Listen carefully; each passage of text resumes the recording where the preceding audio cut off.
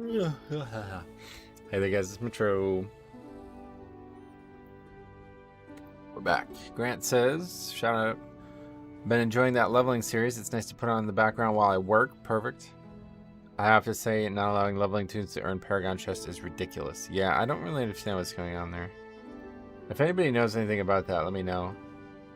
But am I like not, when I'm, since reps are account wide, if you're already exalted, are you still earning rep? You just can't open, you can't get the quest to get the Paragon box opened or something? I don't know what's going on there, but it's definitely not what I wanted to see, so.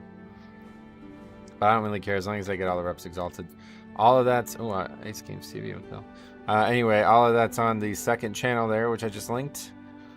And yeah, it's going on, but it's going to take a little bit of a hiatus here in a couple days because I won't have time to record another episode now between now and when I leave. But still, got lots of content on the channel. Been watching you recently, and it's helped me with paying attention to what's happening. Even though I played DPS, I'm still around only a 2 to 3 key, but I can feel like I'm improving. Oh, sweet. Well, cool, man. Let me know if you run into any wild moments out there. Love for you to record, especially at that level. I'm sure there's lots of crazy stuff that you can learn from. Press that record button and send them in. Just gonna keep selling anything that I get at this point since the expansion's almost over. Stuff still sells a little bit. Something like that gem for 25 silver, maybe not. But yeah, back for one more week.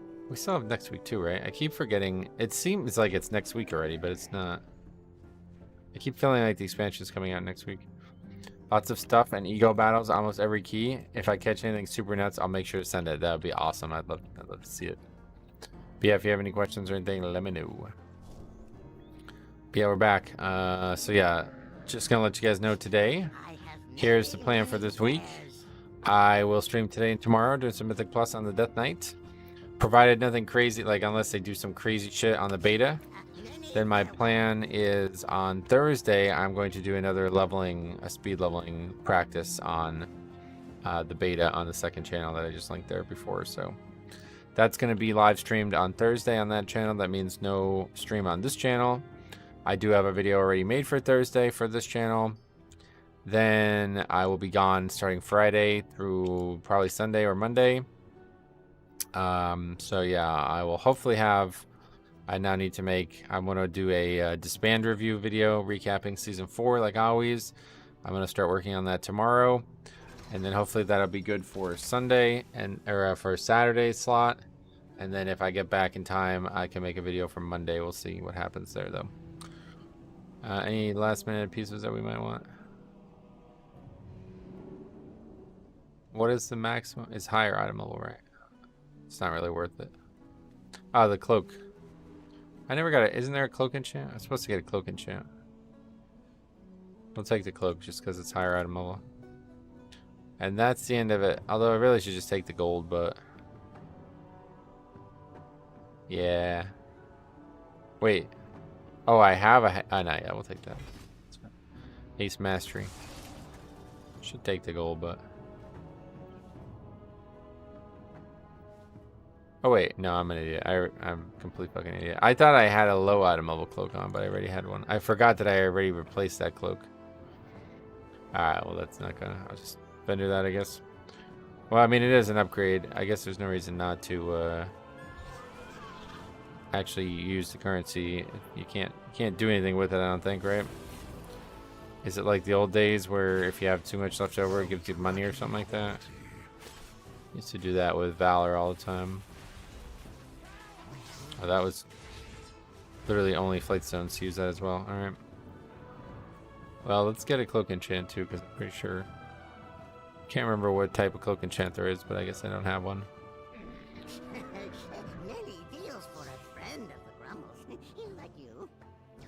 Oh. Back to that. I thought I saved that.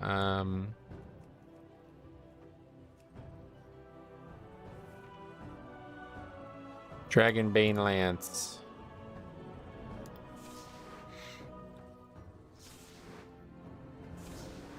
What's with the blue hue? Spell surge.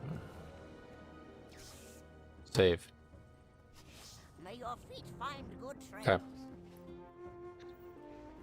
Yeah, hopefully you guys saw the Pokemon TCG video I put out on Ace Games TV. That was on, I think it was Sunday that I put that out. That was a really adventurous one because I found some old packs. I didn't really even think about it, but you can still find like older packs for a decent price. That was quite fun to open up all those old packs. And now I'm probably gonna actually put some money into the new set. What's it called? Stellar Crown or something like that. It looks kind of cool actually. There's 2 cards that I like for sure, or maybe 3 cards that I for sure want. So we'll see how it goes. Wait, am I wrong about this? Is there not a cloak in chat?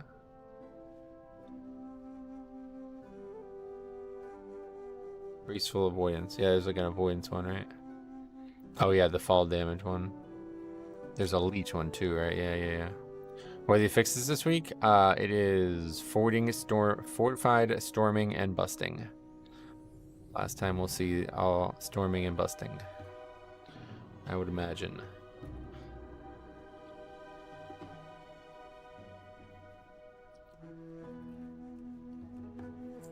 There is a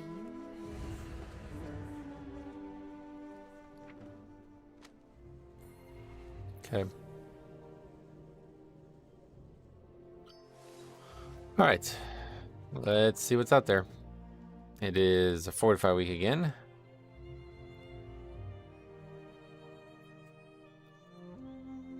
Oh, some 18s. Look at that. Yeah, sign up. I mean, we need all 17s still. Sign up to all of these. Bracken Fellhole. Carry been invited to Algathar. Very nice.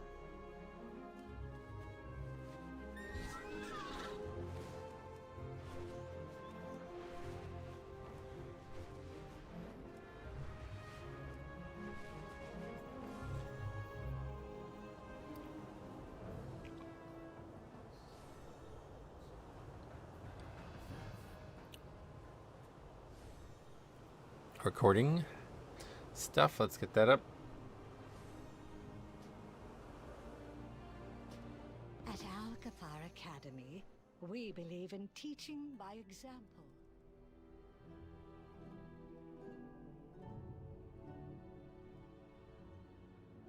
Okay. Ready to go on that front. Get the setting or the spreadsheets over here. Some of the last entries coming in. I guess we still have all next week though too. I keep forgetting.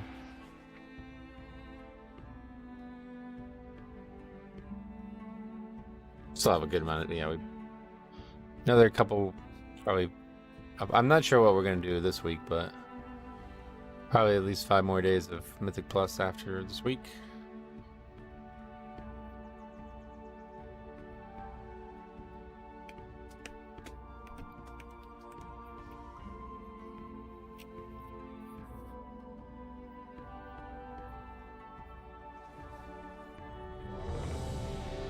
Alright, let's eat up.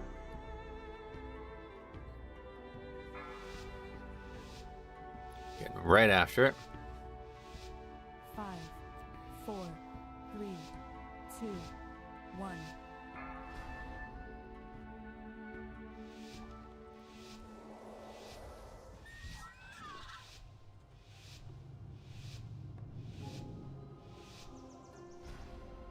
Guess we'll just go for the big pull.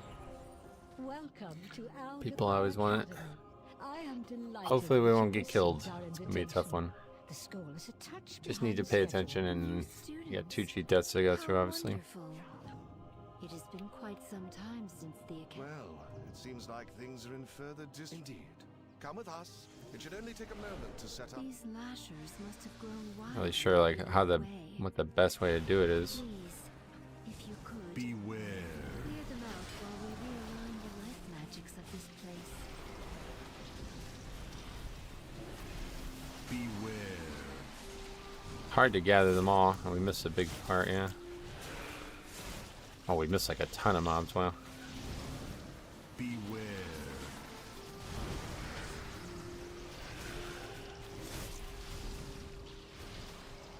Beware.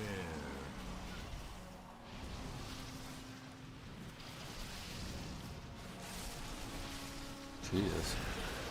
Beware. Oh shit. Storming is a little bit more dangerous than it looks.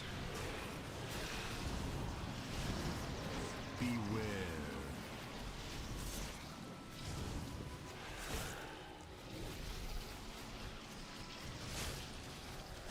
Beware. If that knocks me in the air at the wrong time, we will die. Beware.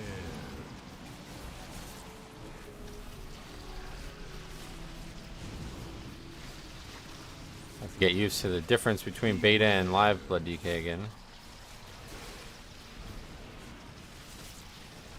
Saw that coming. Getting hit in the back. Beware.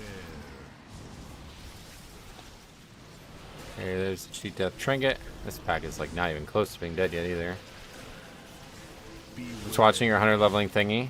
You know your pet's growl is off. Yes, that is correct. I did that on purpose to make it a little bit more of a challenge because the pet was just like totally carrying me. Now it's a little bit more like classic in the way that you have to worry about threat.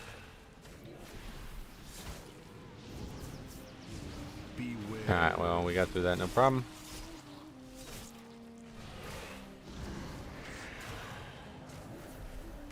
Didn't seem very fast. It took... Wait, Wait.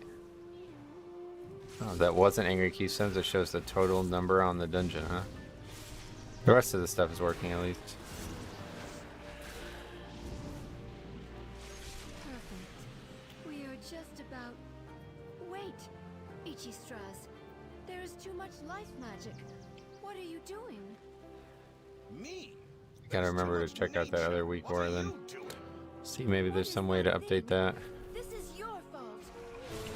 Absolutely not. Please, help us, new students.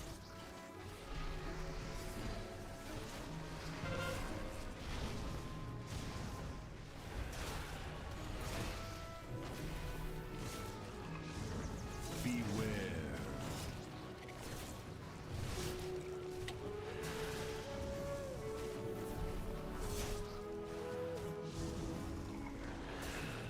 Beware.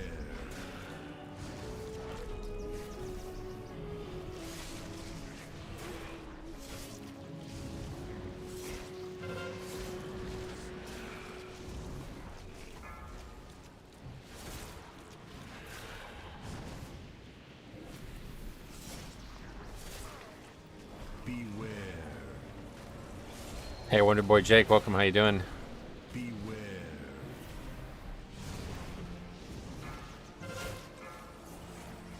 How's your weekend? Did you do anything good?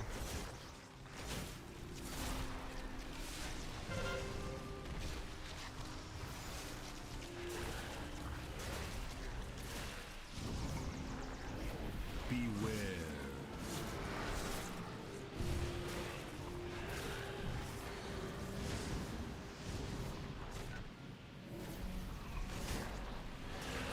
Beware.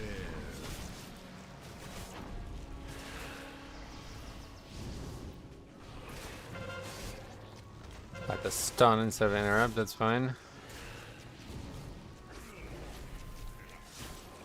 8 million umbilicus, though. I love that. Gonna be some wild numbers in the War Within on that front. Beware. Beware.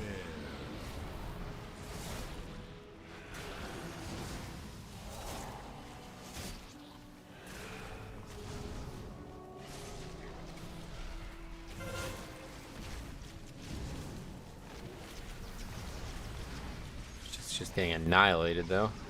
Ellie Shaman's going crazy. 1.6 million on this fight. That's pretty nuts.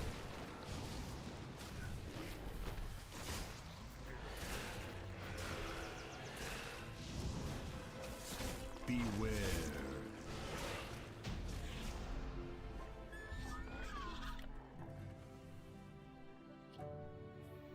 That's a big number.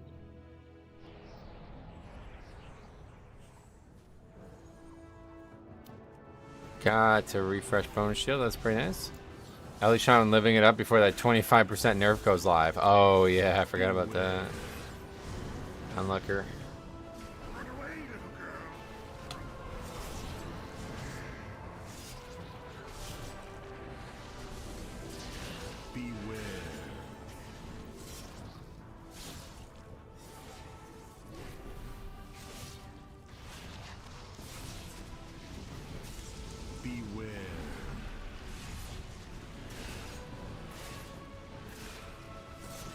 Lots of tornadoes.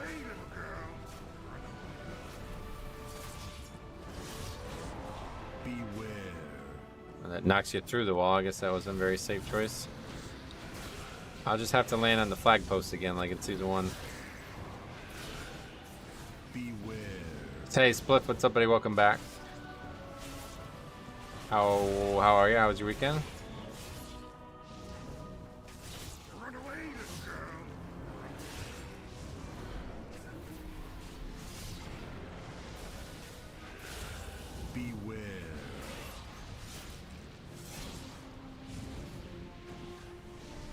Good. I watched House of the Dragon. I really enjoyed the episode, but a bit of a letdown for finale.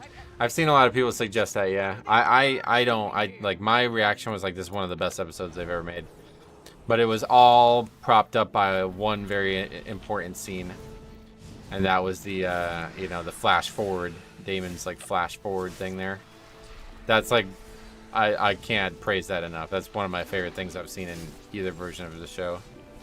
The fact to me it seems like they're basically trying to create like a fucking like MCU type thing where it's like all these shows are going to be connected now in some way. And it makes me wonder if they knew they were doing this from the get-go.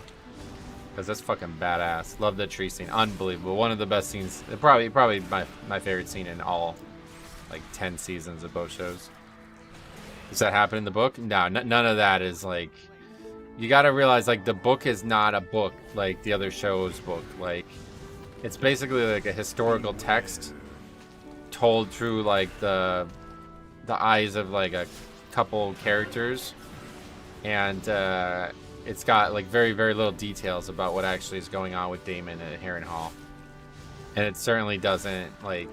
I think the reason I like it the most is because the...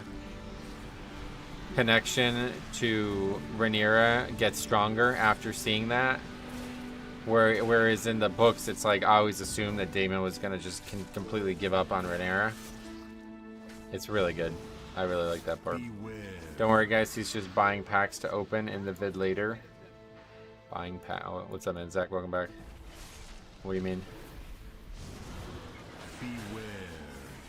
The book is just hearsay? Yeah, it's like very unlikely to be perfectly accurate. It's intentionally written that way.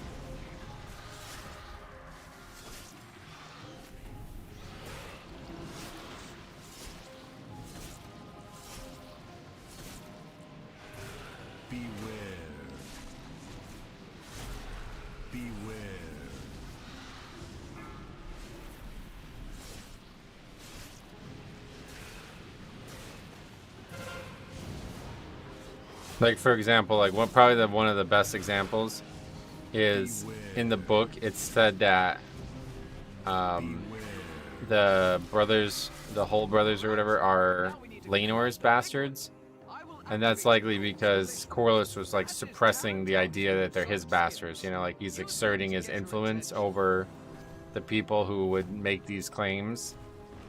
And since Laenor is dead, it's like, you know, it's more acceptable for it to be him than it is to be Corlys. So, like, that kind of thing is, you know, that's something that the show is rectified because, like, obviously it's not fucking Laenor's. You know what I mean? Like, that's why it's like you can never really tell, like, what, if everything that's in there is accurate or not. Beware.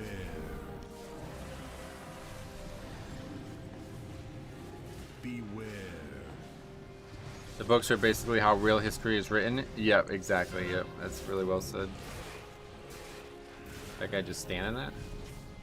I clicked bubble. Why the fuck would you bubble that? Beware. When Daemon pledges the army and his allegiance to Rhaenyra. I know that's one of the... Just everything that happens with Daemon. And the fact that it looks like... I don't know. Did you guys perceive it this way? Do you feel like all of those things that went on with Daemon were actually Helena in some way? The fact that it appears that she is like in his vision at that moment, and she's like talking to him, and then Aemond walks up to talk to her. It's like, wait, what the hell's going on here? Like, I don't know. This is all new stuff written for the show, and I have to say it's really, really cool. It got a little bit too much. I think there was too many scenes. They could have did like less, I think, but it was really a good idea to get like Patty and what's her name, Millie Alcott back. Like, it was really cool to get those characters and those actors back on the show. So they did a good job with it on that in that way. The Eric and Eric thing, if I remember, there are 3 different stories about how they died. Yeah, there's like a different like expression about how they actually die, like what the final moments of each of their lives is like. I think the most commonly accepted one is that he does not kill himself, right? That was a big change from the book too, I think. Beware. Her being a 3-eyed raven. Well, yeah, so it seems like she's, I don't know what the hell to say about Helena, but it seems like she's got some powers. And then that character, if you didn't tell, like they're showing the character that Max von Sydow played from Game of Thrones, the original Game of Thrones, and that's the younger version of him. That's Brynden Rivers. He's one of the great bastards. So he's going to be a main character of the Tale of Dunk and Egg, the Night of the Seven Kingdoms one that's coming soon. And that's the same actor who's in that fucking show. They showed the guy in House of the Dragon. How fucking amazing is that? That's one of the coolest things I've ever heard of in my entire life. They basically are like, it's like turning into like an MCU thing. Like they're trying to create an extended universe here. And the fact that they got actors in 2 different shows, it's like, wow, that's just amazing. Absolutely amazing. Hashim, what's up, buddy? Welcome. Beware. Too much tripping. Well, that's what I'm saying. Like, you know, he wasn't really tripping, right? It sounds like it was, you know, maybe Allison and Helena. I don't know, like exactly how you would think about it, but I'm very eager to see what happens with that storyline now, because that character is important. So we'll see how it goes. I don't know if I don't even know what we do for count here. I guess it doesn't really matter. We just skip that pack, and that's what people do.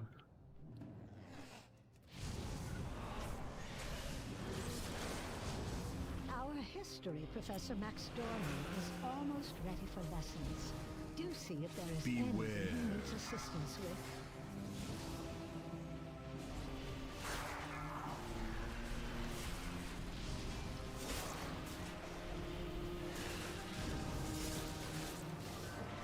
Beware.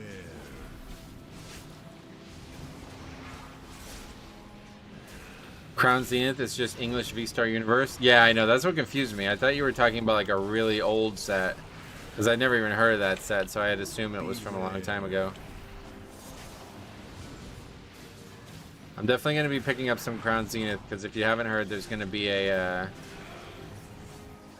like a Sam's Club, like incredible Sam's Club deal coming up here soon. It's going to be 14 Crown Zenith packs for $40. I think it's Crown Zenith. But yeah, whatever that one is, I'm definitely going to go. I'll probably go buy 2 of those. And then I was saying before on stream, but I bought 2 booster boxes for whatever that new set is, not the current one, but the next one. I can't remember. Stellar Crown or something like that. So I'm gonna probably open one and keep one to sell down the road. Make a video on these games TV for that. And that's why I reacted the way I did when you said you bought 4 booster bundles, because I just bought the Stellar Crown ones or whatever, and they were like $100 and some each, and I was like, whoa. $500 worth of Pokemon cards. This is a really good deal, though. I don't know if this is normal or what. I'm just getting into it now. Like, this is the first new set that I paid attention to. But you can pre-order them. No, not Shrouded Fable, the other one. You can pre-order them, and they are like super cheap comparatively. Beware. It was only $99 per box, which is like crazy considering I'm pretty sure the MSRP is meant to be like 160 or something. Stellar Crown, yeah, that's the name of it. That one's coming out in September. So we'll have a busy couple months because that's going to be right when the expansion, when the season is out. But I'm going to try to do a, like, I'll probably make 3 videos. It's 36 packs. So I'll probably do three segments. Like, I'll do 12 per video. And then I'm going to try to get those sold ASAP. See if I can get anything good early on. But I don't know, like, booster boxes seem like a really good investment, so I'll just hang on to the second one until it can get me my full money back on the first one. Shibby, Stromy, what's up? Welcome.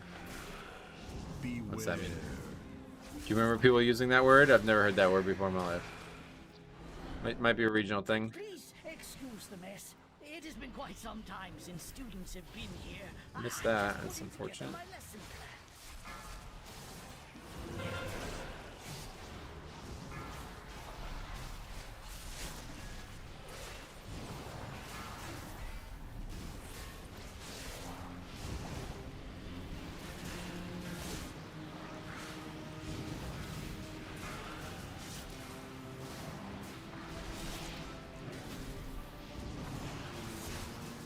We're around the same age, so I was wondering what it was from. I popped it in my head earlier, and I can't remember where it comes from. I've never heard it before, yeah.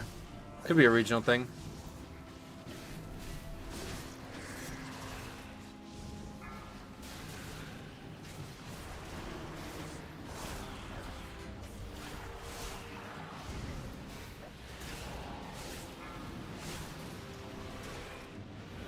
I'll more than likely try to finish my 151 set and move on to another one. Yeah, the Japanese 151s were pretty cheap. And I don't know what's going on, but apparently like Japan's economic situation is unstable or something right now. So apparently like people are like free falling and selling product like crazy all of a sudden.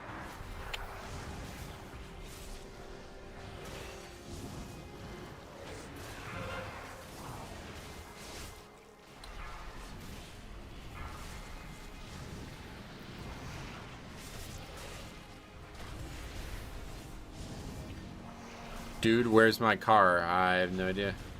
Where'd you leave it? Stock market crashed 2,000 points yesterday. Yeah, what does that mean for the country? Like, why would people all of a sudden be trying to sell Pokemon cards now instead of? I don't get it.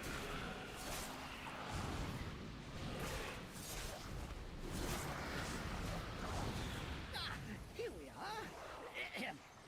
are. Long ago, members of the Blue Dragon Flight accidentally overloaded an arcane elemental and created a powerful construct named Veximus that quickly started. Yeah, I don't really understand it. I'm not really sure why they'd be connected. Blue Dragons battled Veximus fiercely, attempting to prevent it from absorbing stray arcane orbs that could allow it to grow further out of control.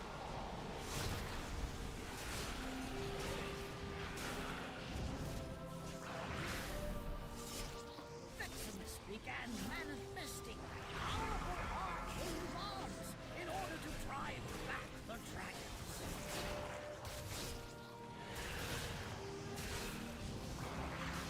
I mean, it's good for me as the buyer of the cards. Yeah, I guess, technically. I just don't know that the market's ever going to recover, so like buying them now might even be worth less than it was before. Even though it's going to be cheaper. Because like the Japanese 151 cards, it seems like the only expensive ones are the ones that are like, I guess you always, whenever you buy a booster box, you get something like a Master Ball reverse holo or something like that. I don't really understand how it works. But those ones are the ones that are expensive. Whereas like the regular special illustration rares and those things, those are like way less expensive there. Like the Charizard's like only like $80, whereas it's like $120 in US. And like the Bulbasaur, the one that I love the most, is only like $3 or something. I don't really understand how that part works. I guess it's just because it's easier to get those cards in Japan. And they're all cheaper anyway.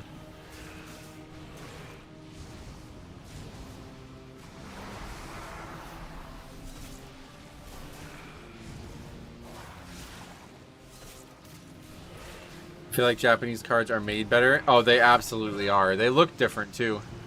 They have like a higher texture on them and a better quality overall. But they're in Japanese. Like I just don't care. Like I don't want my card to not be readable. You know what I mean? If I'm gonna collect a card, I'm definitely not gonna be buying a card I can't speak the language of. But if I'm trying to just flip cards, then yeah, I'll probably I'll consider Japanese sets if I can find them cheap. It just doesn't seem like it's easy to do. You're not gonna be able to find like a card shop that's reliably selling Japanese sets, I think. Although I'm probably wrong about that, but I think for the most part you're gonna have to get them from Japan. Because I was looking at this place, it's like an authentication service in Japan, and it's like Well done. the cards were really expensive. One Piece TCG is popping off right now too for some reason. It's just started, I think. They just made those, like, they're just like becoming what they are now, I think, for the first time. I'm not really sure how that part works. Or how that set, like that card game works, but I think they're like relatively new.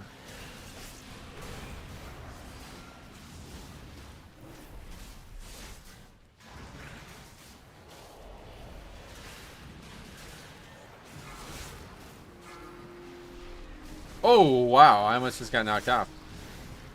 That would have been a bad way to have our third death.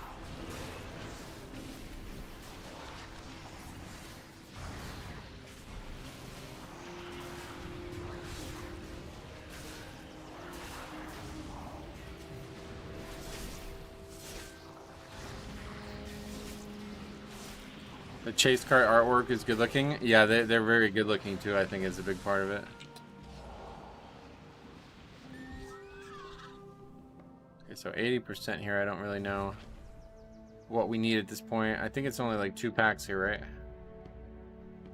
Maybe 3.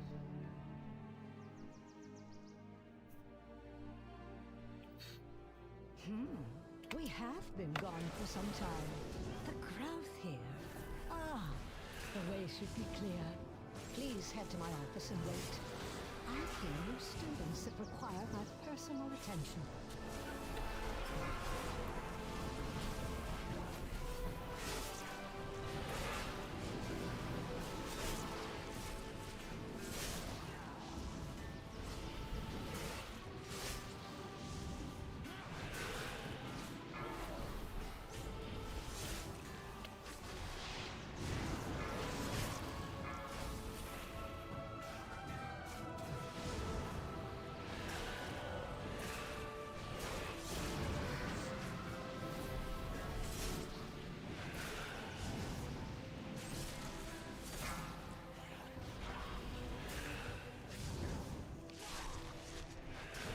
Yeah, we definitely need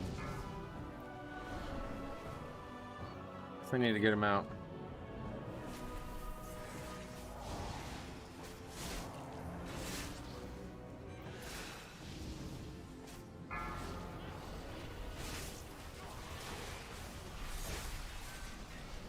I assume we need those as well, but we'll just get these and see what it looks like. This might be enough.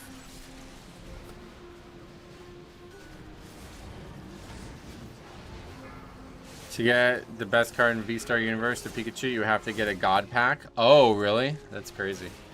What does that mean? It means it's all like rare cards. There's nothing else.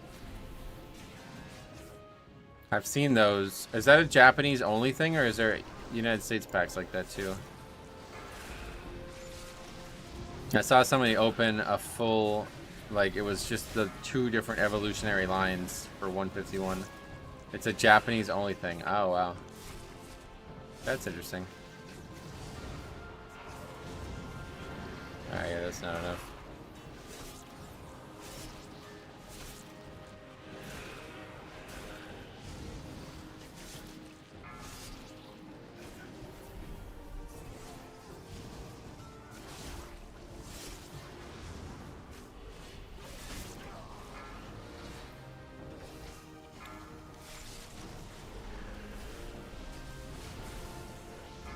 I should have grabbed the 2 small mobs, I think. That's what we're missing. I think they have 2 god packs, the baby one and another which is full arts but not as expensive from that specific set. Is that what you mean?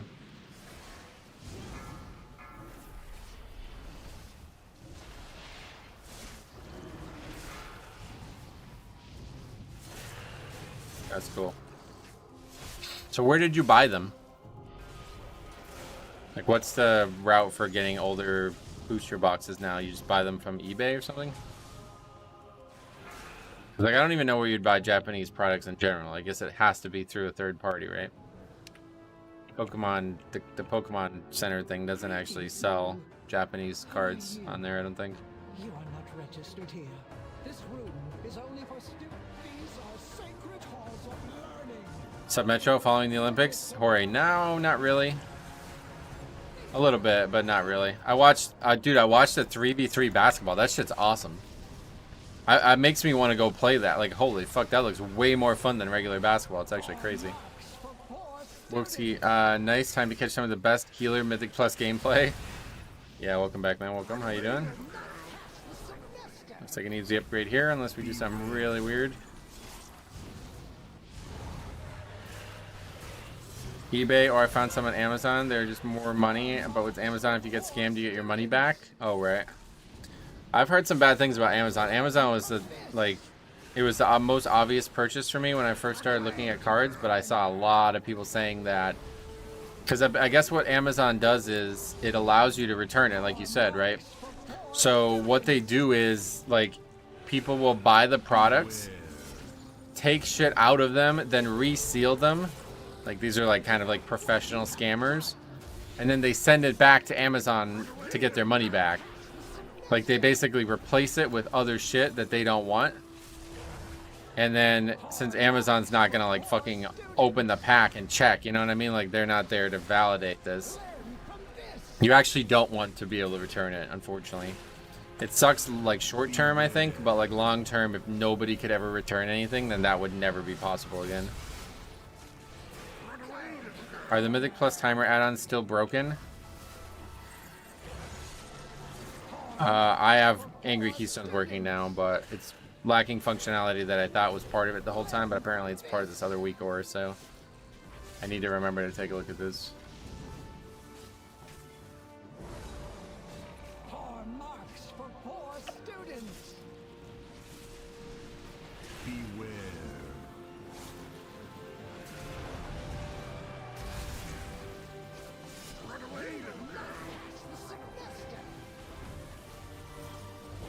I looked at the seller before I bought it, and it was a Japanese and 99.9% 5-star rating. Did you get it on eBay then? Yeah. Because there's also a TCG player. I've had a few cards, like singles, purchased there, and honestly, it's not a great experience.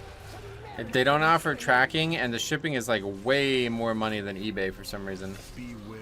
But I think it's like a more stable marketplace for selling things above singles. Like, selling sealed product there seems to be more stable, and I don't necessarily know why or what's going on with it, but... Oh, that was easy. 3 points only, though. My friend bought a built PC, and almost none of it is what was bought. Oh, from Amazon? Jesus, buying a PC from Amazon, that's crazy. Alright, cool, easy mode.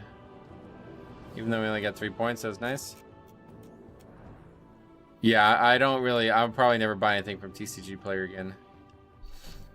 I don't understand why, like, I guess it's because of eBay's, like, standard envelope thing, but yeah, eBay's, like, far superior for buying, like, cheap singles, it seems. I also don't understand how anybody makes money on that website. Like, there's people selling singles for, like, 1 penny. It's like, wait, why, what are you selling this in? How could you possibly make money?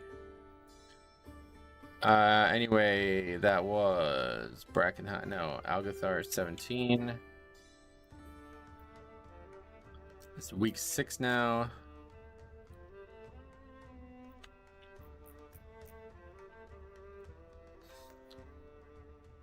Holy Paladin.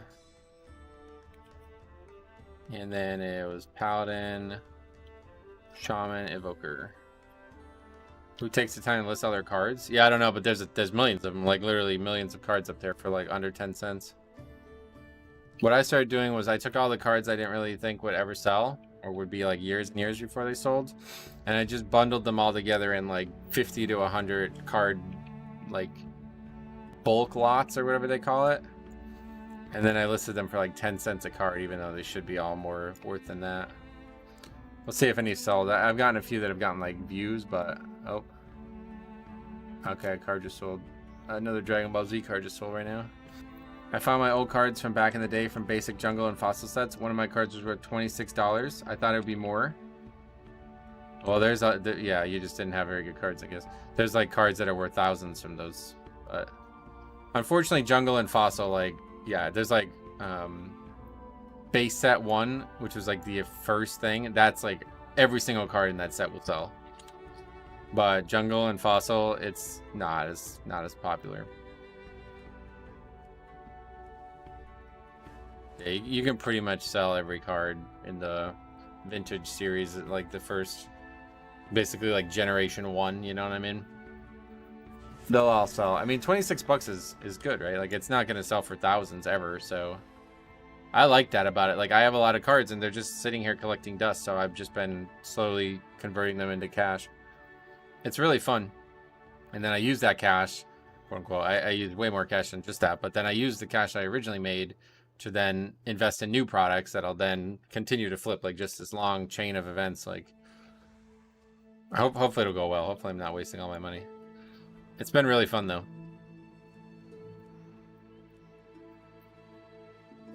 It's been really nice getting like good feedback on eBay too. Like, people continue to like say like, you know, I'm doing a good job, all this stuff. So it just feels good.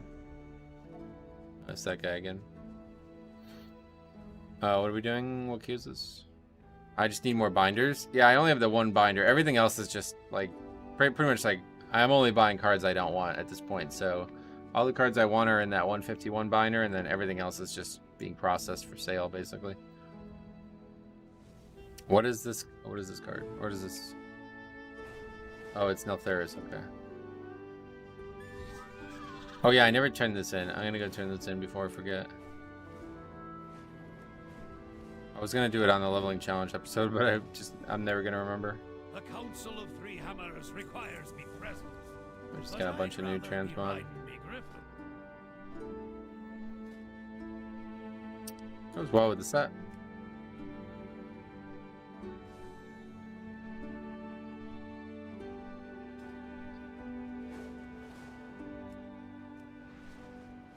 That's a really cool. Like, I guess it's mostly about warbands there, but you can do that while leveling characters. Like, it's all shared. It's so cool. Who knows? Maybe you hang up your Blood DK boots and open a TCG shop. Well, that's kind of what I'm thinking. Like, you know, I don't plan on doing this at any time, but like, you know, how long is WoW going to be around? Like, I get it. It's probably got another 20 years, right? But like, what am I, you know what I mean? Like, there's going to be a time when WoW doesn't exist anymore. So like, what is my plan for that time? I don't really have one, you know? So now at least, like, you know, I've been learning about ways to diversify my, like, I think like the Pokemon card thing will always be something as long as Pokemon continues to get, you know, views and eyes. So I could always just, you know, buy cards, open them, make videos on a channel, and then sell them. Like, As a good friend, it's pretty good deal, to be honest. I know you are. I think like the big X factor is the make money on YouTube part, like, because like there's already been multiple, like the video I just uploaded on Sunday, if you guys didn't see it, was a bunch of like old cards, like Evolving Skies and stuff, and like I was able to make money on it. Like I was able to make like theoretical profit. I haven't sold the cards yet, obviously, but like I bought something that just instantly had value. Like I paid money for it and I got more money for that. Now imagine if I had the same audience that I have here on a YouTube channel for Pokemon TCG, right? Then like every video would be making money too, you know what I mean? Like it's, yeah, it really can double dip. Poke Rev started his channel in 2019. Oh, that dude's just, I don't like that dude, but I'm never gonna be sitting here screaming at a camera, but definitely yeah, one way or the other, it's a good way to make the hobby even more interesting. Have you done any of the Radiant Echoes event? I did it on a little bit of on the leveling channel the day after they changed it, and I have to say it's really, really nice. But so I want to do it more because they showed on Wowhead there's like this situation going on. There's like shields or weapons or things that are not available outside this event or something like that. I gotta get that, I think. I just don't know if I have time. Too flashy, but the man has 2.9 million subs. Well, that's because he's like spent like $1 million on buying shit for his channel. Like, that's the thing about this. There's not much I can do for WoW, right? Like, I guess I can go pay Max to do a collaboration with me or something like that. But if I had like infinite money, there's not much I can do with WoW. But in that market, yeah, if I had infinite money, I'd also have 2.9 million subs. Because you just buy like every single fucking product, even if it's fake. Like, you know what I mean? Just buy shit that's costing like thousands of dollars, open it up on your channel, and then, you know, you react to that, and that's it. Like, you're basically making yourself rich. You'll probably lose money for years, but eventually you're going to become so big on YouTube that it's not going to matter. Like, there's people like opening things that are worth like hundreds of thousands of dollars on YouTube, and they get millions of views on YouTube, and it's like, to me, that's a fucking win. Like, even though you just spent like, you know, $100,000 on something, you're gonna get like such an immense amount of that back just from YouTube, and then that viewership is sticky. Like, if you have 1 million views on a fucking video, like, no matter what you upload, you're gonna make a lot of money on it. And it's just like, it's easy mode. You're just basically buying a career for yourself. It's pretty crazy. I'm stuck choosing to do Mythic Plus or Trial of Style, one being the hardest content in the game, doing everything right and still not getting rewarded. The other is Mythic Plus. Wait, what? Trial of Style. That's like LFR, right? Because you get stuff even if you lose. I watch people open fake packs and the videos do very well. It'd probably do even more well. Like, this is what I was thinking about this the other day. Just go buy a like $5,000 base set box and it's just fake. Like, that's better. Oh my fucking god, I can't believe it's fake. You know what I mean? Like, it, you know, like that would probably be more, you'd probably get more attention.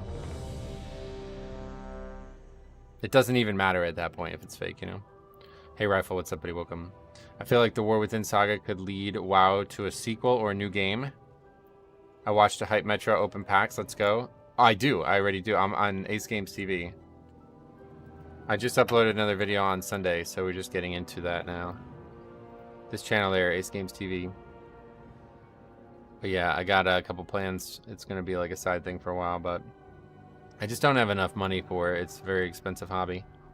But like I said, I'm also trying to like sell and make money long term, so any money I make from that is just going to keep going back into the hobby until I can afford to buy like now I just got my first eBay payment. It was like $500, so that's great.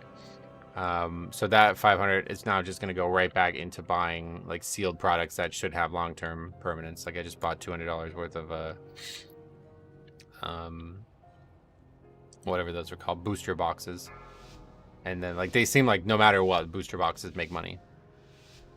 So it's just like whether or not it's 5 or 10 years when I sell it, kind of thing. And we'll just keep kind of going from there and see how it goes.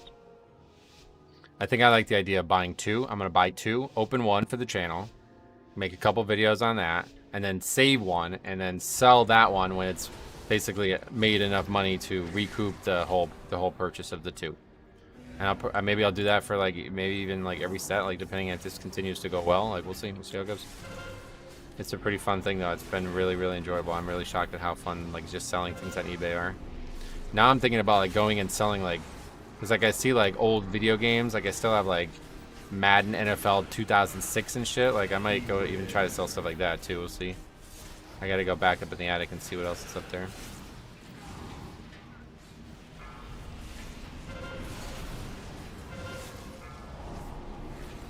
I don't know why it's so, like, it's honestly like addictive to like check every morning, like, oh, did a card sell? Oh, it did. Let's go walk to the post office.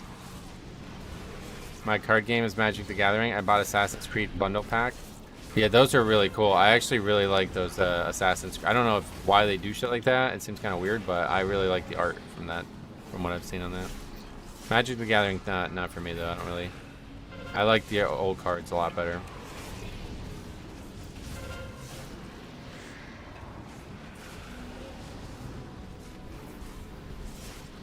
Trial style basically is in-game transmog contest. Yeah, no, I know. But I was saying, like, even if you don't win the trial of style, you still get currency to buy stuff. It just takes longer.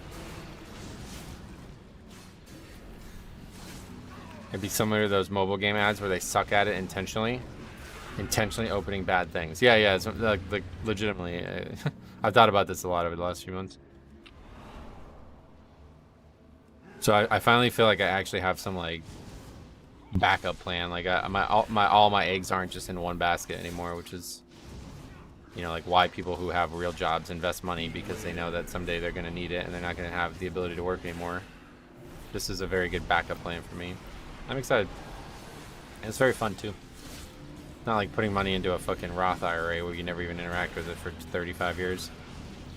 I get to see the cards, I get to enjoy collecting, maybe make some videos on them, and it's fun. Out of that 5, how much was raw cards compared to slabs? Probably like less than 100.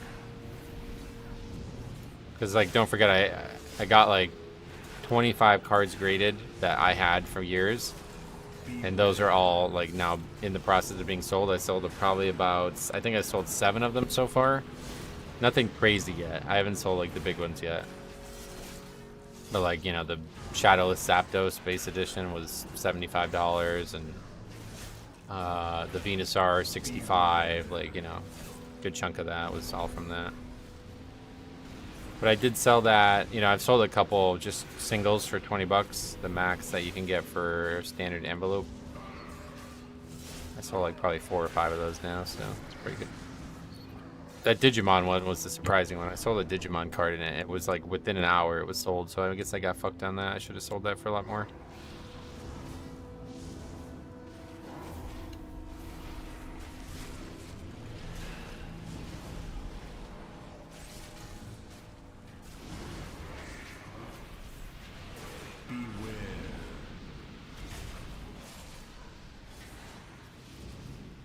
Like all the expensive singles I still have, I haven't even listed yet. Like I still have multiple singles that are from base set and the early days, like that I will definitely be selling at some point. But I'm waiting until I can. Like I don't want to get. I don't want to. I'm kind of cautious selling like $100 single. I feel like it's kind of sketchy. I feel like it'd be very easy for the person to try to scam me or something, you know. So we'll wait. Plus, like, I assume those cards will only go up in value. The thing that tells me about the mobile game ads is it's always, I'm showing that the game shown isn't fake, like people say. I don't know how the fuck they get away with that. I really don't. It's actually crazy how... There was one a while ago that I was like, whoa, that game looks kind of fun, actually. And then I looked into the game and I was like, what? This is, like, straight up not the game. Like, how the fuck are you allowed to do that? And then before that, before I found that one, there was, like, a game that was, like... advertising using Age of Empires art, like the models from Age of Empires. And I thought it was just like a mobile Age of Empires. I was like, oh, that looks cool, actually. And then I looked at the gameplay of it and I was like, wait, what? Like, how the fuck are they allowed to do that? Frost Death Knight looking good? Yes, sir. Frost is in really good shape right now. Surprising. Probably the best shape it's been in a lot, maybe ever, honestly, for Mythic Plus.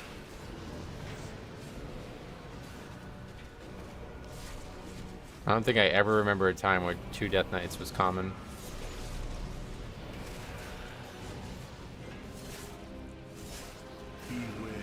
Gotta get back to class. Alright, man, have a good day. We'll be here for, you know, another 3 hours or so maybe we'll see you when you get back.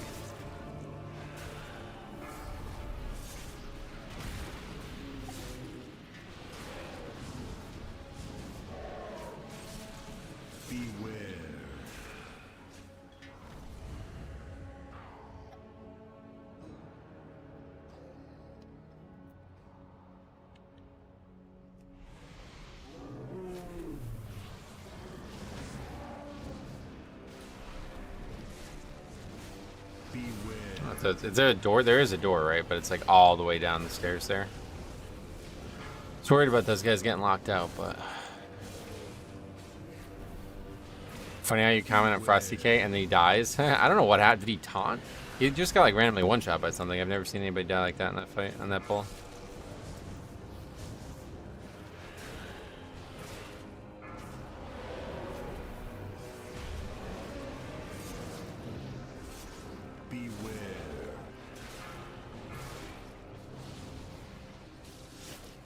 Hopefully you guys saw the video I published yesterday. That was a crazy one. Haven't seen something like that.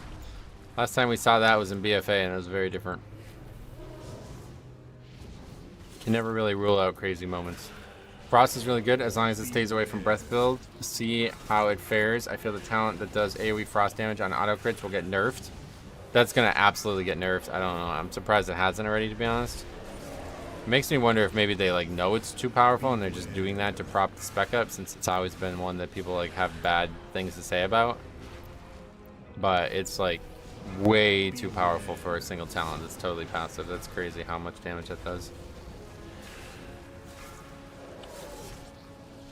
I guess it's gonna get nerfed just by accident though when we don't have like crazy stats, because like I don't know, did everybody stack crit before, or are they now only stacking it to benefit from that talent, or what? But like I'd imagine, you know, spec and stuff power relative is gonna go down way, so you would assume the spec or the talent is also gonna get weaker in that way, but maybe not. Beware.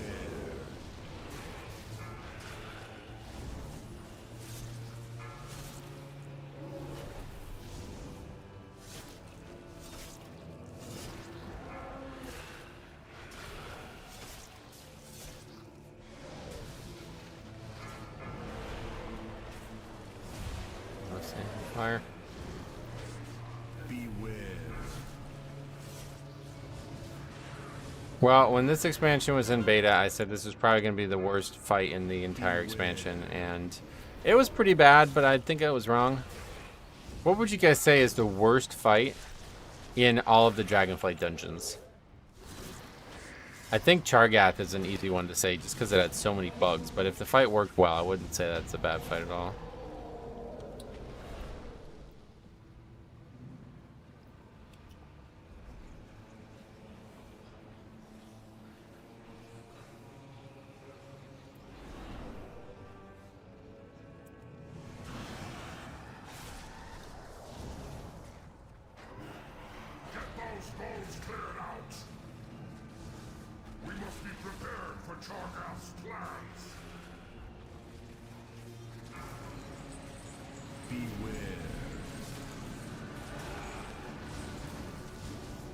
I don't like Veximus. Oh, really? That one, yeah, I wouldn't really.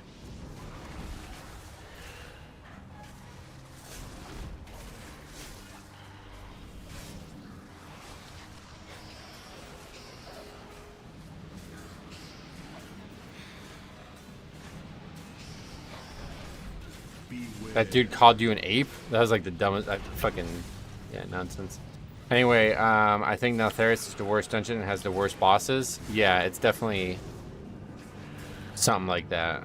It's probably the worst actual dungeon boss-wise. But I'm not super experienced, but I thought the second boss of Ruby Life Pools can be tricky. That's up there with one of the worst they've ever made, especially considering she can hit you with her tank mechanic from ranged, and she forces you to move all the time. It's a great example, actually. Intruders! Where have you come from?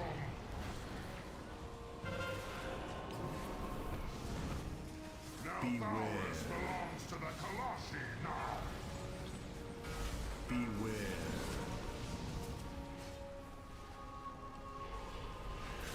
Beware.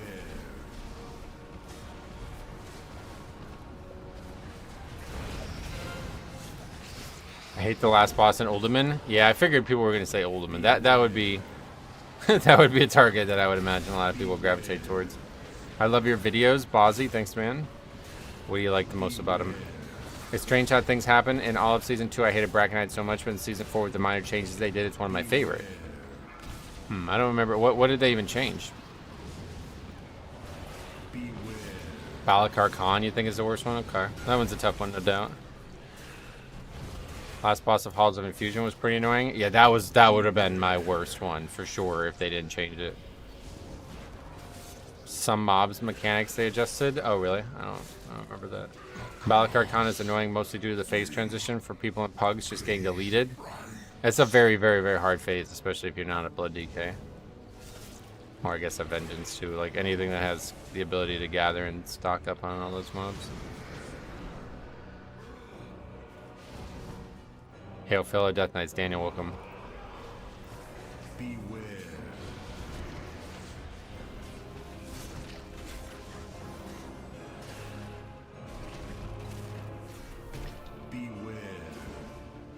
Not a boss per se, but the hardest fight I find is a pug group. It's definitely not a boss.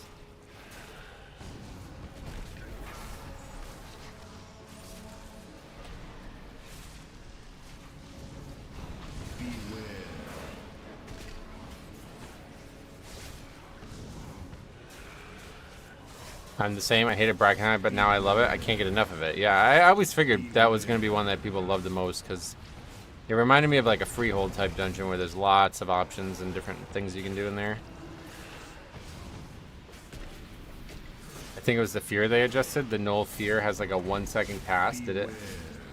Maybe. I don't remember that part much, but I love your video. Shadow Studios, welcome. Just got back into WoW after hiatus. I heard about the new expansion. Well, that's awesome. Let me know if you have any questions or anything.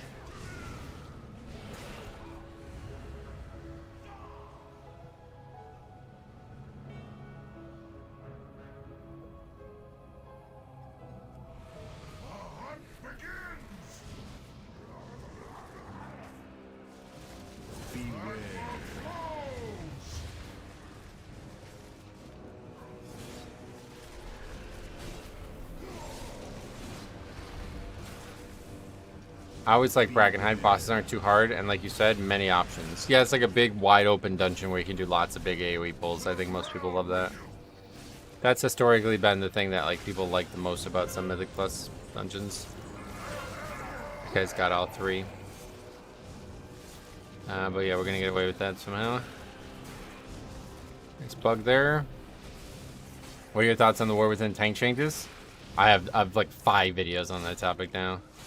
TLDR, they don't really do what they said they were going to do, and they're not really much of a change. It's just more of a nerf. They did not hit their target with what was expressed in the original post, and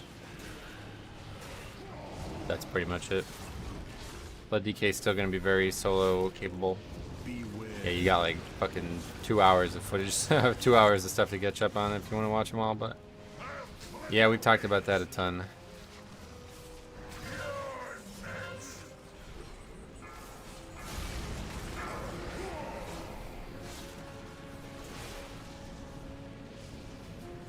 Zero issues. Healer just let everybody get 3 stacks, no problem. Everybody's full health. It's pretty badass. This guy's good. Holy Pally's looking so good, man. I'm looking forward to seeing that. The thing I like that about Brackenhound now is none of the boss mechanics feel bullshit to deal with. Oh yeah, you mean like unfun, or? Because I feel like that last boss is not. I don't know what you mean by bullshit, but I think the last boss is kind of bullshit, right? Just having to kill a totem over and over again is kind of a lame fight. Do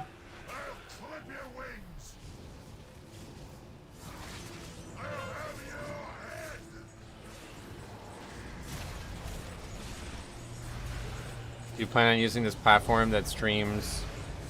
It streams. Oh, you're talking about streaming on multiple platforms? No, I don't plan on doing that.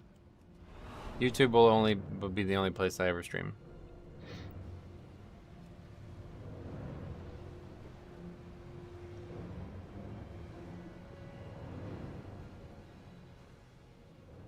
I used to use that. I used to stream on both Twitch and YouTube back in Legion, and it basically just became like it was just pointless because like the only people who would ever watch me on Twitch were just YouTube viewers who preferred Twitch. So it's like just basically taking views away from YouTube.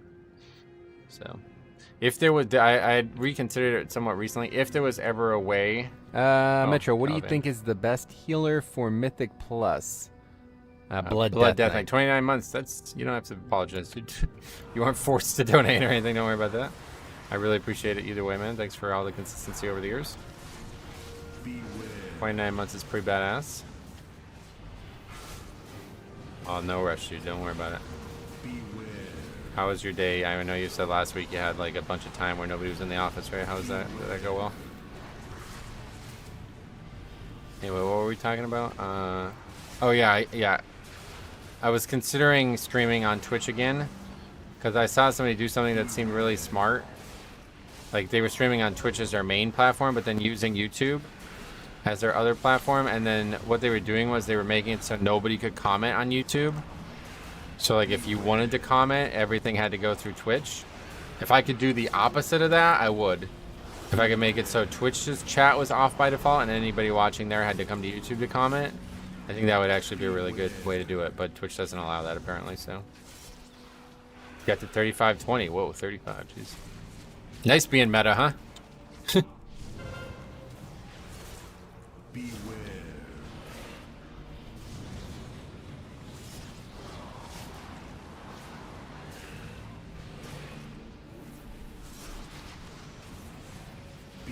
I do miss the mushroom and bracken when you can just stand on it and ignore the cloud mechanic. Oh yeah. I can understand flavor of the month chasers now. Yeah, I mean, because you get invited to every key you sign up to, right? Like that's the thing. If you're above the curve on a flavor of the month spec, you pretty much just do nothing but progression all day.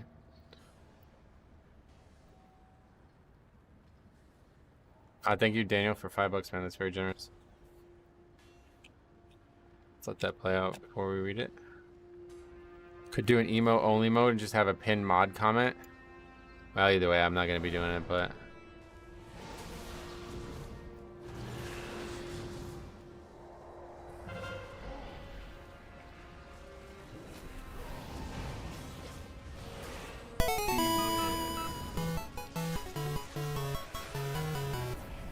Funding random Pokemon habits. Wanted to show additional support, tank DK in beta even after nerfs, will be fine. But I hope they still revert. Yeah, maybe they still will, but probably at this point, I would imagine either late season or, you know, season 2 kind of thing that might be coming back to it. Beware. Thanks a lot, though, man. $5. I really appreciate that. Beware.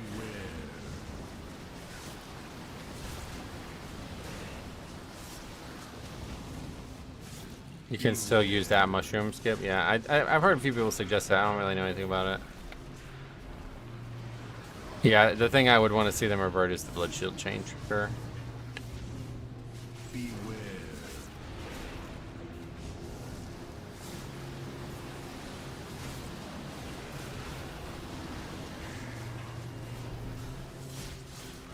Beware.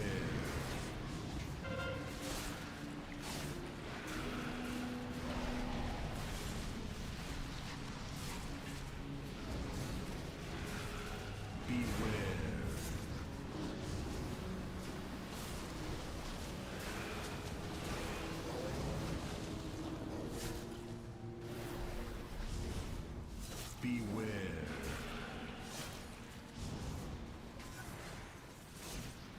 Just gotta hug the wall really tight. Oh yeah. I think they revert the blood shield. Other tanks will be a bit pissed. Not worried about that, but either way, I think that one would be what they should revert if they're gonna revert anything.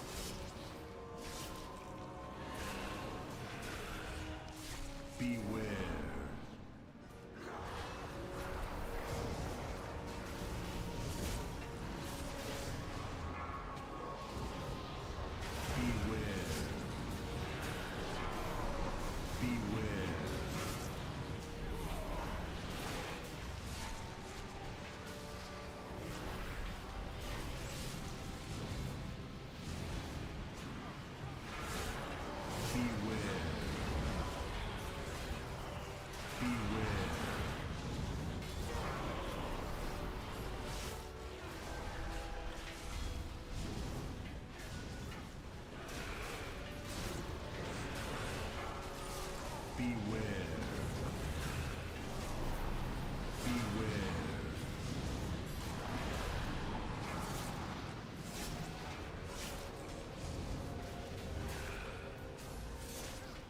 Monk got great stagger buffs, and Warrior just got a baseline 30% damage reduction, 25% shield slam increase, and defeat ignore pain.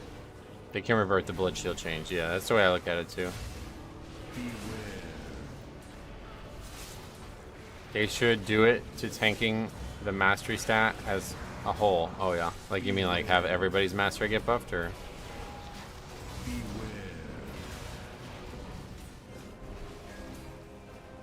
You never thought about doing TikTok? Oh god, no. Bro, I'm not using fucking Twitch. Like, you think I'm gonna go on TikTok? You're crazy.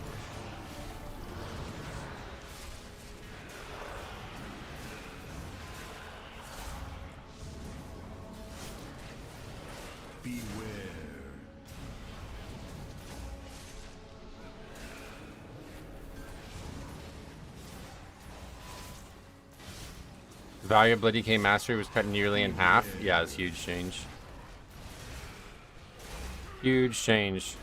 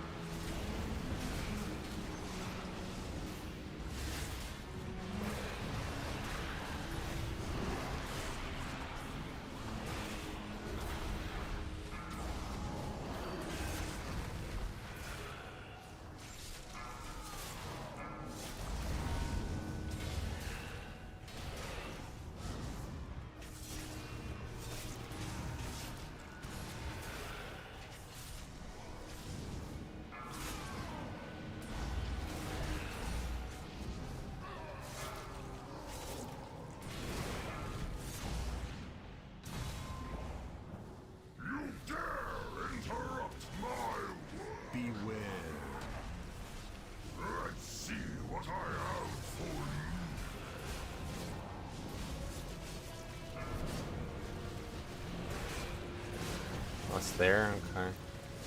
That's not where I would want to see it.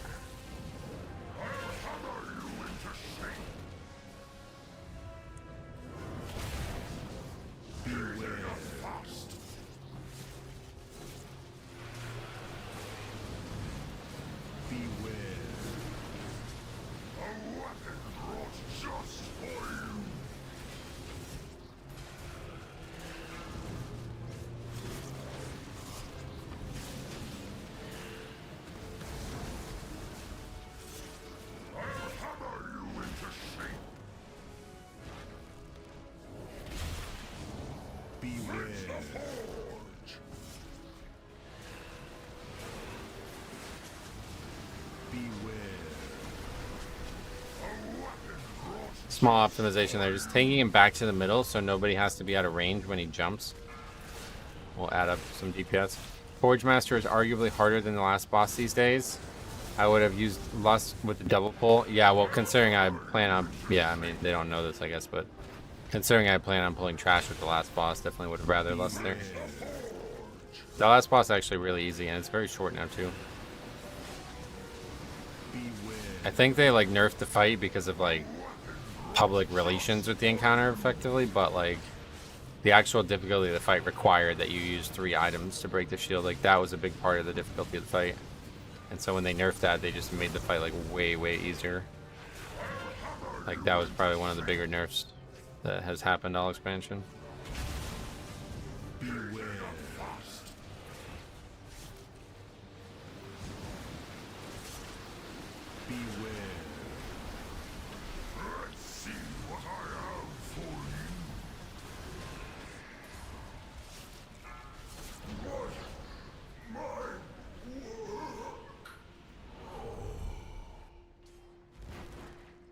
It still seems like 3 items, just people are better at using them. Oh no, they nerfed it, yeah, you only need 2 now.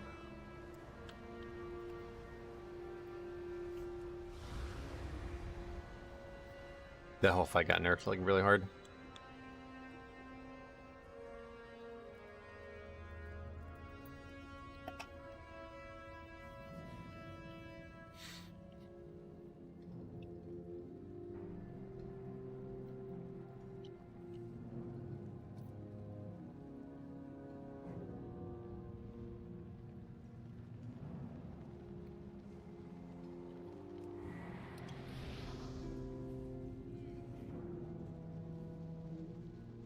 Goddamn long to get down here.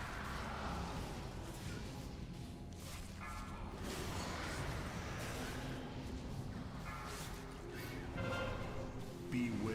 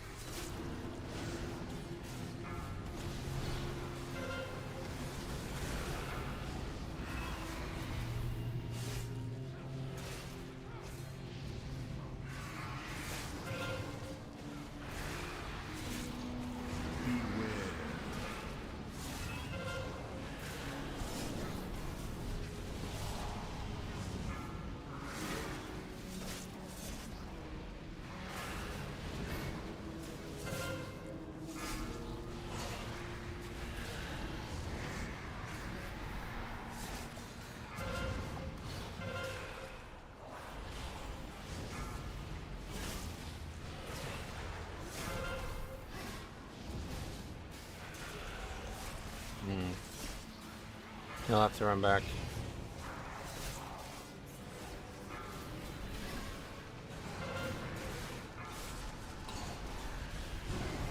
Good thing I'm blood DK. DK and Pally are dead though, yeah. Death Knight survived. Is that guy staying in fire though? I don't really know how I got finished off there.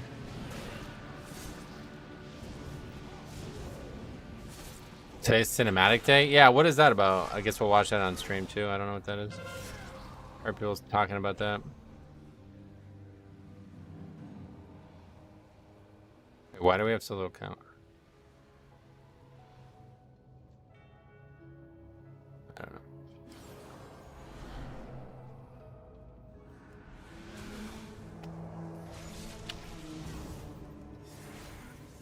This is enough, I guess.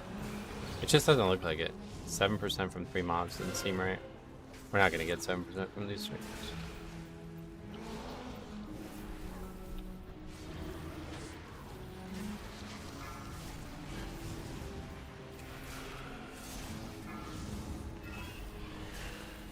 That's unfortunate.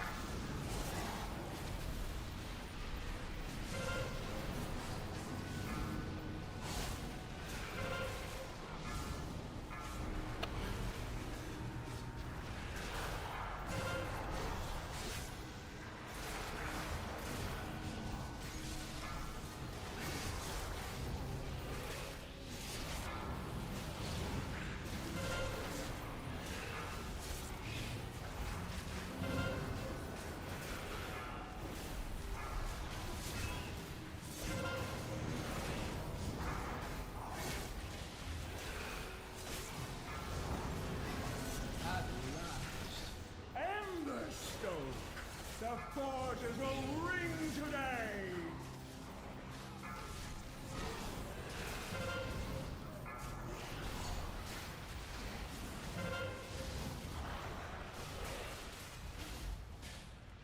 Stay your hand, or taste the flame!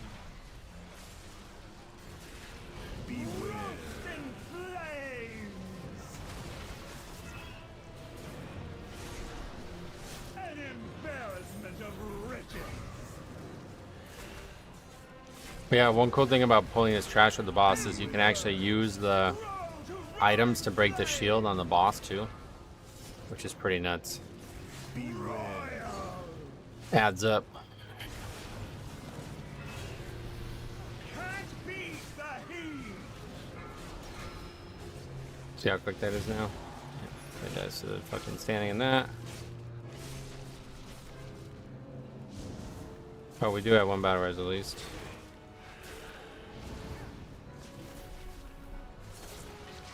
An embarrassment of riches!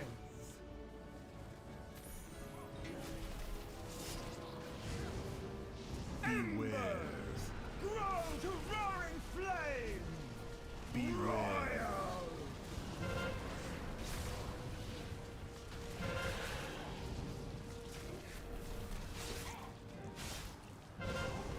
Can't beat the heat!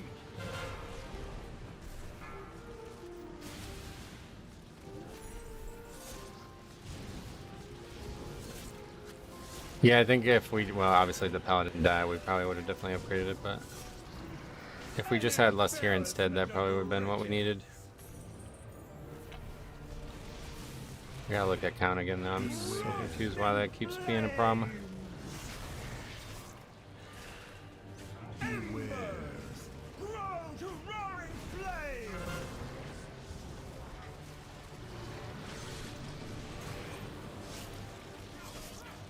It might still happen. The phase isn't happening soon enough. Embarrassment of riches! Feel the burn! Nah. Yeah, basically if that paladin didn't fucking die to threat, we would have upgraded it.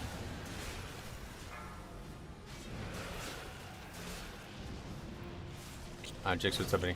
You saw my luck yesterday, opening 2 packs for the first time, opened the best card in one set and top 3 in the others. I guess I'm done with those sets. Yeah, that's kind of the end of that, huh? That guy died 5 times in this dungeon. And consume! Kind of rough. Fire! Burn! How's pugging above 16 been? I've been thinking of doing that myself next expansion since I don't really have a consistent group. During the season, I can't even imagine it was anything, but now it's easy mode because the pre-patch is crazy.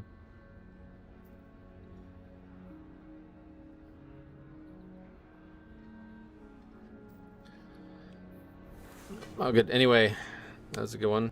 Close.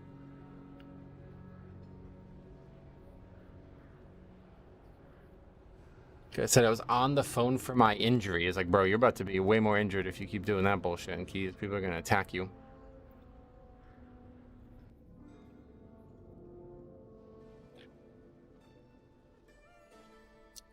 Okay. Niltheris. 17 completion. Same paladin. Death Knight, Hunter, Paladin. A lot of paladins. Okay. Let's see what else we got. What are we at right now? 34-16. Okay. What's that guy again? Well, maybe they'll invite us. What do we have? We should have 17, right? 17 as revolt.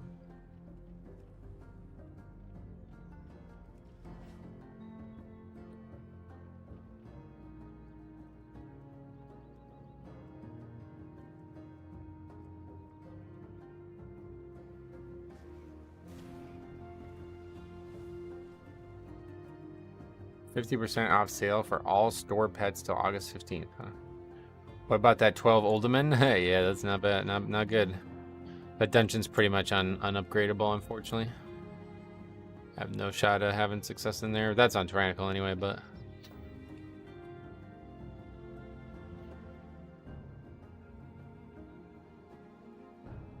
Before, like, I think we had an even worse fortified. It must have been fortified, yeah.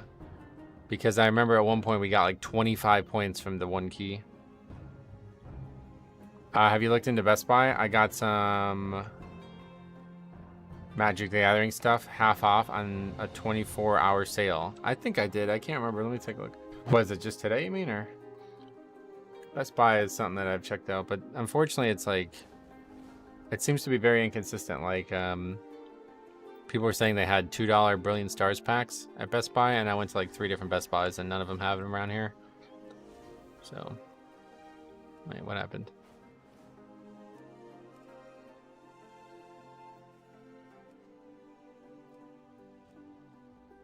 3 days ago? Oh, yeah. What is the problem? Second boss? Just all the bosses. Yeah, they're all hard. It's just a hard... It's like the last boss is unkillable, pretty much. Nobody knows how to do it, and the timer is extremely tight.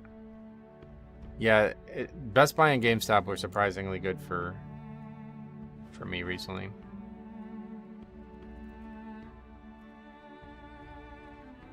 GameStop was really the big one, though, because there's that buy 3, get 1 free sale during... Amazon bullshit Prime Week or whatever.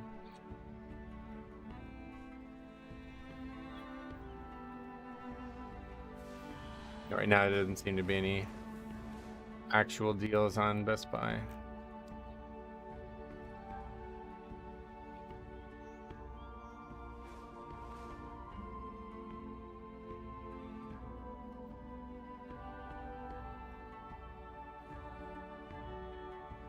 I've just been going on this though, like this Reddit here. A lot of people are just making posts here and just check here every couple hours and see if there's anything new, basically. This is where I got told about this Stellar Crown pre-orders. This is like insane. You guys should take a look at this, to be honest. You can get a booster box with 6, or a booster box case with 6 booster boxes in it for only $559. So presumably $560 divided by 6 means it's $93 per box. That's pretty crazy. But I'm not that rich. I'm not spending $600 on this shit. I just bought 2 individual boxes. They were still like just barely $100.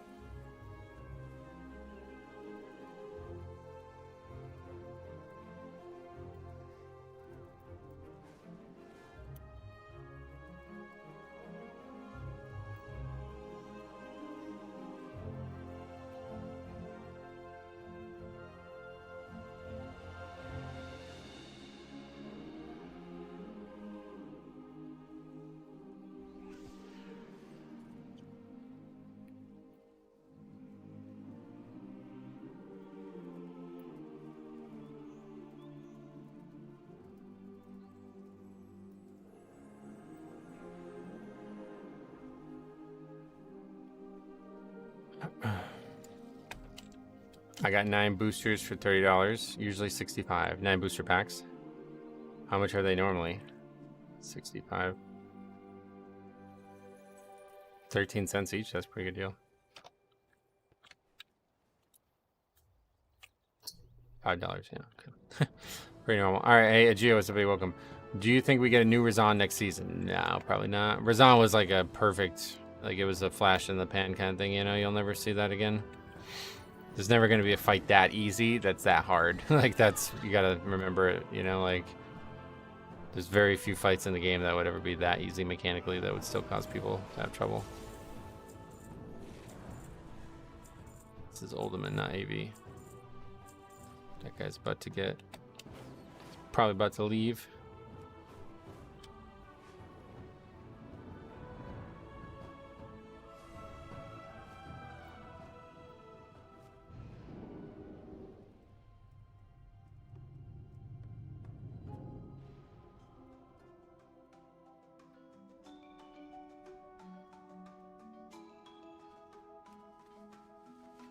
No, he's doing it anyway, even though he thought it was a different key. That always confuses me, like people just like randomly doing keys and thinking it's the wrong dungeon.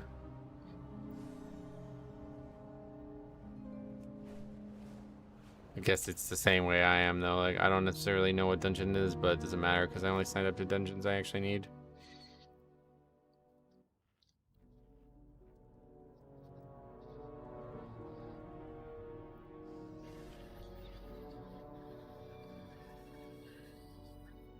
Yeah, they just sign up to 5 and then forget about it. Yep.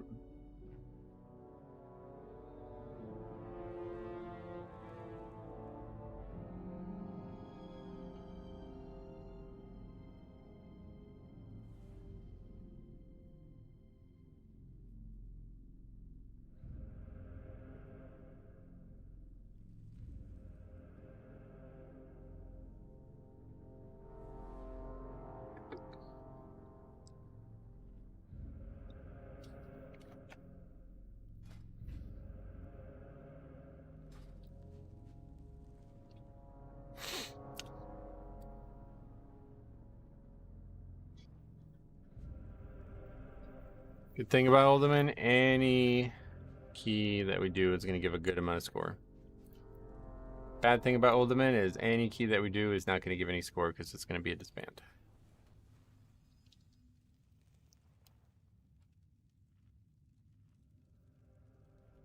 Let's start telling people about this.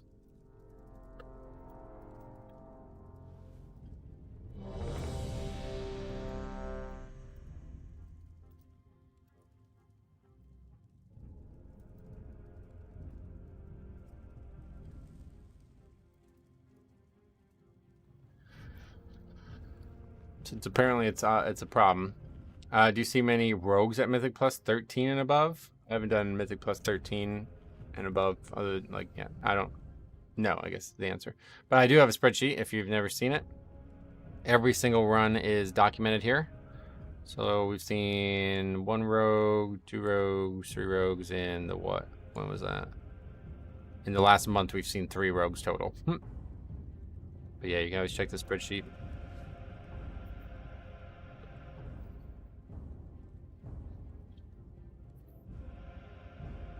Why is this guy talking about Urshield? He always had Urshield.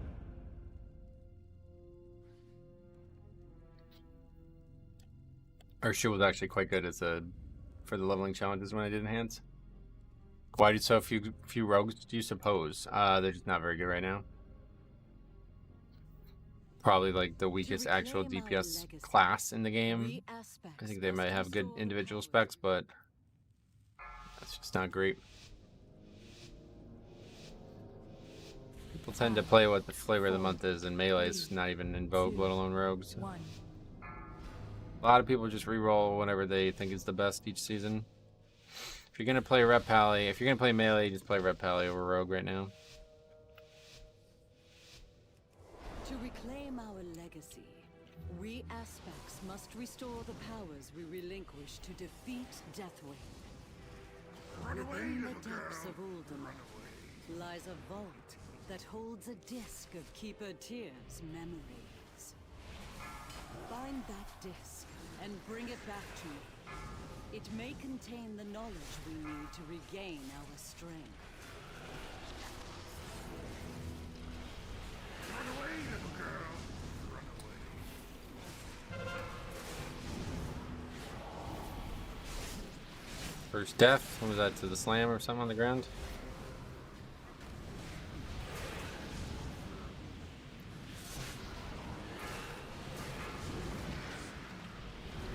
Run away, little girl.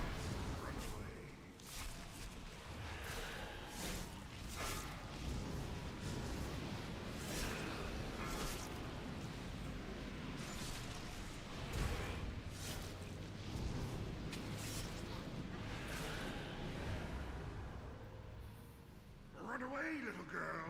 Run away. What's this? Intruders here to take our riches, I bet. Run away, little girl. Have we found any riches? We've been digging down here so long, I can't even think straight. No one steals from us! Time to teach these lunkheads a lesson!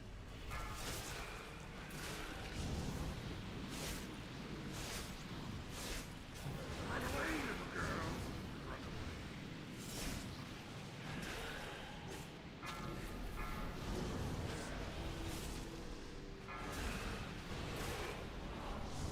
This berserker over this shit before he buffs everybody. Run away, little girl. Cheat death there, I didn't expect that.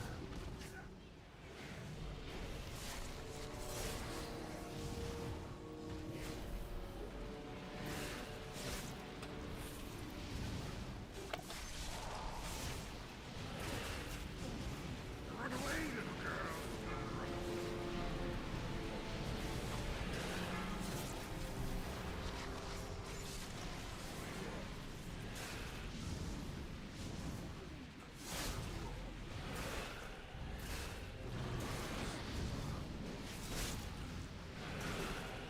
Run away, little girl.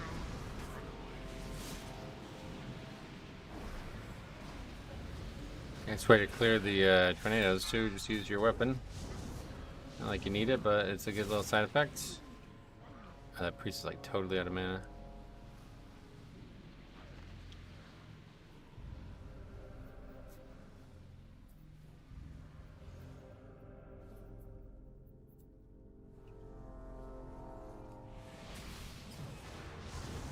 Run away, little girl.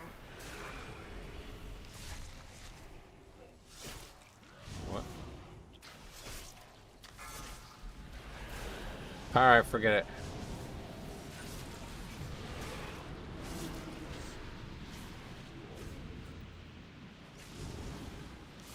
Shaman's totally out of lives. It's pack 3. He's died twice already. Yep.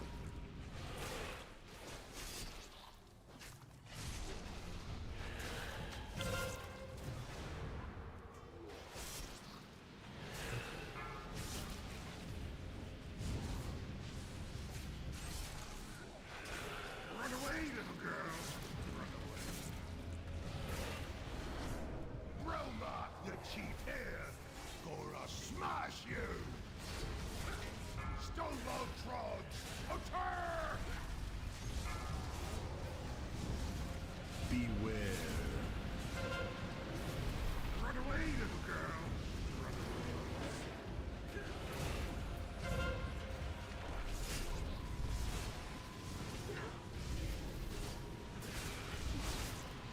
Cutie ones won't stop Roma.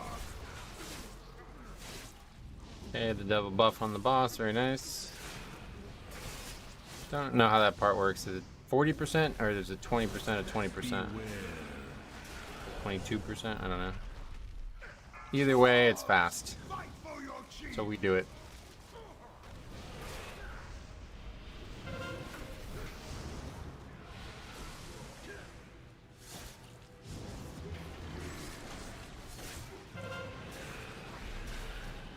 Beware.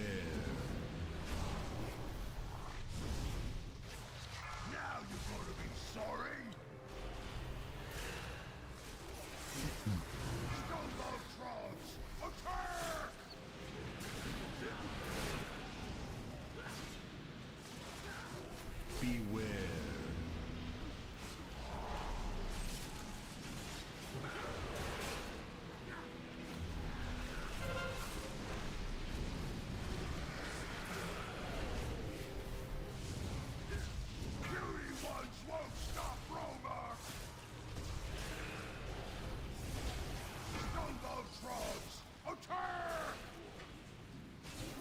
Rogue is the least played class in Mythic Plus, and I don't know why. Yeah, we were just talking about that. I don't know.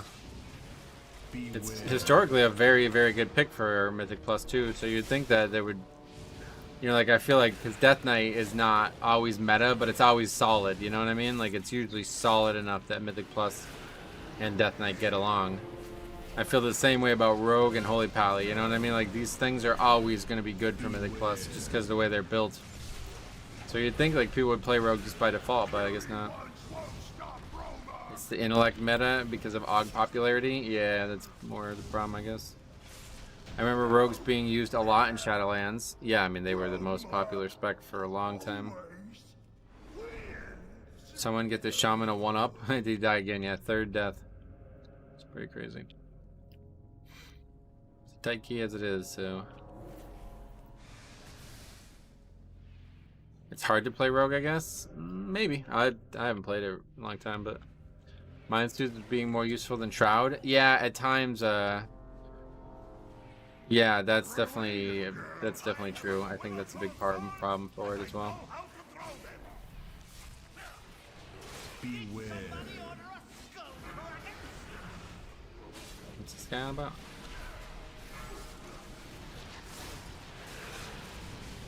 Sure, my survival, which I'm number 14th in the world, will do 700k. This character does 800k. You died 3 times already. What the fuck are you talking about? Maybe focus on that. Rogue is incredibly difficult. Oh, really? Yeah, what's a shaman's death rank? That's a crazy thing to say after you just died 3 times in 5 minutes. That's pretty wild, dude. People are fucking crazy out there anymore, man. First thing you're gonna bring up is how good a damage you're doing after you die. That's insanity, right? Like, you got something seriously wrong with you. You're obsessed.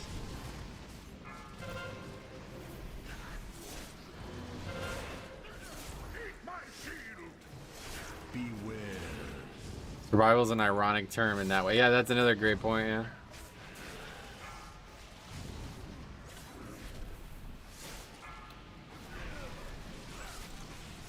Beware.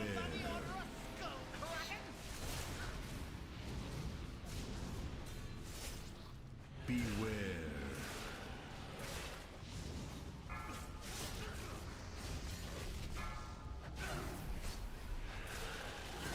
Now the party's starting! Eat my shield! Time to move this thingy! Time to move this thingy! Tamika, welcome back. I play Shaman and I agree with you. The big-headedness. Well, Shaman's typically fine. It's just a funny comment to make after. Like, imagine dying and then the first thing you do after dying is talk about your DPS. It's like, wow, that's... You're obsessed. Good thing Jambo isn't here. Oh, God. Oh, my God. Could you imagine? That was wild on the beta. Jambo's so crazy.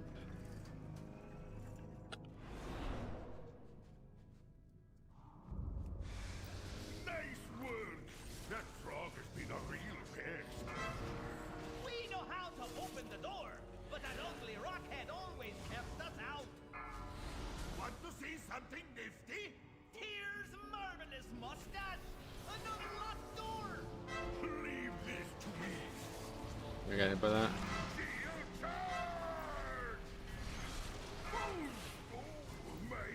Not sure what's your thoughts on coffee? I really wanted to get into coffee, but it just gives me like indigestion. I don't know why. I can't really drink it. I don't know what's happening, why I'm getting hit so often.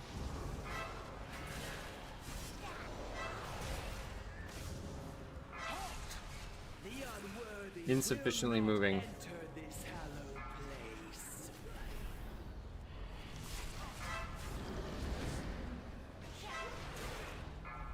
Hey, boss.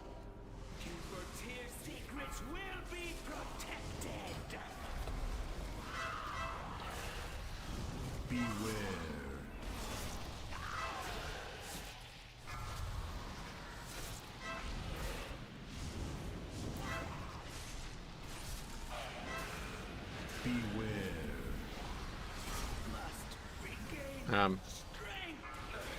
The first one was Purgatory, so that actually worked out.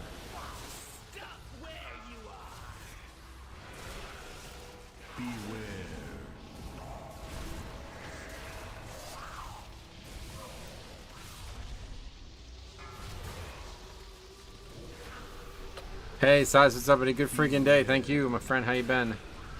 Oh, I stunned that way too late. Oh, that's a big mistake. Too busy greeting Size. Size matters. Beware.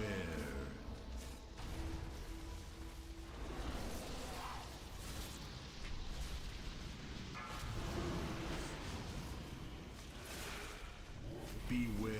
One of the mobs has a trumpet. Yeah, it's every time it casts a spell that I need to back away from, it blows that horn so I can have an easier time doing it while streaming.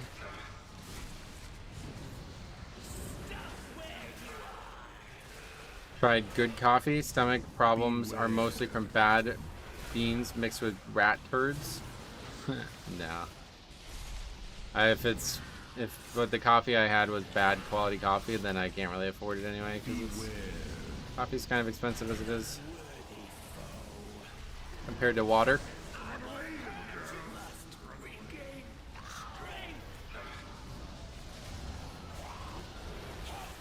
I don't know why I battle res him. Please don't take that battle res. That was stupid. Beware.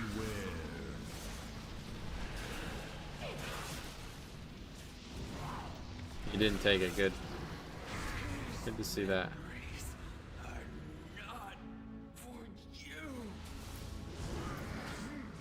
Some kind of library. And what now? Okay. All I see are books. Guess we're taking it slow in this area. We can find a few treasure maps. We'll have a look while you go on ahead. What you're saying is when you see Size, you go off too fast. Yes, exactly.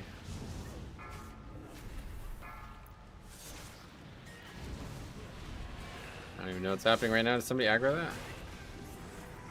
How'd that guy die? I actually have no idea. I assume he just got hit by all the bolts or something, or maybe he got hit by the cleave. But DK looks spikier than ever. Oh yeah, it's never gonna change that in that way. This is it's in its strongest state too. Wait till you see the beta. Most expensive coffee in the world is from a cat that eats coffee beans and poops it out. It's called Kopi Luwak. Okay. I'm not interested in those. You had Threat and he wasn't in the cleave arc, I think. Or definitely not Threat, yeah. Oh, he died from the bleed from the boss. Okay. Because the healer stopped to res, basically.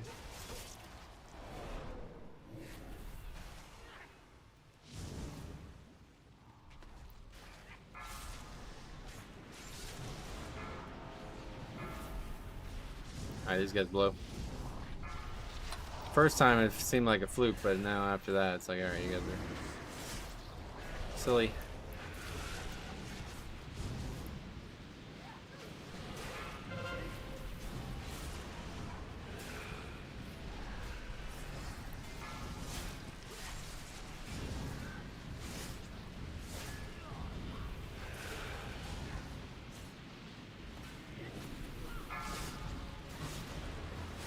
The other died too. I saw their icon to show that they died from the threat that somebody aggroed the trash. Like we did it 2 pulls in a row now. I don't know how that keeps happening, but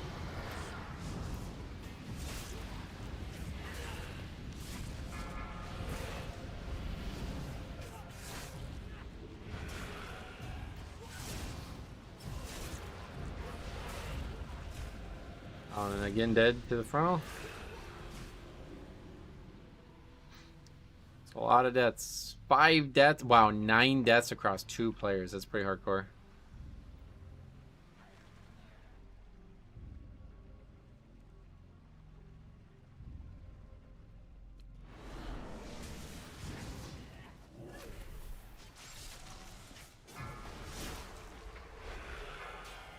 Oh, purgatory. That's not what we're looking for. Thought we were safe there. Those hunters are paper. Oh, those aren't. The hunter's fine. He's only got 1 death. It's the other 2 DPS. Have you talked about the 15-second death penalty in one of your rant videos? Yeah, I talked about it when it first got announced, but nothing has changed since, so I haven't really talked about it much. I mean, like I said, keys are going to be ridiculously difficult. Like they're never going to be harder than they are in season 1 of this expansion. I'd imagine there'll be like constant nerfs to the difficulty of them after, like, you know, some time has passed. So the hardest you'll ever see Mythic Plus, I'd imagine, will be in the coming, like, the first month of the expansion. The first month of the season, I guess, more than anything. Beware.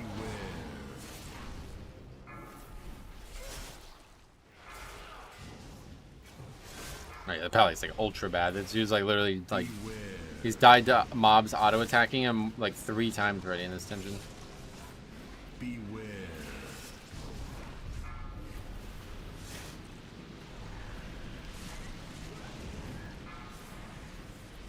Beware.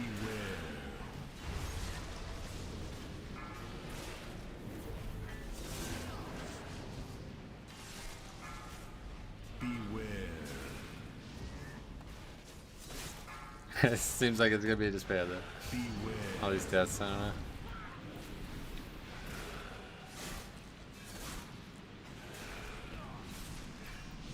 Probably has no reason to be dying this much.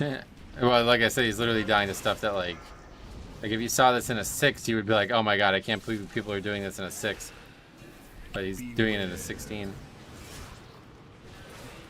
Curse got off on the shaman, almost as the shaman can deal with it. Oh, really?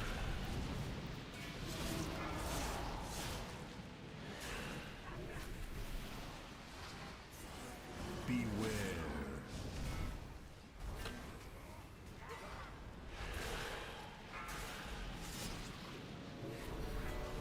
Beware.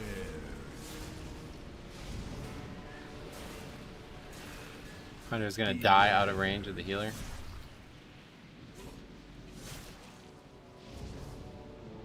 Nearly. Beware. Wild to see a group that can kill the snake struggle so hard with the trash. Well, it's 45, but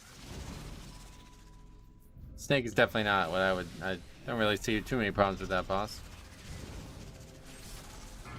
That one's usually just tough, like HPS wise. I hate when hunters have giant ass pets. It's annoying, right? They can dispel curses, both Pally and Shaman.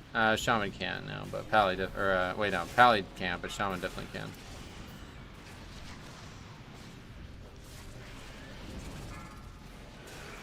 Paladin's disease, poison, and magic, I believe. They have to talented to it. Oh yeah, it's not something that people take, I guess.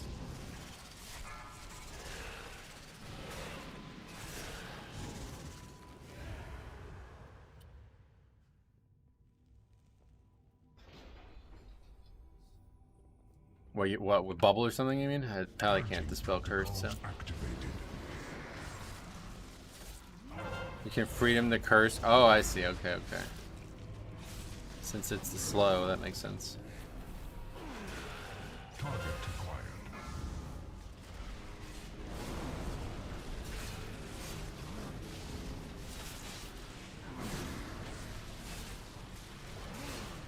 Enemy marked.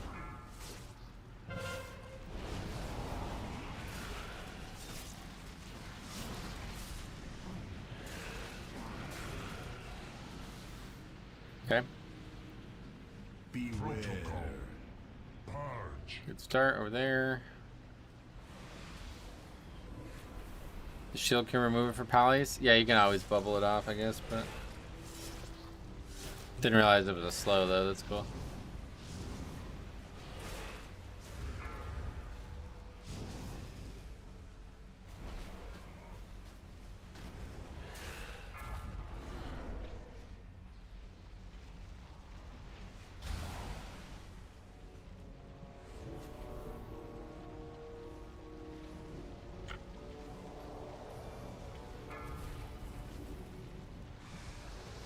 That's annoying when this happens though. Just sitting here, I should have just AMS and ran through, but alright, it's done.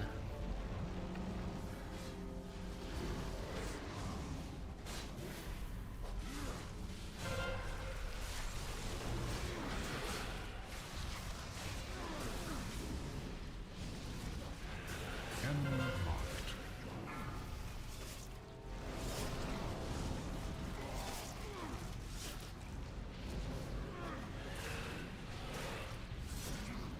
Target acquired.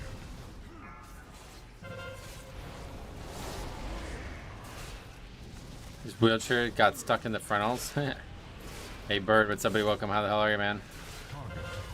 Don't fucking go back to the middle. Alright, that's a big deal right there.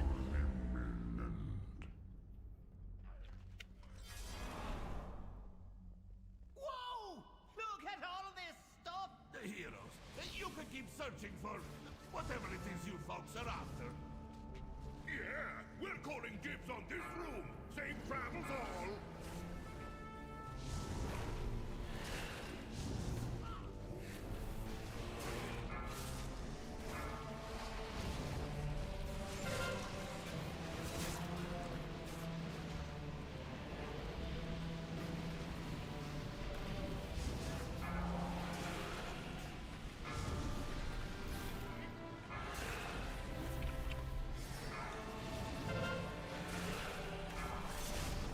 Yeah, we're getting hit hard here, huh?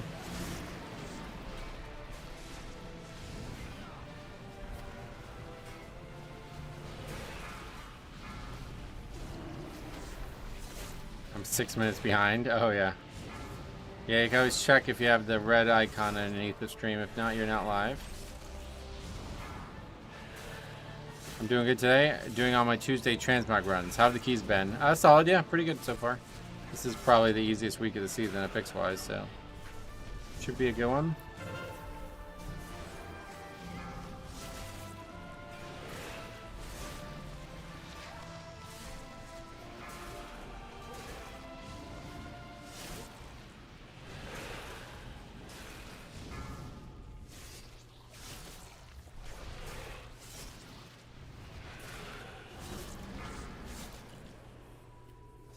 Is it a bad time when you do more HPS on live than on beta?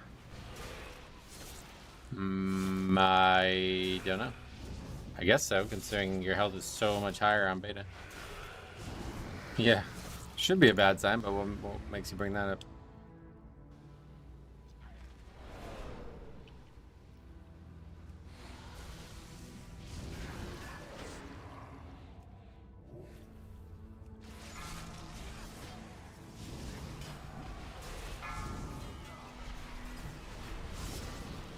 Seemed odd to me. Oh yeah, I didn't really like take the time to compare the numbers. Are they a big difference? Obviously, like in order to fully compare, you need the same dungeon, which is not testable anymore. But that was just like incredibly high amounts of damage taken there. That's a big part of that one being so high. Pretty much getting hit for like 90% of my health every other second there.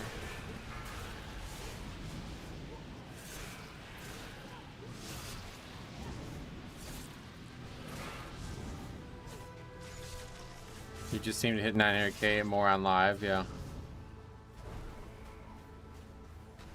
I would definitely be shot. Yeah, I guess I should look more at that. That's a surprising thing to hear if that's the case, because yeah, you have so much more health on the beta.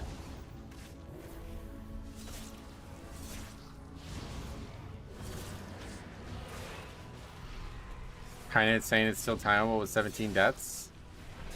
Yeah, let's not let's not say that too loudly, but should be alright. These guys died 12 times each. Or 12 times total together. Common and Paladin. Not great.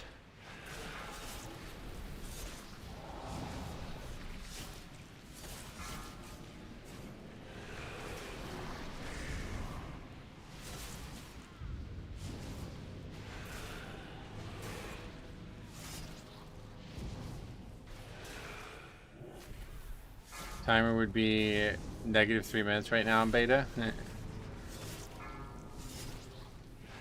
Hold them in season 1 of The War Within would not be great.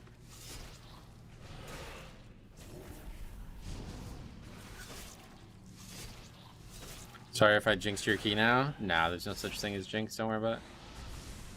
Paladin's pumping on 2 targets. Well, I think that was still...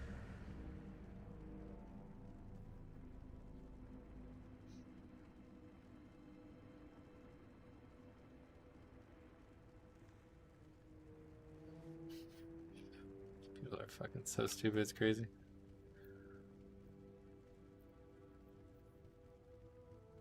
Never said a word the whole dungeon in there.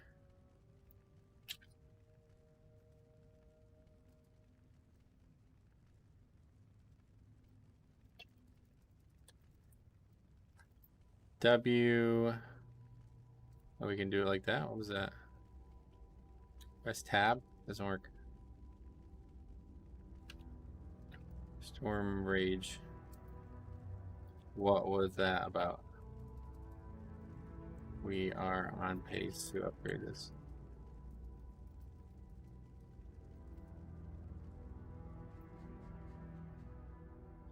Let's see if the shaman's deaths equal the number of rank 14.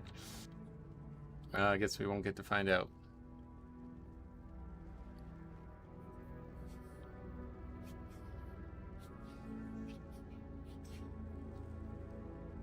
He said I had a random DC that wasn't on me. Huh.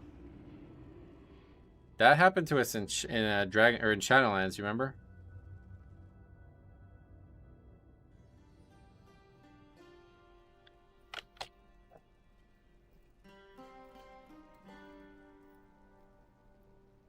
Raven, what's up, buddy? Welcome.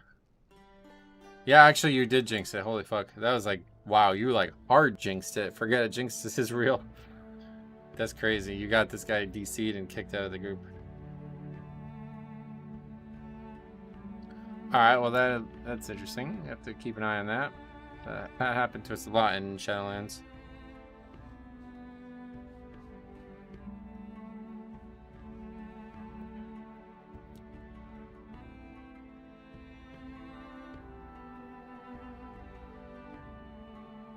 Yeah, what should you think I should make? I was just thinking about this. Should I just make a? I think I'll just make a channel for card stuff too. I'm gonna do that right now. Duplicate channel.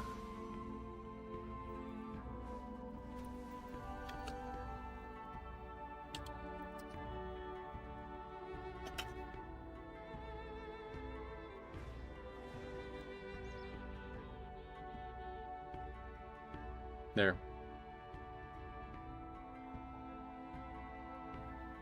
Check out off topic. I put the art in there of the card I pulled. Yeah, that looks crazy. I made. Tell me if you can see the channel.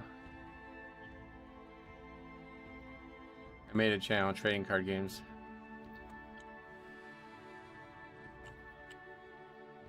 Sorry, I used my / remove macro on him through YouTube. Oh, you actually kicked him yourself? What the? That's cowardly. I'm in for your next key. You can see it, sweet. All right, well, there you go.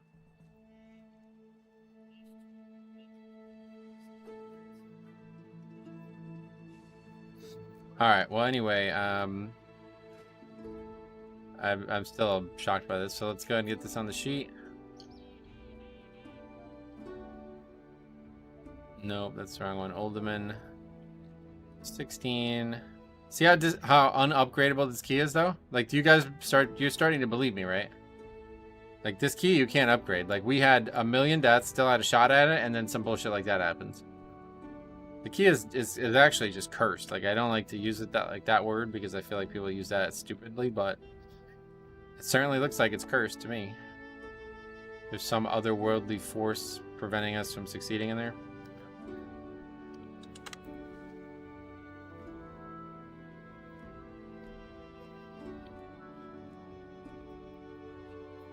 To be honest, I don't believe the priest. Yeah, I guess that's an option too. He could have been lying about it. I didn't really think of it that way, but that's a possibility. It's an easy excuse. Yeah, it kind of is. But actually, it's not. I don't know, because he's back online very quickly, right? Makes me think he is lying, right? Because he went offline and, like, within a minute, I was able to whisper him. So, like, I don't know. Maybe he would be back in that time. I don't know. It's hard to... I don't know. So many liars anymore, man.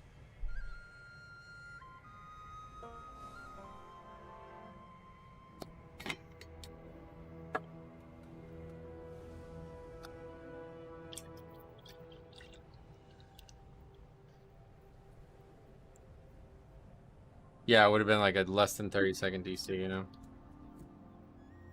That's hard to even like log in that time, I feel like. There's plenty to document here in the waking shores. In the worlds of Dr. House, everyone lies. Dr. House, yeah, okay. What was that guy's name? Do what you can to repel them, so that our nets remain undisturbed.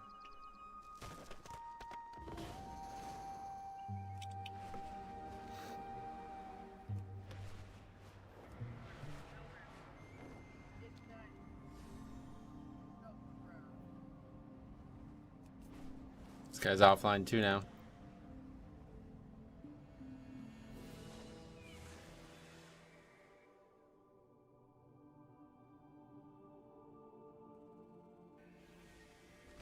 Can we see a clip? Did he actually cast Hearthstone?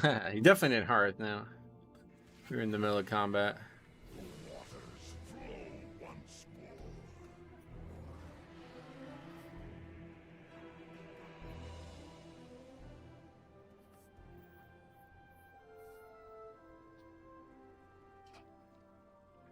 I'm pretty sure I have a video of this from Shadowlands. I remember being on the last boss of Miss Eterna Scythe and somebody DCing while we had like 8 minutes left or something like that.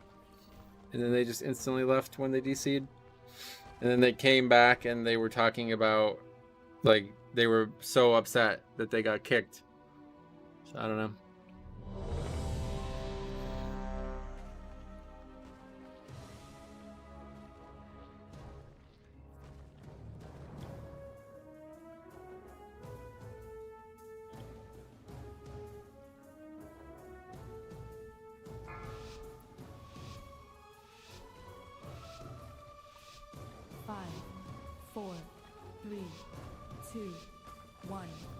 Okay.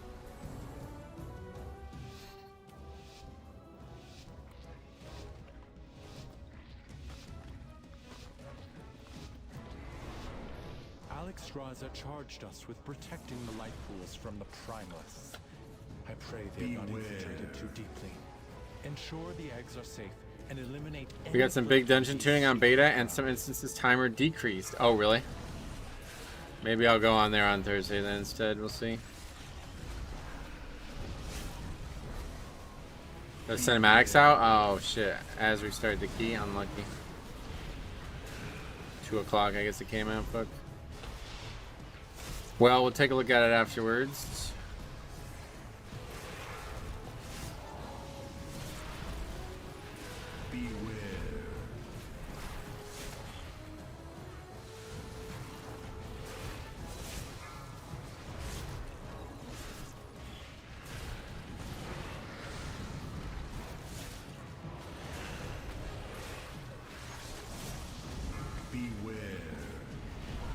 Yeah, there was like some brush there, this stupid stuff on the ground made it impossible to see that, I guess.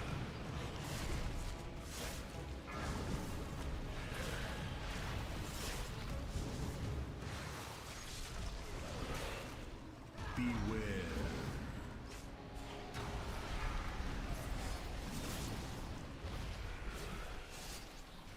Do you think any of the Dragonflight dungeons were truly good compared to other dungeons? Yeah, absolutely. Azure Vaults and Algathar are probably 2 of the best dungeons they've ever made, in my opinion. I really like Halls too, especially now that they changed it to be like way more realistic.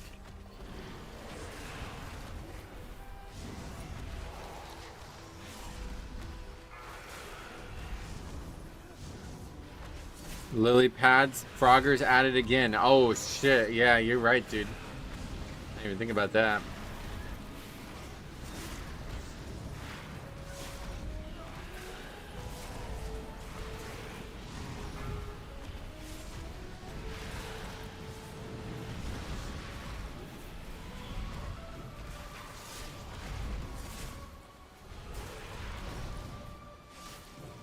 A lot of shielding on that mob.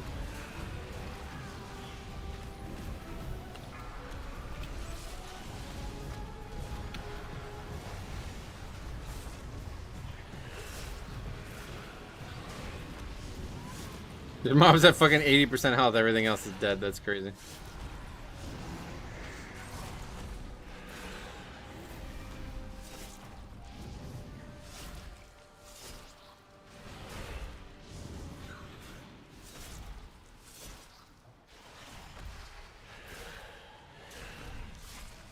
What world does Froggers get auto-corrected to Floggers? Oh, I didn't even see that's what...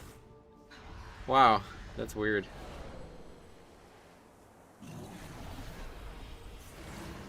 If only you could have understood the righteousness of our cause.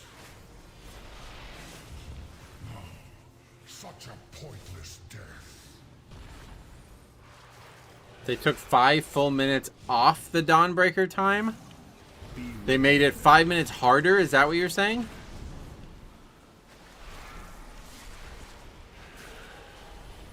I'm gonna quit the game. Thanks, guys. I'm done. Gonna be the hardest season. I mean, wow, crazy.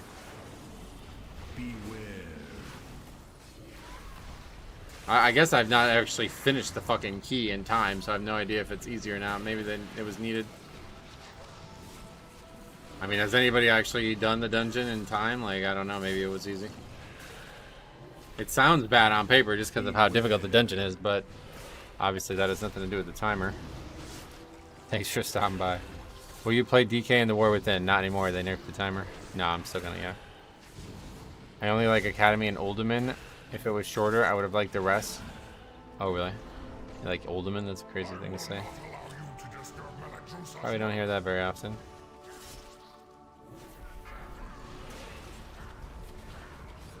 Oh, shit. A lot of damage. So was that. 2 minutes off Mist, 2 minutes off Siege, 4 minutes off Necrotic Wake, and 2 minutes off. So every single dungeon became harder time-wise. In this season where they have the timers being heavily impacted by deaths already. Well.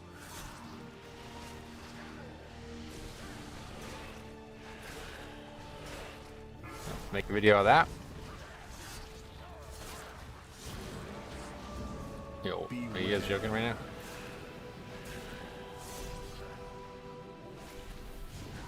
Maybe he's tabbed out reading the changes too, we'll see. That was almost a real thanks for stopping by. Yeah, that was, couldn't believe I almost had there.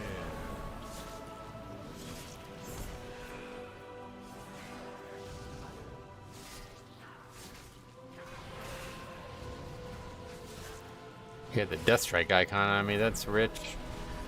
You ain't gonna do that to me, bro. I do that to you, not you to me. Isn't most players struggling even to complete dungeons?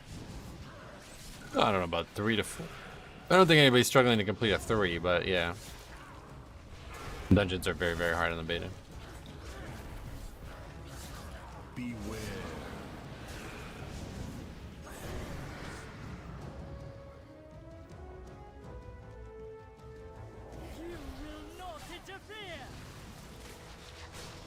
So I guess I have to reconfigure our streaming plans. We'll have to take a look at those changes and see what we're gonna do there.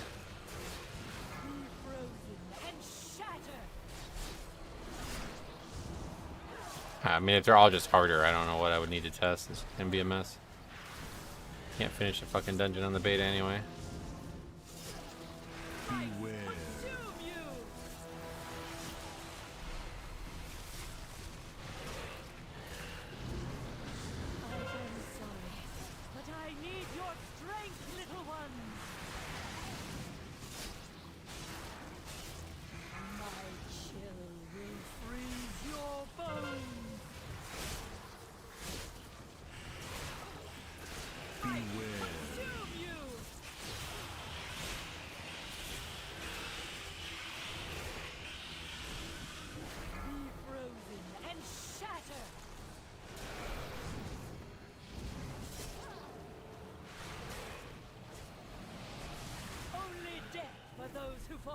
Next season's gonna be real interesting. It's gonna be impossible, yeah. I mean, it really sounds like upgrading a 12 is gonna be like a monumental feat.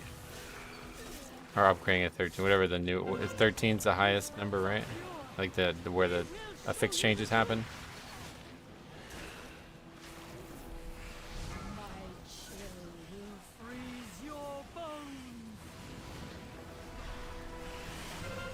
They posted more Mythic Plus updates too.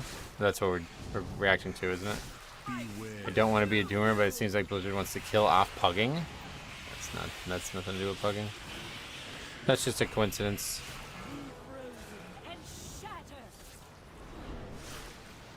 Yeah, I mean they clearly don't care about pugging whatsoever. They're not targeting it.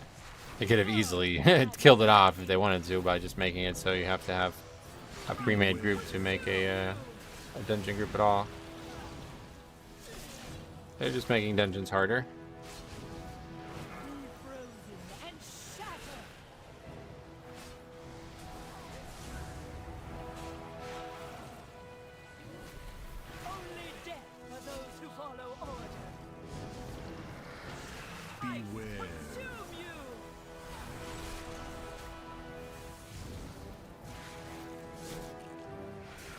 40 million. I don't know. If this guy dies, I'm just gonna wipe. So bad, says the monk, who's also dead.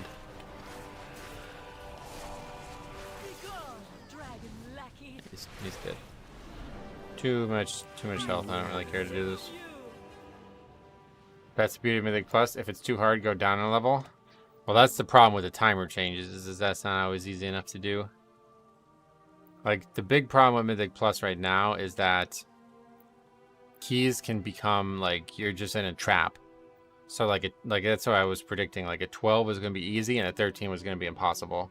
And now, the more I hear about these timer changes, the more I think, like, yeah, that's exactly what's going to happen. The dungeons where they're, like, numerically tuned to be easier are going to be easy regardless of timer, always. And the dungeons that are tuned numerically difficult are going to be way more difficult now if the timer is also going to be in play.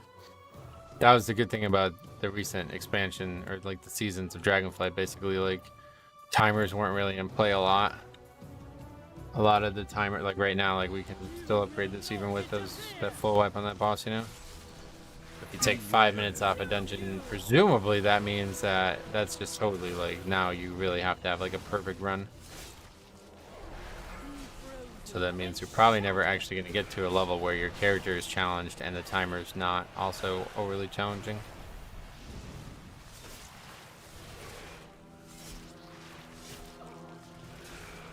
Beware. I think that's mostly rooted in score. It's beta. Let's wait to see what it'd be like on live. Bro, live's in... Are you joking? Kind of late for that conversation.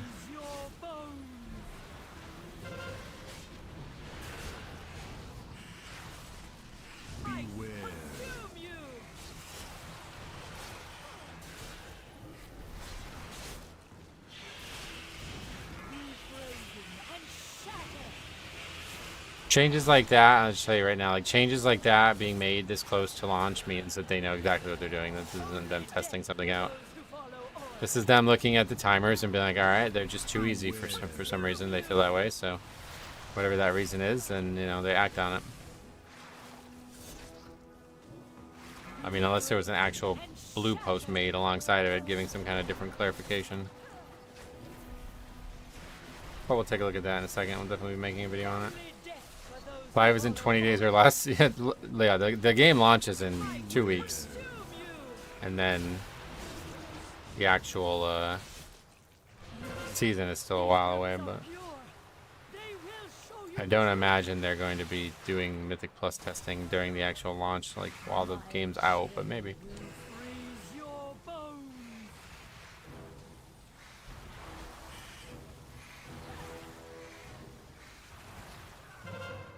Bad mage.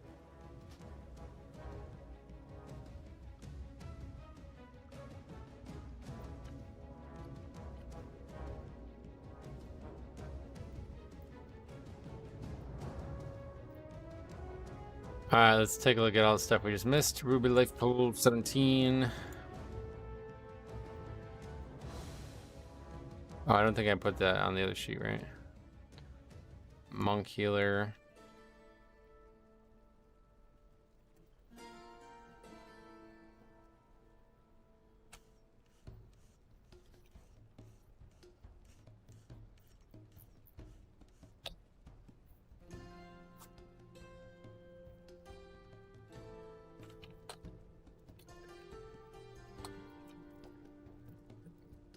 What's that guy's name? We gotta go back and look at that guy's name. A lot of people just re-roll. Oh yeah, right. Okay. E-W-I-L-C.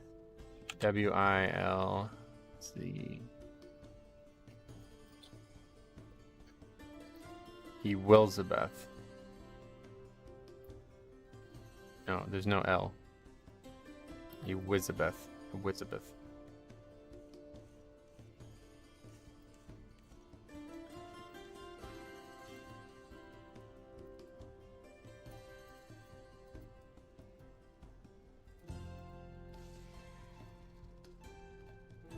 Why battle res the hunter in the first place? That's what I went through the other day when the Holy Pally got mad because he battle res the DPS and they died shortly after. Well, because it's a boss, so we need all the people alive that we can have alive to kill it fast. Alright, each will expand after 2 wipes to first boss. Okay. Alright, let's take a look. Wowhead. Drag it over. Threads of Destiny. Alright, we'll start with that.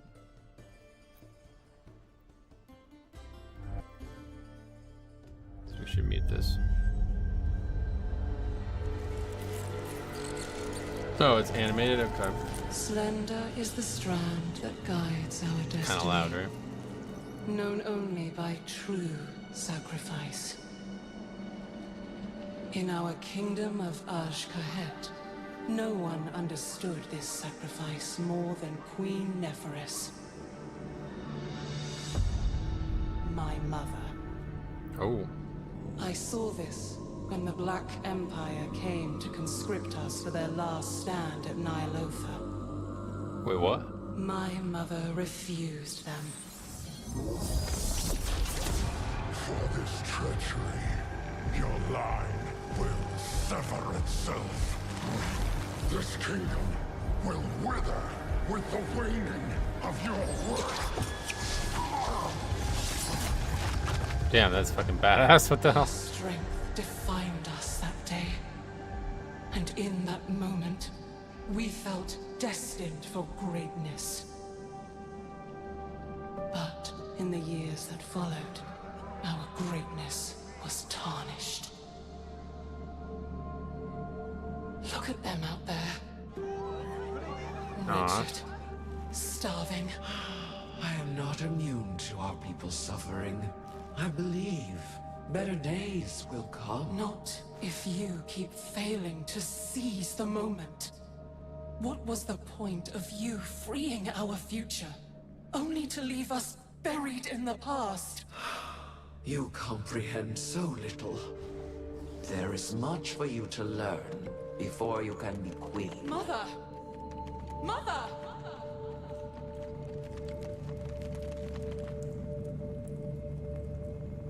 Threads of Destiny is the name of it.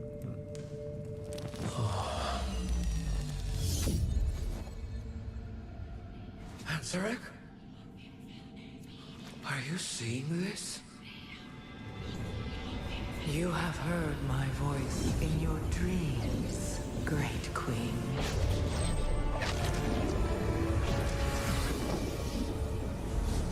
The Harbinger. Yes, of the empire that was. But the old gods are dead. The empire lies in ashes. And a shadow has fallen on your kingdom. But the blood of the old gods can make your people powerful again. Your reign could last for eternity. All you have to do is take my hand. Your words are tempting, but the cost is too great. I would never risk my kingdom for such power. Mother, who are you talking to? Oh, ghosts, dearest. As always, they are my ready counsel. I'm not sorry for what I said. I only want our people to be great once more. Greatness is fleeting. What we must do now is endure. Your time will come, child, but only when you are ready. Oh shit. What have you done? You're not the only one seeing ghosts, Mother. How sad to have a queen so wise, and yet so ignorant to the call of destiny. God damn, fucking Zaltat's like the coolest looking bad guy ever. Her name is Zalatath. You had your chance, Mother. with this power, Ashkahet is unbound. We will rise. We will conquer. And together, we will finally claim our destiny. Long live Queen Azrak.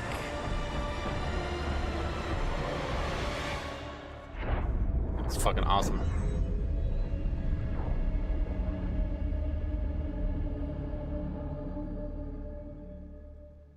Is it still 28 seconds? No, just more. Oh shit! August 26th? No, we knew that, yeah. This was good. That was fucking awesome. That was really, really, really cool. That was Ansara killing her mother, I guess. That's pretty cool. This part was awesome. I want to watch this part again. My mother. I saw this when the Black Empire came to conscript us for their last stand at Nylofa. What is that about? My mother refused them. Is that something we already know about? For this treachery, your line will sever itself. This kingdom will wither with the waning of your worth. Her strength defined us that day. Didn't understand that. My mother refused them. I saw this when the Black Empire came to conscript us for their last stand at Nylofa. Is this something that happened like millions of years ago kind of thing? Or is they're talking about actual BFA? Dude, this is going to be like the best lore expansion ever. Like, it's going to be crazy. It's going to be so fucking good. If N'Zoth is really dead, what a bad way to go out. What do you mean? The actor that the daughter sounds the same who also plays Jaina. Oh, you think it might be the same person? Yeah, maybe. And Spec. Could be. Jaina's probably not in this expansion. Yeah, then I can check this stuff, yeah. That was crazy good. I think it is from BFA. Oh, really? I don't, like... I don't get it. Like, because there was already spiders in Nyalotha, right? I don't really get it. Let's see. This is just data mining, or is... Oh, no, there's an actual post. Thank you for all your feedback. As we continue to review community responses for future adjustments, we've made updates in the week's beta. Did anybody ask for these updates? Crystal of Oblivion now move towards the previous target location if all players are out of combat. That was the one we tested last week, right? That's smart. They changed that.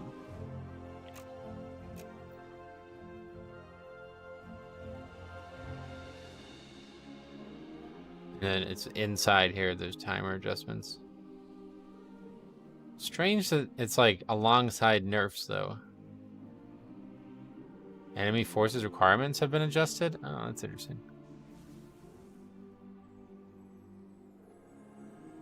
Forging shield now scales with key level. Health educed by 10%. Master Machinist, is that the name of the boss that has the 2 targets? Is that the one? So it looks like most... Wait, what the fuck is that? Yeah, there's some buffs and nerfs, I guess, alongside of each other. Yeah, it's gonna be a great story. I'm definitely... I've never been more excited for a story than I am in this expansion. I just don't really know what's happening. Like, it's hard to read these and know what they're talking about. I don't know the mechanics well enough yet. What does he say for Grim Patrol? Twilight Warlock, enveloping Shadow Flame Absorb has been reduced and now scales with key level. Oh, that's that big healing absorb, right? Is that a buff though? Like scaling with key level? It sounds like a buff. Iridax Crush's damage has been increased. Cool. But they're making, yeah, they basically just made dungeons like even harder. N'Zoth died in Nyalotha and she said the old gods are dead. Yeah, that's why I'm confused. Like, I don't know when this conversation is happening. I'm so stoked for new content. It's gonna be great, man. The story of Dragonflight is great, but I think War Within story is gonna be like the best story ever told in any expansion. It sounds like they have a huge focus on like narrative this time around, which is very big. Like it's a big departure from how they've handled it in the past.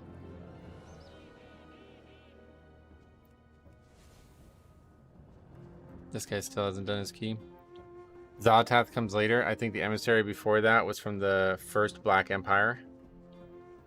Yeah, that's what I'm thinking. Like it was from like a long ass time ago, right? And that's how they get overthrown in the first place, because they were relying on the help there and they didn't get it. Because like right now there is no Black Empire, right? Like I don't know. I don't really understand it. I'm only just recently getting interested in the lore, so it's kind of confusing to catch up on it all. Well, we got invited to this key at least.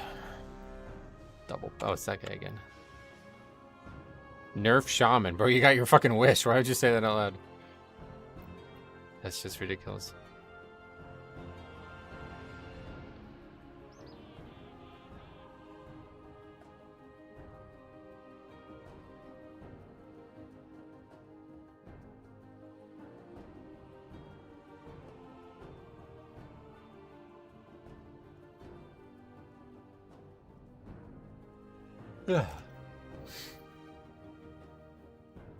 I'll have to make a video on that then, I guess, tonight. I mean, I don't see anything that would make me want to go back on the beta, though. We never really finished keys anyway, so like I'm not really going to be able to give thoughts on if the timers are easier. Or obviously they're not easier, but I have no experience with the timers at all. I basically learned nothing about the timers yet. And that's not really surprising. I don't really feel like I expected to, but them nerfing them, it's not a good optics, not a good look optics wise.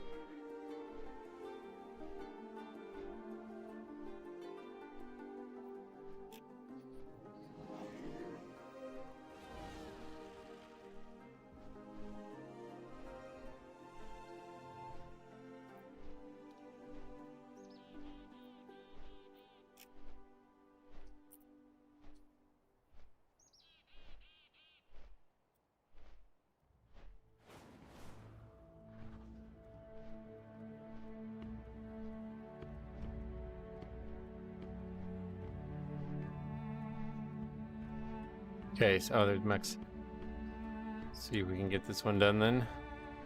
We know this timer is pretty lenient, but the dungeon itself is hard. See how it goes.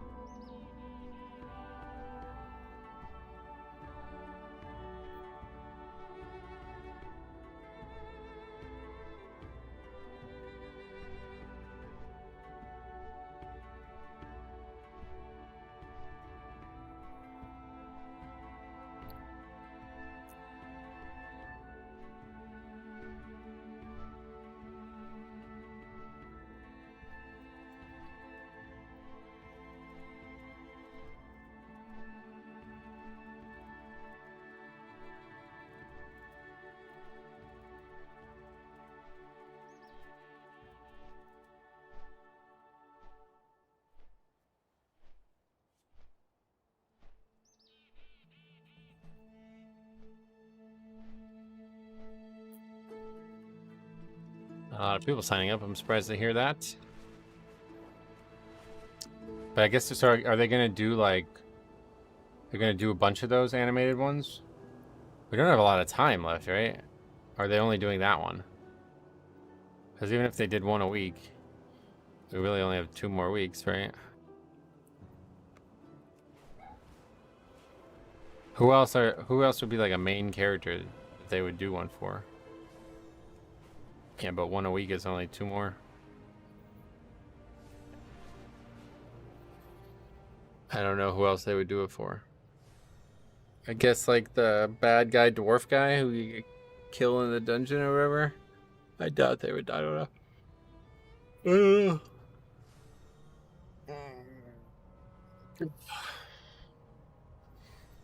Ilaria?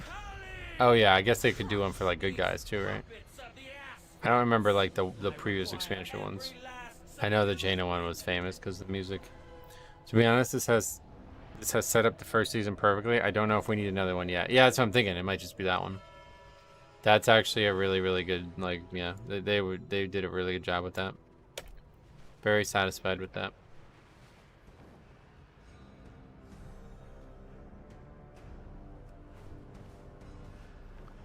Farron, probably. Who's Farron? Sounds familiar. Amanda long time no see. How you been? Let's get the primal ore first.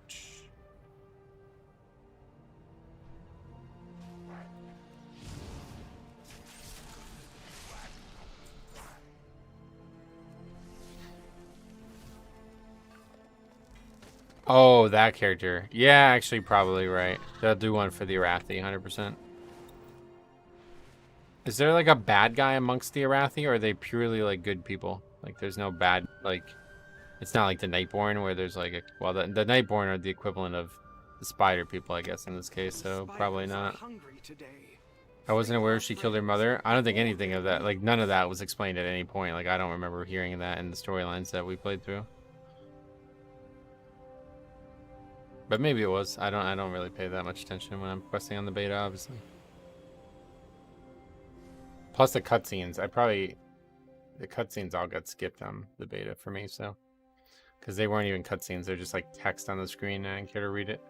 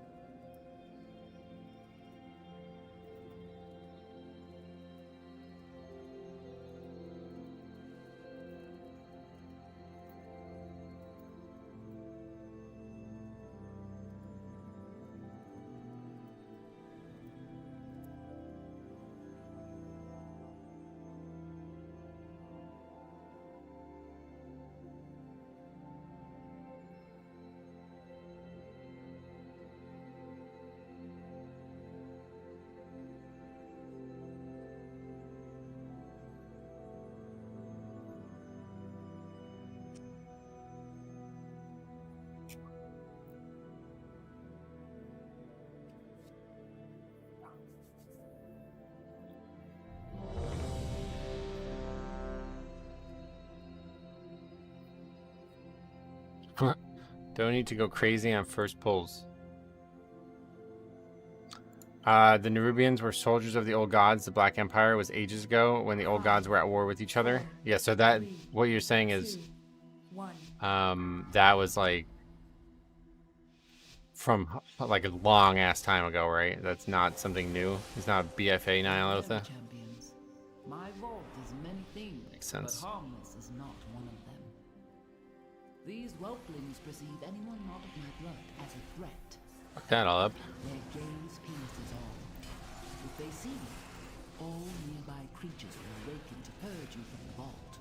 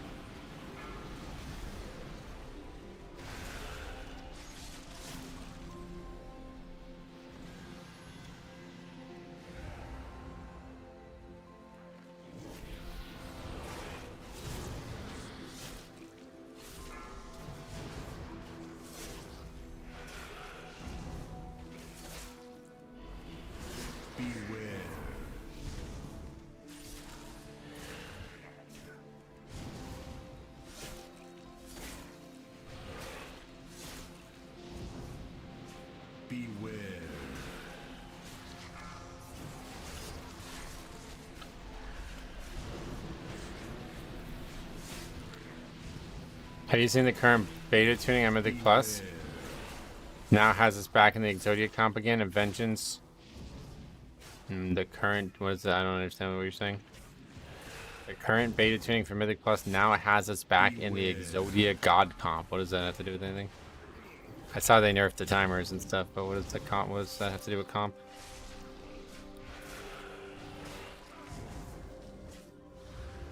Kai says Kara busting and uses the shield immediately. That's a good catch. He was also like 30% of the damage on that first pack, so. Pretty much just him who needs to be careful considering we have an Ogvoker.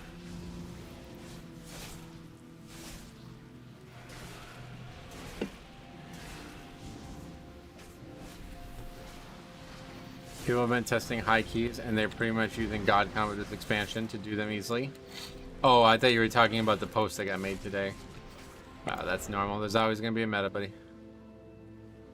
Always going to be a meta, and you don't know anything about it until the game's out. A lot of that's going to change with class tuning.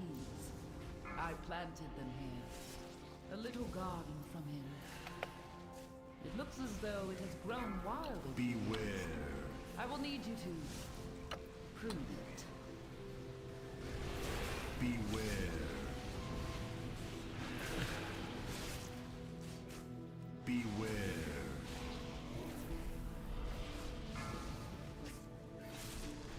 Beware.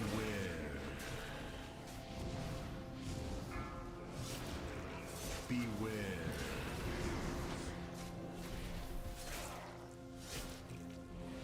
Beware.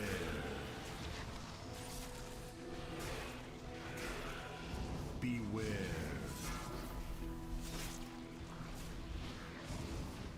With how raid bus works, sadly it does make some classes less favored. Maybe at the very highest end, yeah, but I know I'm not playing at that level. I don't know about you, but we got plenty of diversity down here.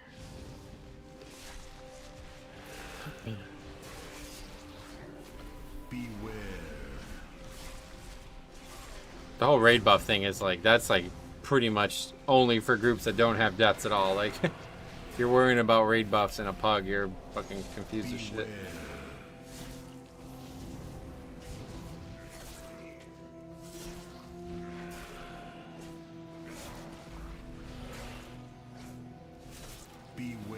I, for one, am not wanting to play Vengeance again. Well, then don't.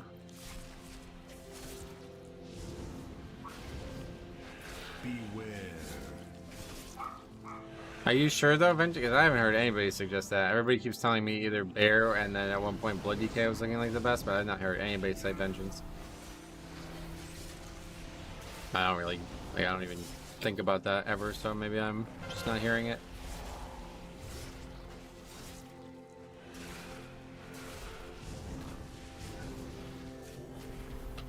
Beware.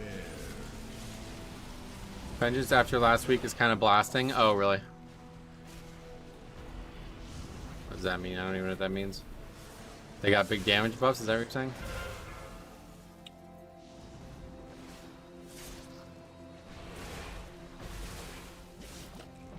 Yeah, I remember Jix talking about this. My counterpoint was that everybody got damage buffs, but I think he was saying that Vengeance got like way bigger ones.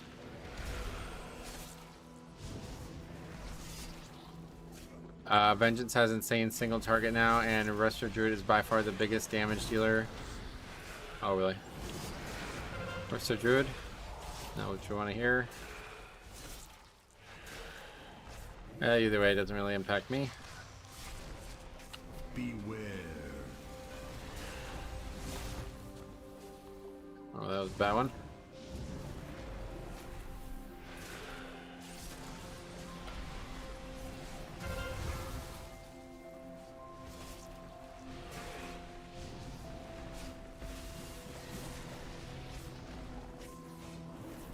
Og and Mage still doing insane damage even with the nerfs, so really. Og doing insane damage, really?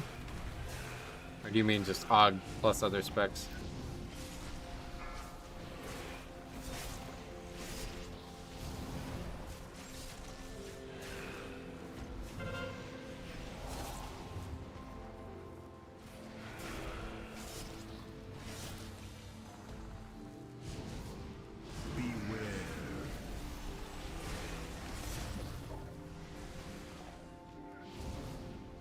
That one's better. Only thing that has been swapped out from Dragonflight meta is Shadow Priest for Warlock. Getcha. Well, I honestly could not give a fuck about that, man. But thank you for letting me know about that, I guess. The meta just ends up being what specs to avoid in the Pug world. Because those guys all end up fucking sucking at them, and then they pick them because they think it's going to be easy to climb on, but they end up doing absolutely nothing with them.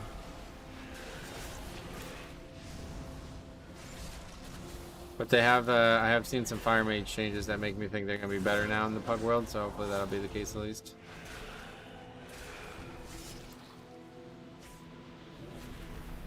Beware.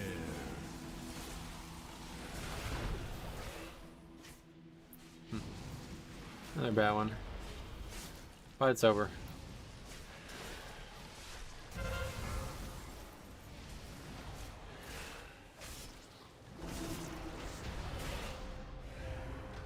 There is no sign of the sundered flame here. Come, this way. Alright, this pack's gonna be really tough. Hopefully we can get some good stops and stuff here. I need to try not to lose bone shields. The location of my They vault pop one was of these? chosen to harness and make use of this powerful ley line. Yeah, I think that was needed. Marvel to behold. I'm Actually pretty unsure useful what there. effects it will have on your mortal form. Do be on the lookout for the growth of extra appendages. Open with that. All the tanks are feeling great now. It's just people will be sheep and take vengeance. Yeah, that's up to them. I don't. Yeah. Like I said, really couldn't care less about it. Dungeons are looking like they're going to be the hardest they've ever, like by a mile, ever been. So certainly not worried about what the players at the top are doing when we're probably not even going to be able to upgrade 12s and shit. Like it's going to be a mess. Beware. Alright, we're going to die here 100%. Oh, is that enough? We got that stop and now we're good. Somebody else help me out. Hey Poachy, what's up buddy? Fun content you released on your leveling challenge? Oh yeah? Yeah, we got lots of leveling challenges, so if you've never seen them, take a look. It's been a lot of fun.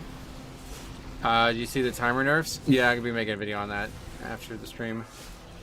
Beware. Have you done keys on the beta? Like, have you finished and upgraded keys? Because I literally like have not. I don't know if I've upgraded a single key the whole time we've tested, and I can't really say if the timers were easy or hard. We've done 13s and 14s, oh. So the timers are hard or what?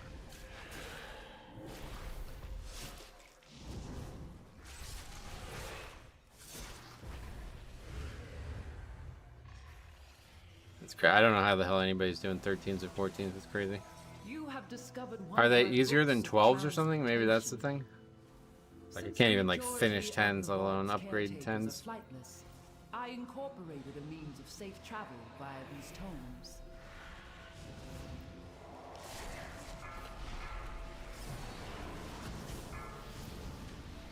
Beware.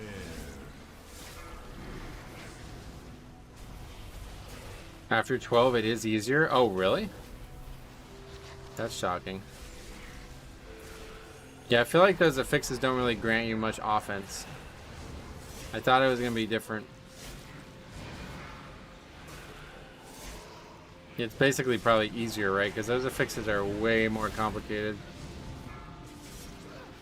Beware. I think they add more to the difficulty of the dungeon than just a flat damage would.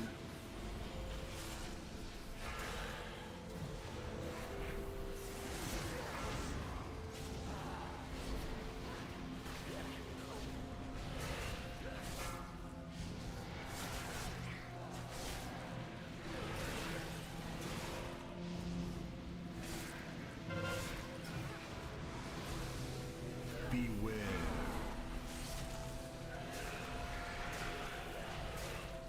The affixes are more of a headache than anything. You just run into a wall pretty fast. I think after 12s, like the 14s really hurt. That's what I figured it was going to be like pretty much impossible to upgrade a 13. Given how the 10s have gone, but could be wrong. Beware.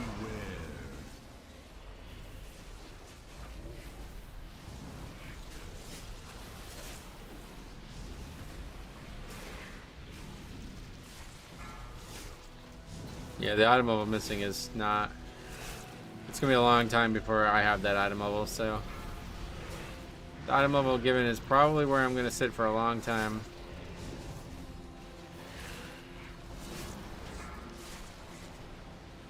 Beware.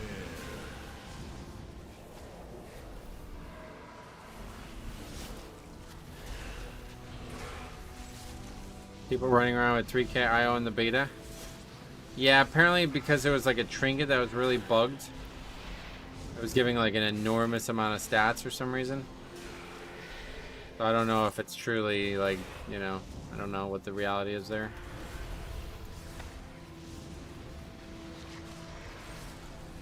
I don't know what it was. Somebody just said there was a trinket that was giving like thousands of versatility.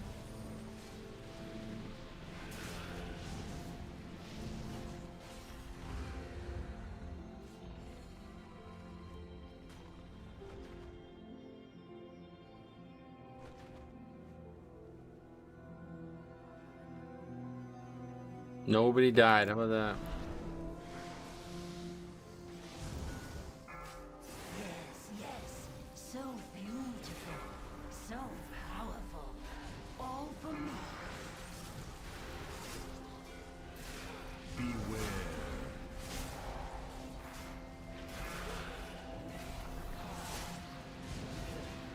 Hog stuff feels mandatory for high keys, so yeah. Well, I wouldn't know. Beware.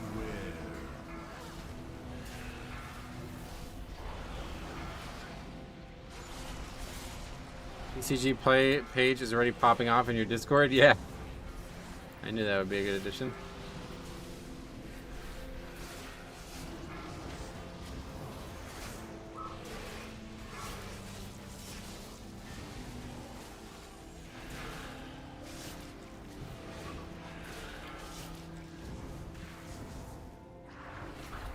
The only way Og becomes non-meta is if they stop letting them buff healers and tanks. Oh, really?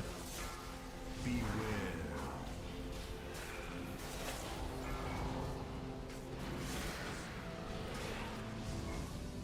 Beware.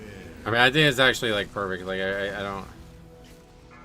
Like, I've never got around to making that video, but I did want to make a video where we compared the top specs of the actual meta versus the success rates in the pugs. Because, like, I'm like 99% sure that that would open a lot of eyes. You see all these fucking awful players playing Og and Shadow Priest and shit.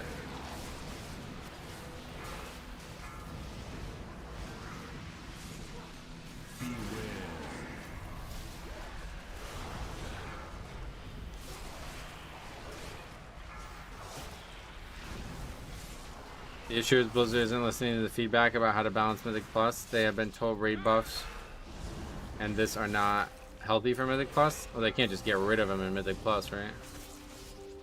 And raid buffs are something that should be in the game in my eyes, so. People just... Like, I don't know why we're even talking about this here, man. No offense to you, but like, I really don't give a fuck about any of this, and I really don't like this whole conversation happening because this is going to be a very, very hard season. So even talking about it breeds life into this idea that like you need to be doing something other than just getting better at the game, and it's really not. Like, it's so bad for so many people. They get trapped in this stupid nonsense mentality, and then they end up just never getting anywhere because they think it's the only way to play the game. I said this like a year ago. I think raid buff shouldn't work in Mythic Plus. I disagree. Raid buffs are a huge part of why some classes have good utility specs. Or good utility kits, I mean.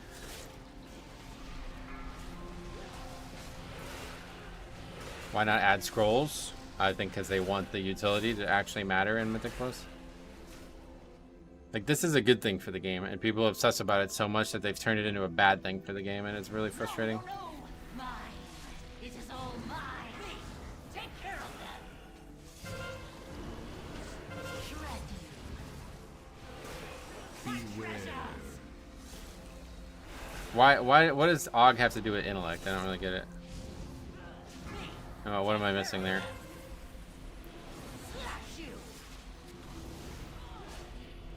I forget the Brewmaster monk's name, but he always gets the title at the end of the season, and Brewmaster's never really meta. More intellect lets them buff more. Beware. Wouldn't it be like more haste would let them buff more? How did intellect help them?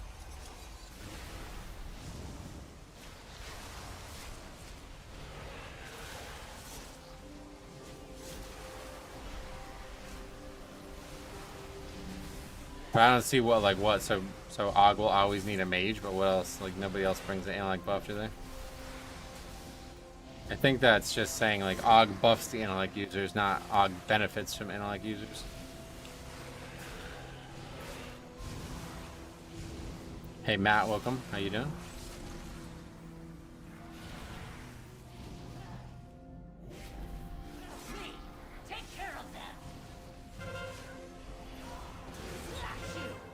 Double stun, look at that. They're ready.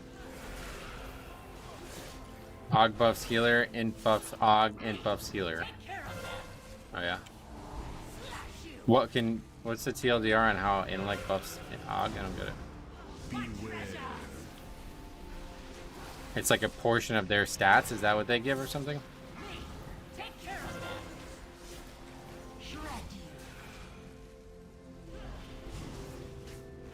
How dare you talk about removing Sky Fury?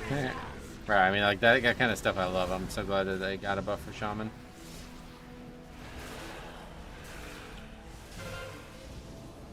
They're a caster spec, but what does that have to do with buffing others? Like, they don't actually do damage with their spells, right? So, like, what do they need intellect for? I guess it just compounds on top of each other. Ogs with higher intellect buff other players more. Because of what is my question, sorry. It's a percentage of their stats, is that how it works?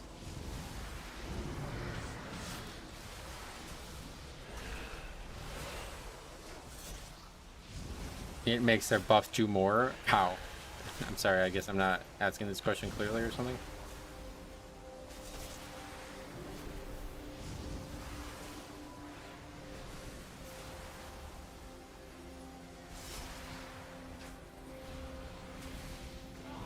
They're an inspec? Sorry, that's not answering my question even remotely, I don't know.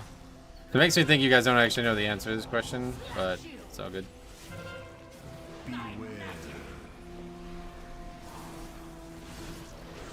Either way, yeah, this whole meta shit needs to die. People who are average at this game need to stop worrying about this shit. And stop comparing themselves to the top players. Beware.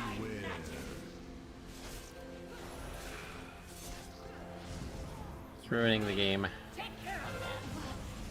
They're an inspec, but they play more off mastery than int. That's what I was saying, yeah, like the stats, secondary stats seem like they'd be more important. I should have thought of her before I left. They give you armor and they give the healer main. I don't know if you're just like trolling right now, but I'm not appreciating it. So can we stop? If you don't know the actual answer to how intellect makes them buff more, then you can just say that. No worries. So just saying this like circular nonsense over and over again.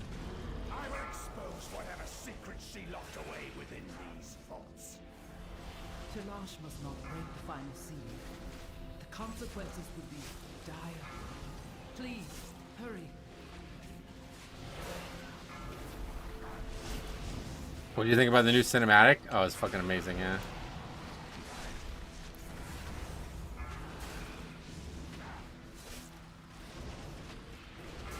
Drageld, who's that? Is that a stream viewer?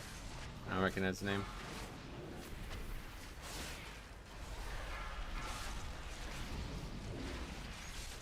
The meta won't die though, sadly. People look up to high-end players for help mostly, and the high-end pushers are pushes the meta of the idea. Well, that's what I'm saying, it needs to, because those people are wrong.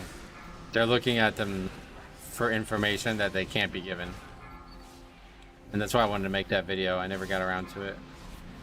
Now that the pre-patch is in, it's not going to be the data's going to be polluted.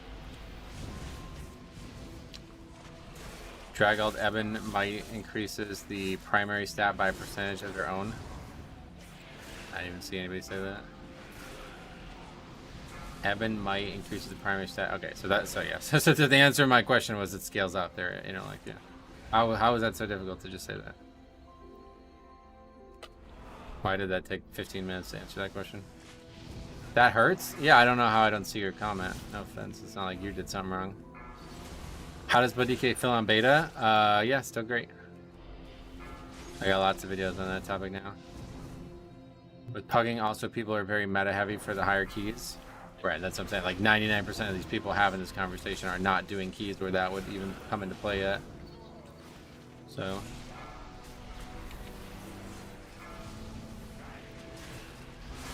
I couldn't see your comment earlier. That one of us blocked the other. Yeah, I'm not sure why the comment didn't come through there.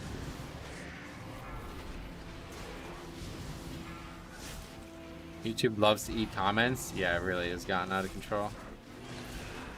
Chicken strips or yakisoba. I don't even know what yakisoba is.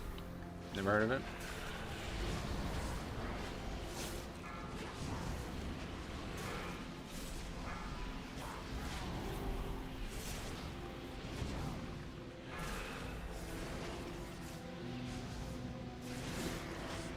Noodles with beef? Are those even the same type of food? Why would you ask about that then? That's weird. You like steak dinner or McDonald's? Oh, I see. You're asking which thing you want to eat for lunch. That makes sense.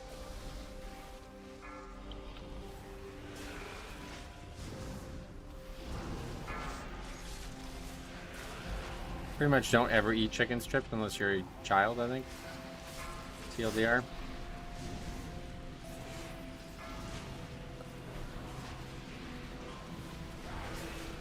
Any tips for noobs to get into the pug raids and dungeons, for example?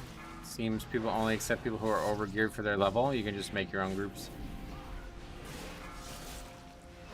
I feel like this expansion just flew by. I know, it's sad. It was also the shortest expansion, right? So it did fly by. A year and a half only. And it was actually great, like the whole time, unlike WoD, you know? It wasn't like 6 months of us not doing anything. Season 4 idea really helped.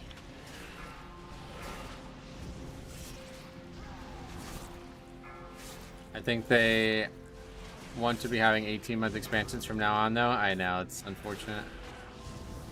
I can see why they would want to do that, but they said they wanted to do that in Legion 2, so. I think it's just reality is like it's too hard. Like, I think they're clearly not living up to their own expectations.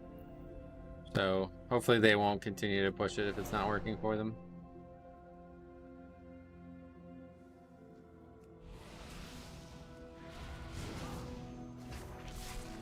It finally seems like they got the manpower now. Hopefully, you would hope, but unfortunately it hasn't really worked out. I feel like they're still like way behind in terms of development.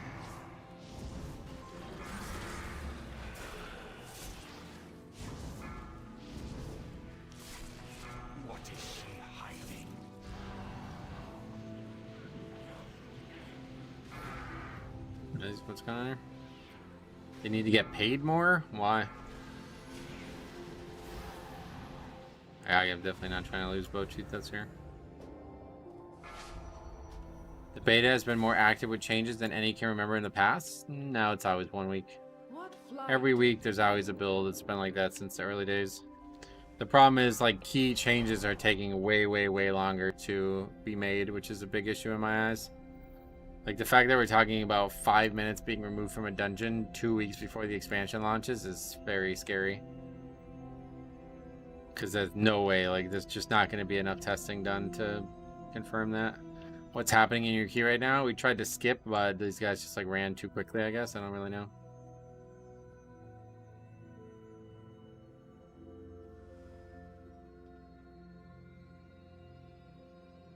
Don't forget you lose 15 seconds instead of 5 now. I did not forget. I'm saying like keys are just getting harder and harder every week it seems, so it's not really a good thing.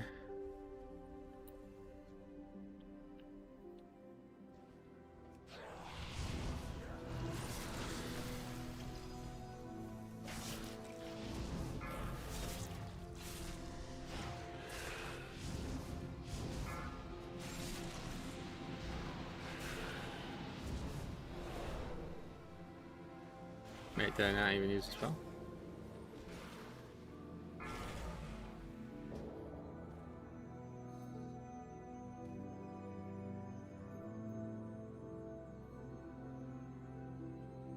Maybe they just intend to not have high keys pushed. That's what I'm saying. That we said that a while ago. It's probably meant to be like a 13 is like a top end key now.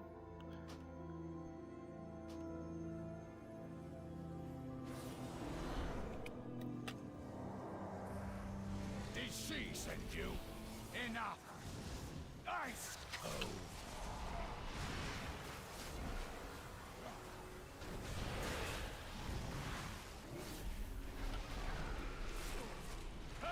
New meta instead of go go, it's G go go go go. Probably a typo, but maybe.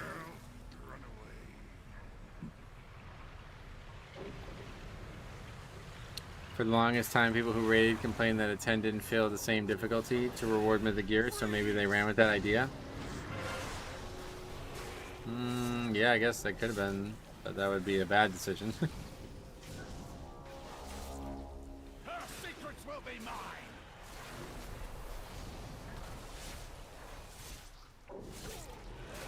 I just think they're just way overshooting all their targets, and or like I won't even say overshooting. They're just not hitting their targets on all these different things they're trying to do.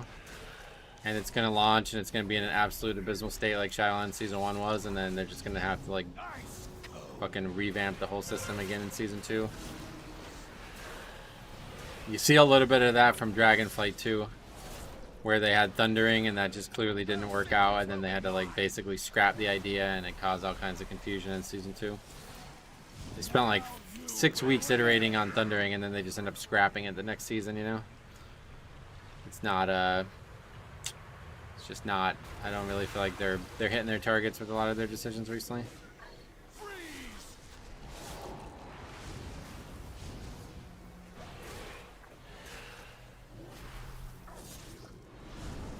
They didn't scrap it. It was intended to be a seasonal fix. I mean, the idea of a seasonal fix they scrapped, yeah. Like, don't you remember how they were trying to make it work? They were trying to make the seasonal fix be less impactful, so it wasn't as big of a thing season after season. They spent like 7 weeks on the beta making that the case. It went through like literally like multiple total reworks. Like, it was a completely different fix from where it started. And then they just like, actually, fuck it, we're not going to do seasonal fixes anymore. So why didn't they just do that in Season 1? You know, that's why I brought it up. If they had to make so much effort to try to make Thundering work, why not just get rid of it from the get-go? We had lots of other seasonal fixes that work good in Shadowlands. Exactly. Yeah, that's what exactly. That's what I'm saying. That's what I'm saying when they're not hitting their target. Like, they tried to do something that differed from how it was, and they failed, and then they just had to scrap it because of that. That's exactly what I see happening here in The War Within Season 1. They're trying to get too cute with this stupid affix shit because people complain, and they're trying to answer complaints, but they're just not doing it. It's not working. I think we are about to go back to seasonals. I don't think the Xalatath affix will go into Season 2. Oh, that's definitely true, yeah. One way or the other, whether it's scrapped or just changed, it's obviously not going into Season 2. We are too late. Oh. I'm sure they would do 4 new ones if they were going to keep that up.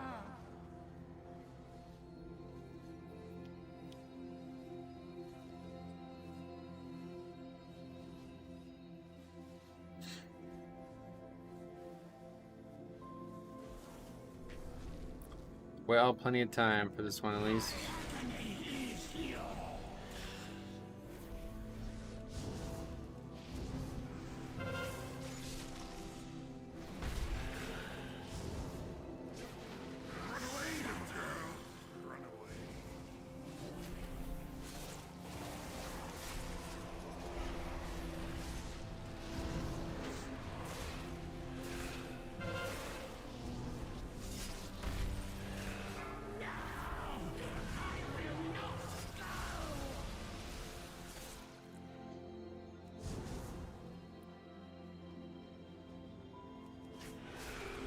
I don't know, we do also have till the 17th of September Technically, yes, but not really, because like once the game launches, like there's not going to be like an active scene of people testing stuff on the beta, right?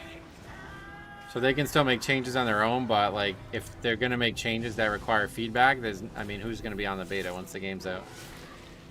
A lot less people. Like I guess maybe the top end players still are, but your average player is not even going to think about logging on to the beta.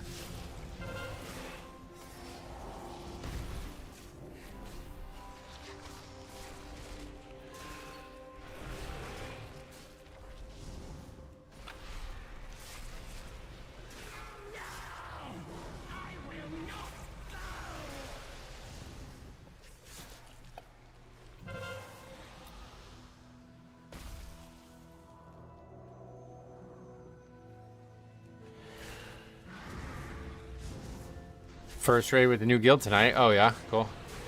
Are they still, is it still like the alternating raids, or how does it work now? I think all 3 are open now, right?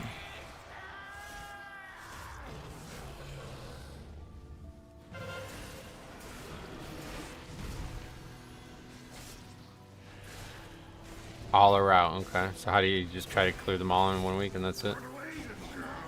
I think we're just doing a Fyrax sale. Oh. Yeah, I guess at this point everything's done, huh? Maybe MDI or TG players will still be on beta, but I really doubt it. Well, I mean, they'll probably still be on there if they're making changes, but I mean, there's going to be like, what, like 20, 30 people testing total? It's just like very, very unlikely that once the expansion comes out, anybody cares about beta stuff.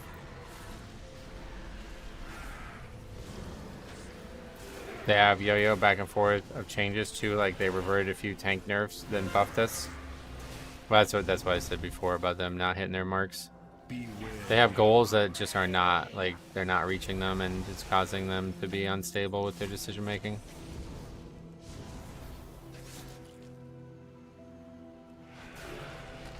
Either way, we got that done. Another easy key. I'll do one more, then I'm gonna... One more after this one, then I'll go make that video.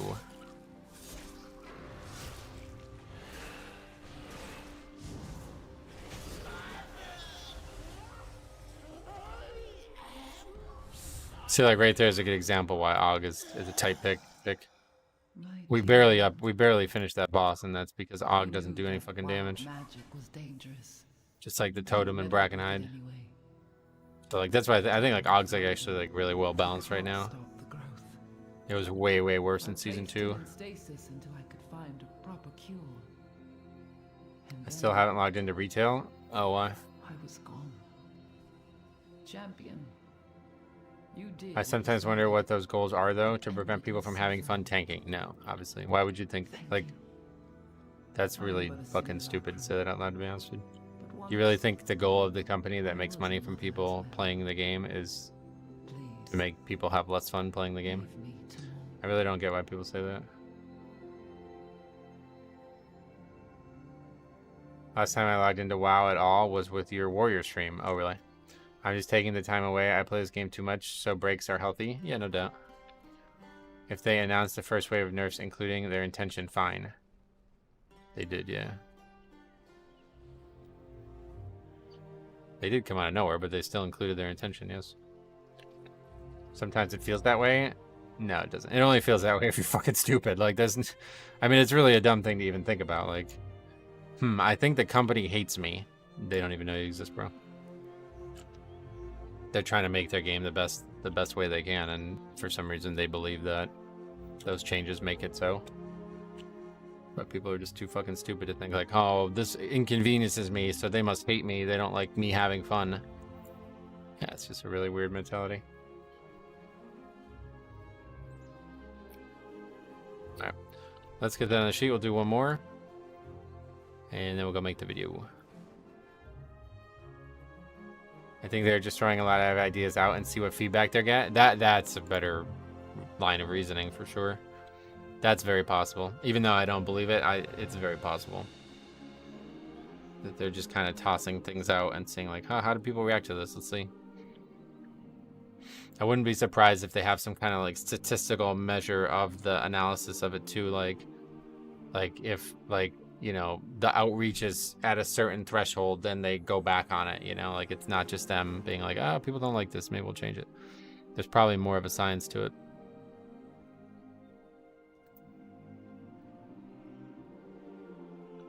Three weeks before the expansion is wild, though. That's what I'm saying. Yeah, it's kind of scary.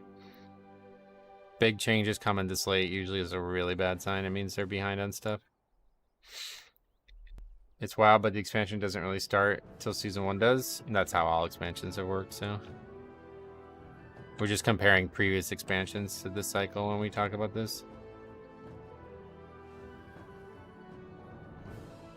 And they bought themselves 1 extra week, technically, because Mythic Plus doesn't open that week, but I don't really think, like, any type of changes, like, outside of those timer changes, that's existing in Mythic 0 too, so those are still going to be something people care about.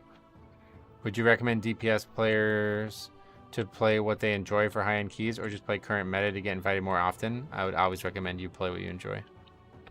You'll be way better at it too if you play the same thing year after year. Finding pugs at the DPS is a struggle. I would recommend just doing your own key then. Metro, have you a favorite anime or manga? Nah, I don't really, never really watch that kind of stuff. Here's some things I have watched. Obviously Dragon Ball, you guys know that. I talk about this all the time. Dragon Ball, I don't know if that's considered anime even at this point, but yeah, it's something I love rewatching. I just rewatched part of Dragon Ball Z. I watched Bleach back when, probably like 2012 or something like that, because some friends of mine were watching it. I watched Attack on Titan. I never actually finished that, but I heard it's really good. I just like read about the synopsis of it because it was really, really good. That's like legitimately it. Like old shit, like Rurouni Kenshin. I used to love that.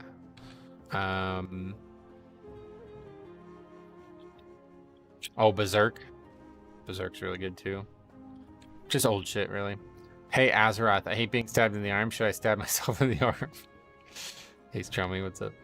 I think it may feel more chaotic right now because people feel like we got less features than normal, but forget that they are pretty much balancing all specs twice because of hero talents. That's a good way to look at it, yeah. I guess that's a really good point. I didn't really think of it that way. Well, I guess we'll wait a bit. Let's go do some like flying world quests or something. But probably only going to do tomorrow, and then that's going to be it for Mythic Plus this week. I don't really see a reason to test the beta. Those changes don't make it make me think I need to test them. If that doesn't change, then I'm going to stream on the second channel on Thursday, and I'm going to do more speed leveling practice. Hopefully do another full like clear of it and see what we can learn. This time we need to try getting like every single quest in Dorne done. Yeah, I don't really think they're worth testing. It's like I said, like the only thing that would be different would be the affixes, and those affixes are not, or I'm sorry, the timers, and those timers are like not even something I interacted with in the past. I literally don't know that I've upgraded a single key. I'm trying to think, but like I can't remember upgrading any key on the beta at all. I probably did at least once, but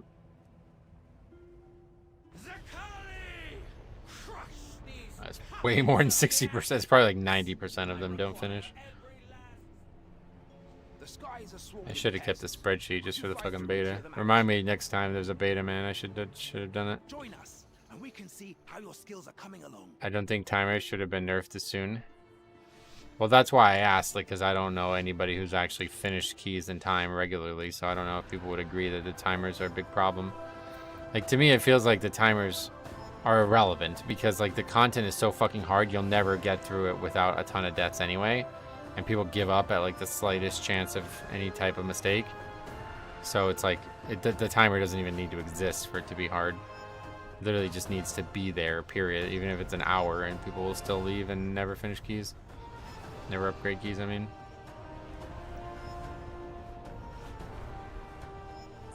Let me focus this and then we'll go read those.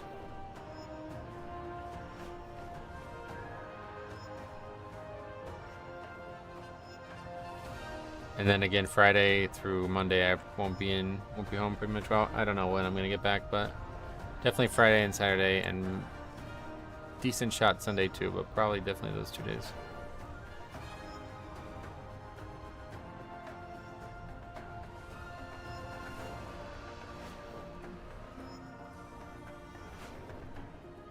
Excellent work. Do you dislike the new World Quest icons also? I don't really like them, yeah. I wouldn't say I'm bothered by them, but I definitely don't really like I don't know what that's supposed to look like. I don't really get that.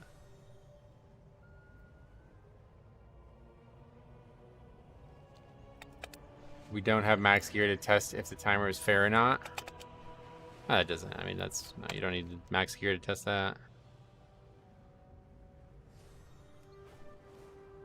They're really small. Do you feel like they're really small? I don't really think the size of them has changed, has it? Maybe. There's just so much shit on the map. I think most of that's an add-on, and then I don't know if stuff like that's on the map as well, or if that's an add-on too. Carlos, what rating will Radar IO show when the War Within Season 1 starts? I have no idea, but I wouldn't worry about it. I guess it's going to show the preseason rating. I'm not really sure. Or the postseason rating. I don't really like the quest markers changing from yellow to purple. Yellow to purple, what does that mean? I haven't seen that myself.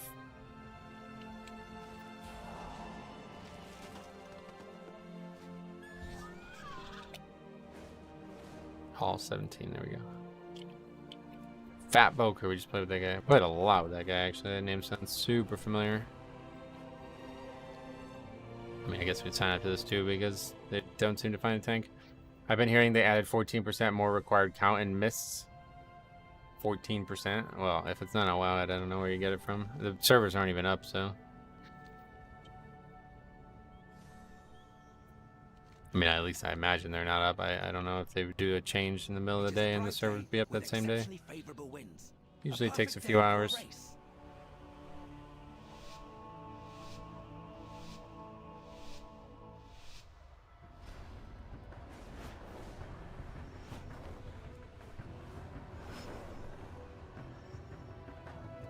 People are testing right now? Oh, so the servers... Huh? How'd that happen? What'd they do?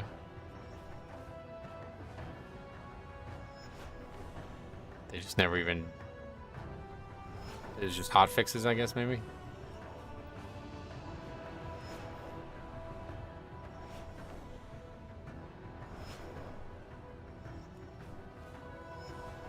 They've done small server downtimes this beta? Have they?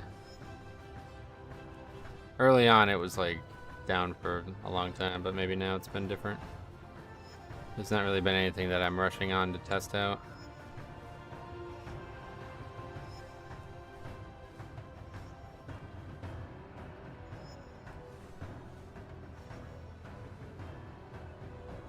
Nicely done. You I'm gonna get invited to those keys though, I guess, so we gotta keep looking. Just sign up to this again, fuck it. It's a fun dungeon, I don't mind doing it. What's that? Dreamy Shroom. Temporarily. Must be for a mount or something. Mott's more count change is silly. I disagree, because it was actually really like, if you did the same route as you did in the past, you were just way over count. So I think they probably wanted to get it back to where it used to be. I like the idea of having to pull more, especially at the end. It makes the dungeon a lot more like... There's a lot more challenge to it, a lot more routing to it, considering it's basically a fucking straight line dungeon. Hey, One Azrath TV, I hope you're having a good day. Have the tank changes gone live? Not gone live on Prepatch, no, only on beta. I assume they'll be out the week the expansion launches, like that Tuesday. I would expect that patch to come. Which could be crucial because I still don't really understand what happened. Like, on the beta, none of my weak ores and stuff worked. But then when the Prepatch came out, I didn't even have to update anything. So I don't really know why that happened. It makes me think like the UI changes hadn't happened yet. Speaking of, is there any way to like fix this? Because this is apparently important. I don't think this is even something that's like, this is something I downloaded in Legion, so.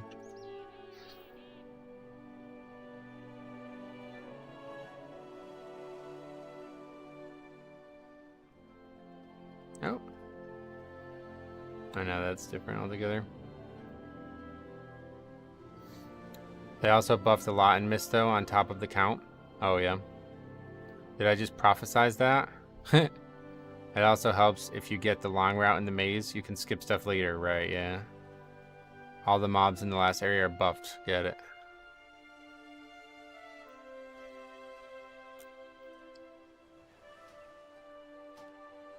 I don't even know what would be wrong with this.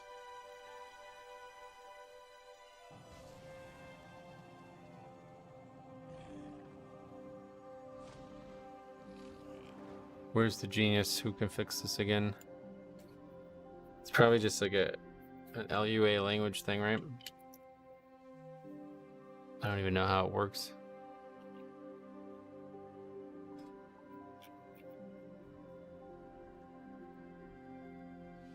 Oh, it's got a lot of text. But yeah, it's probably just something that needs to be changed in the wording, right?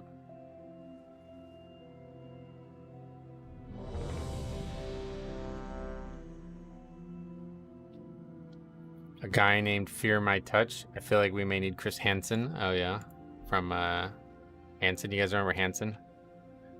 Shit was popular when I was young, but I don't think that really stuck around very long. Last boss is gonna be a 7-minute fight with that shield. Yeah, that dungeon's gonna be tight timer-wise.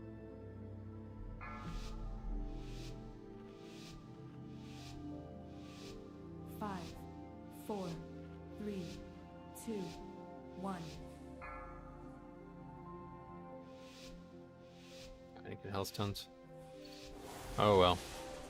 Be wary, champions. To Catch a Predator was a crazy program. Oh really? What console was it on? These whelplings perceive I don't know why I keep not targeting that. Their gaze pleases all. If they see, all nearby creatures will awaken. Should probably update if you got in Legion. That's what I'm saying. It's like not an updated weak ore. The technology that like made that weak ore is now something that people use to just like change the UI entirely of the Mythic Plus thing, which I don't like at all. So that's why I just used that same one from back in the day.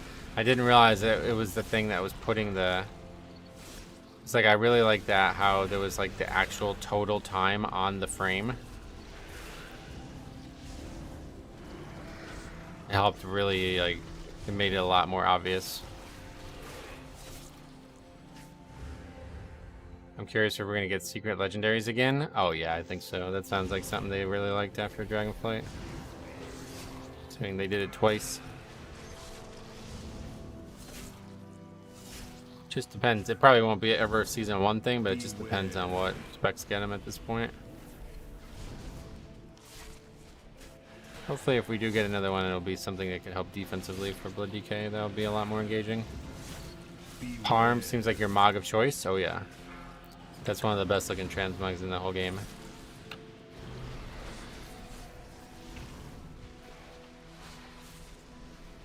Beware.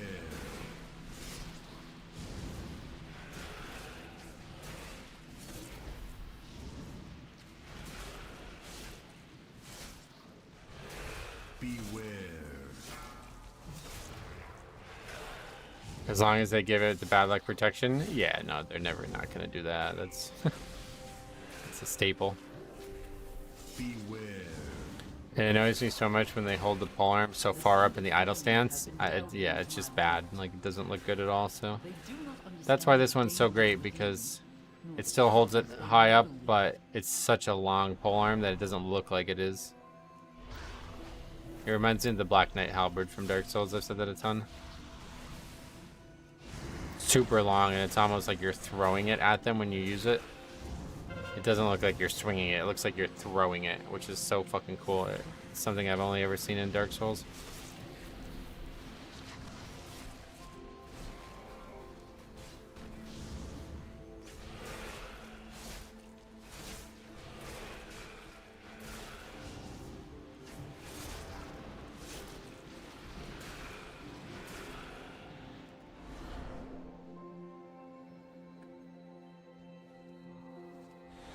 Once, my beloved Malagos gifted me with arcane seeds. I planted them here. A little garden from him. It looks as though it has grown wild. Beware. I will need you to prune it. I love this dungeon. Beware.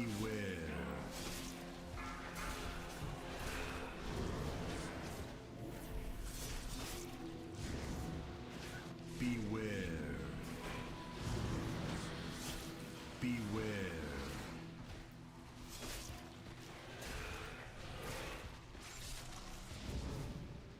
Beware. Beware.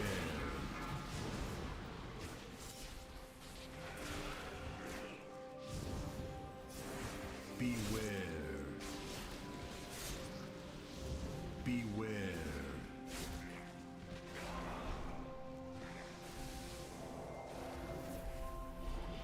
I feel like I die again. Not saying bad like protection isn't a good thing, but I feel like it takes away from the rarity of legendaries. They're not really meant to be rare. They're just meant to be powerful and have like big story associated with them. Beware. The days of rarity have long passed us by. That was like Cataclysm the last time they were rare. Hope we get Sanguine Depths or something in one of the seasons. So really? I guess now without some of the affixes, a lot of those dungeons are back on the table for me. That one I don't imagine ever being fun just because of how linear it was, but I won't mind any Shadowlands dungeons, that's for sure. Beware. Probably my favorite one was Mist, so I'm happy to see that one back. The other side would probably be the best actual Mythic Plus though. Maybe they can change the problems with out of combat situations. I would like to do King's Rest again. Oh really? That one's like similar to Sanguine in that way. It was not a very good Mythic Plus, but it was a fun dungeon. I wouldn't mind seeing Gachiku back too, I guess.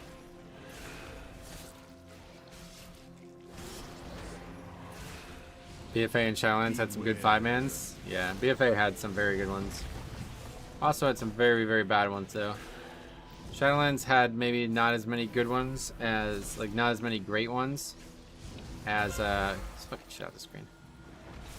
Not as many great ones as BFA did, but it had, like, almost, they really didn't have any bad ones at all, so. Beware. I want to do Theater of Pain. Oh yeah, that would be the only one that I would say was not a good one. But it wasn't that bad. It was just, there was a lot of weird bugs in there. That bug where those achievements popped up, it's really fucking annoying in the middle of a kitty.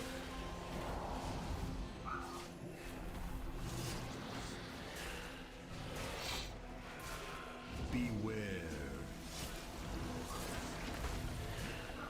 It happens a lot. I haven't seen it happen that often, but yeah, it's definitely bad. There's been some bad bugs in pre-patches though. In the Dragonflight pre-patch, I don't know what the fuck was going on, but basically like UI elements would stop me from doing like about 50% of the things my character can do. Like besides actually keybinds, everything else, like using a Hellstone or opening the map or all this stuff wouldn't work. And if that ever happened in the middle of a Mythic Plus, you were totally fucked because the only way to fix it was to reload. So in order to reload, you'd have to, you know, stand still for like a minute or something like that. Not great. So this one, the pre-patch has been way less buggy than Dragonflight one at least.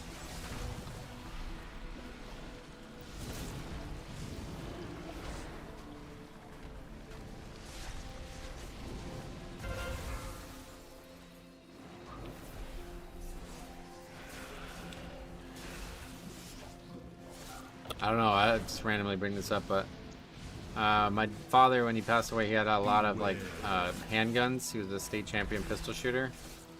And so his friend told my mom to like give them to this company to like auction. And that finally started, the auctions finally started. It's like, there's quite a few on ready for auction now. I don't know if anybody has any knowledge of like guns and auctions of guns or something like that, but I wonder how it'll go. I'm familiar with auctions on eBay, but it's a little bit different. Use of this powerful ley line. While in marvel to behold, I am unsure of what effects it will have on your mortal form. Do be on the lookout for the growth of extra appendages.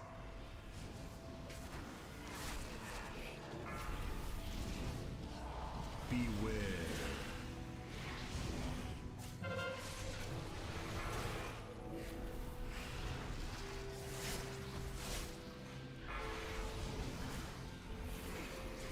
No stack currently. Gotta stop that from happening, but all we need to do is just make sure we reset them at some point. Don't necessarily need to stop all stacks.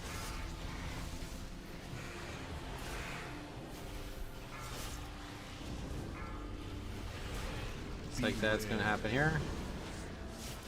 Oh no, it refreshed.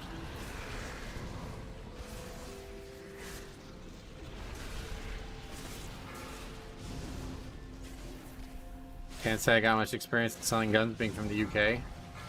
Yeah, what's up with is it just like what's the process like in United Kingdoms? Is it just like impossible, or why are guns so much less popular in England than they are here? Beware. Like, don't people do hunting or anything in England? It's not really popular there, maybe.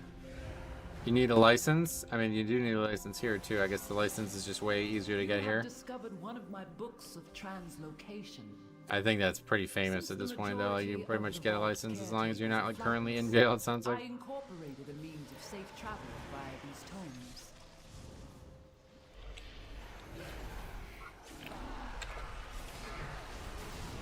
No Second Amendment, but what? Beware.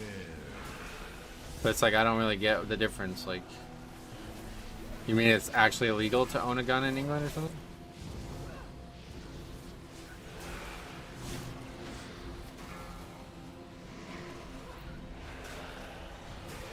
You need to have a good reason to own firearms. Oh, and self-defense isn't considered a good reason. Ah, there you go. That's the actual answer. That's interesting. So, but is hunting a thing in England or not really? UK has been a major PvP zone in the last weekend. No guns needed. Oh, why, like bare knuckle brawling, you mean? Pretty sure you get a gun license with Happy Meals. Yeah, it's pretty much like guaranteed you can get one. Like, if you look at like there's been like a lot of high profile shootings over the last like 10 years. You look at how these people obtain guns, like it's actually scary, because the one I remember the most was one that was in my area. And this person was like clearly, like they displayed like multiple different levels of mental distress. Like they were actively on antidepressants and antipsychotics. They had like a history of like mental issues, and they somehow were still able to get a gun. Like, it's kind of scary.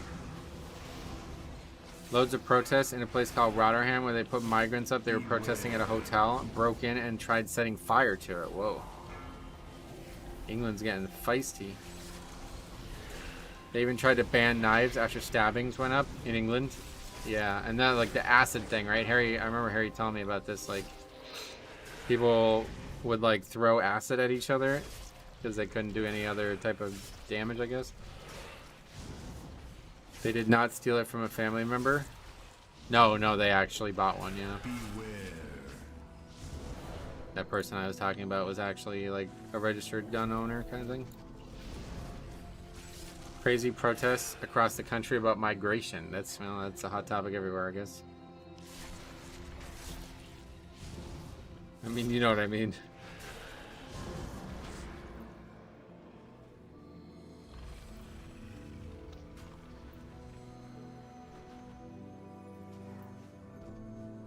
Doesn't work when you have busting on, I guess.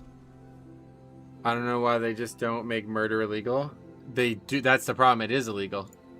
It's not. If it wasn't, yeah, if it was legal, oh my god, it would be a mess. It is illegal, but they can't stop people from doing it, is the problem. Yes, so beautiful, so powerful, all for me. Beware.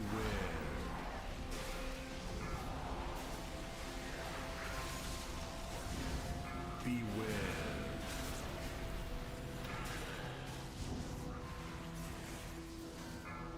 Beware. Buying a gun out of an auction isn't too bad. Just have to have it delivered to a local FFL holder.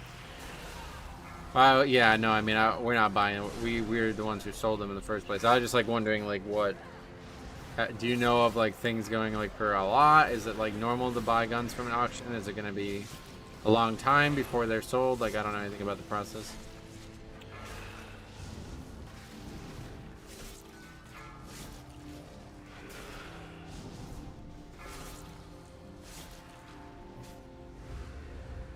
It's a hot topic for sure. Setting fire to hotel achieves nothing though. Some proper idiots about. Yeah, I mean, obviously that's not the right way to go about it no matter what.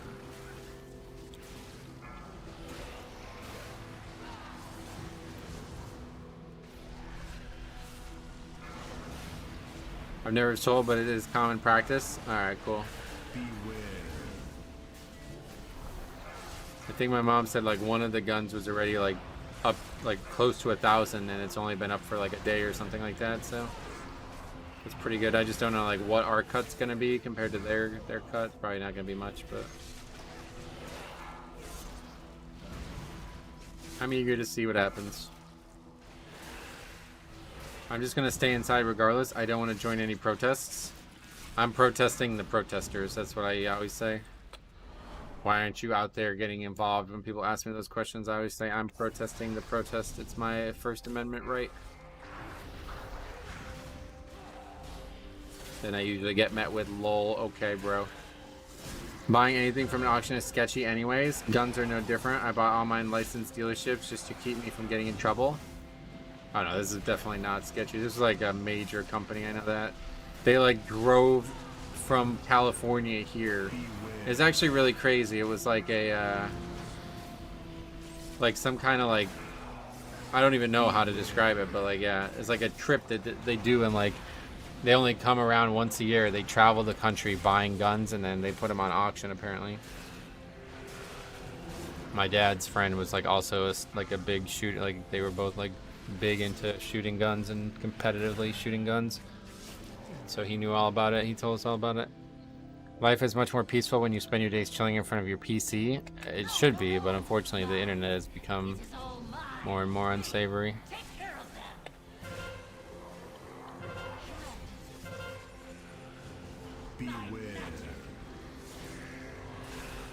Doesn't seem like many people are out there trying to enjoy life anymore, which is sad.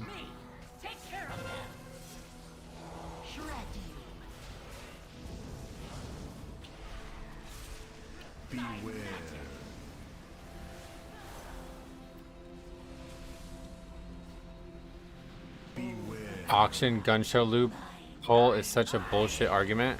What is that?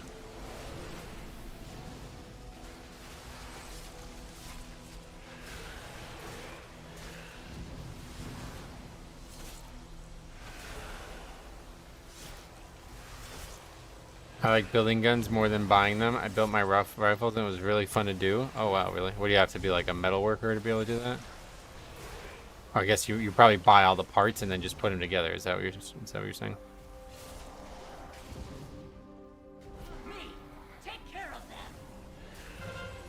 It's like building a PC. I guess you don't actually make the parts. Yeah, okay, like just like a PC. That's exactly what I was thinking. It's cool. Is it dangerous? Like if you do it wrong, can you like let the gun just like blow up or something?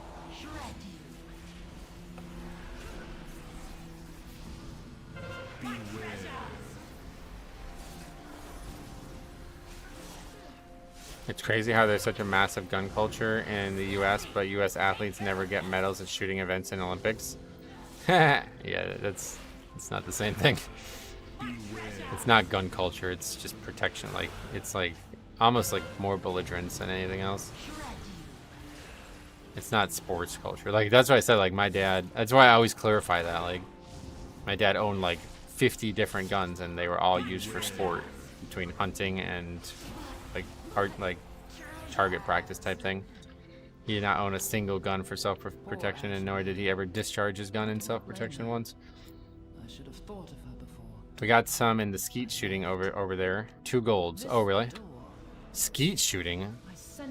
That doesn't mean what it used to. The sunlit flame must be. Tear this place apart if you have to.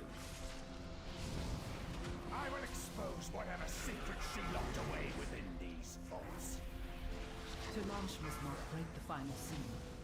The consequences will be dire. Please. A common argument is they can go to a gun show and bypass the background checks, which is factually incorrect. Oh, okay. I didn't even know about that. I don't know that these are in person anywhere. I think it's all online. Hey, Beth. Holy shit. Long time no see. Oh, my God. It's been like a year. What the hell? Welcome back. How you been? What have you been up to?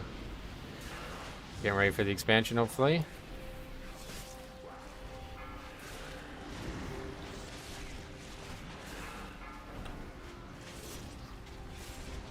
Graduated nursing school. Congratulations. Was that just recently? Most guns that blow up, like you mentioned, though, are more than likely caused by poor reloads. Okay. Seldomly is it the gun getting put together poorly. Got it. Graduated in May. Oh, nice. Very, very nice. Awesome. So what have you been, like, I guess probably trying to get into jobs at this point, or was that already set up for you?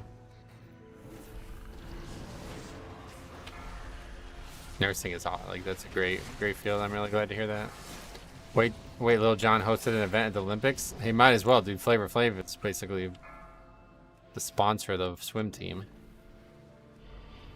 You got fucking Snoop Dogg there too for some reason. I don't even know. This is the weirdest Olympics. Like they ran out of people to get involved. Peyton Manning was like the guy doing commentary. It's like what? There's no football on this place. I have a job set up postpartum. I'm super excited. Nice. I'm so glad to hear that. Well, that's exciting. Probably been a busy couple months then, huh? I start next month. Nice. That's awesome. Congratulations. Again, I'll say it that weird way. I don't know why I say it like that, but...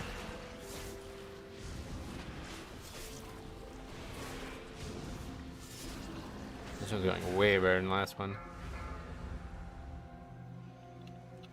And yeah, one of the most famous Olympians right now is an older dad-looking dude. that was just weird. That's just like meme culture taking over there. That guy's not gonna. He's not gonna be popular once his 15 minutes is over, which I assume it already is.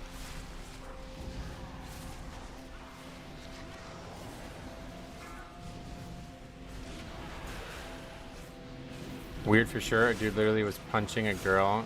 And they call it a competition.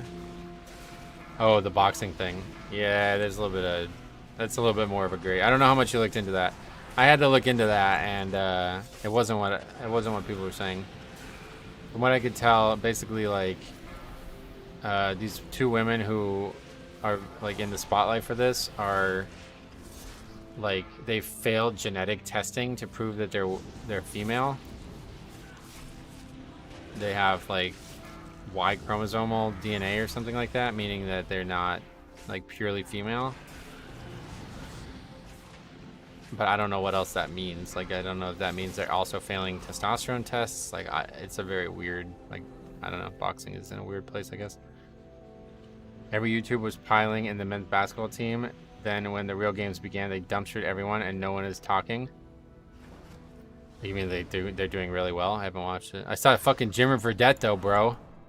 I was so excited about that 3v3 shit, dude. I'm so upset that he got hurt. That 3v3 shit is legit. Have you watched it at all? It's such a better sport. I can't believe that it's not popular. I would much rather play 3v3, I think. 3x3 they call it. It was super confusing. From what I can tell, it's some type of intersex condition. Yeah, it's like a genetic issue. Not like, you know, the UFC bullshit a while back where it's like always been a dude and then all of a sudden it's a female.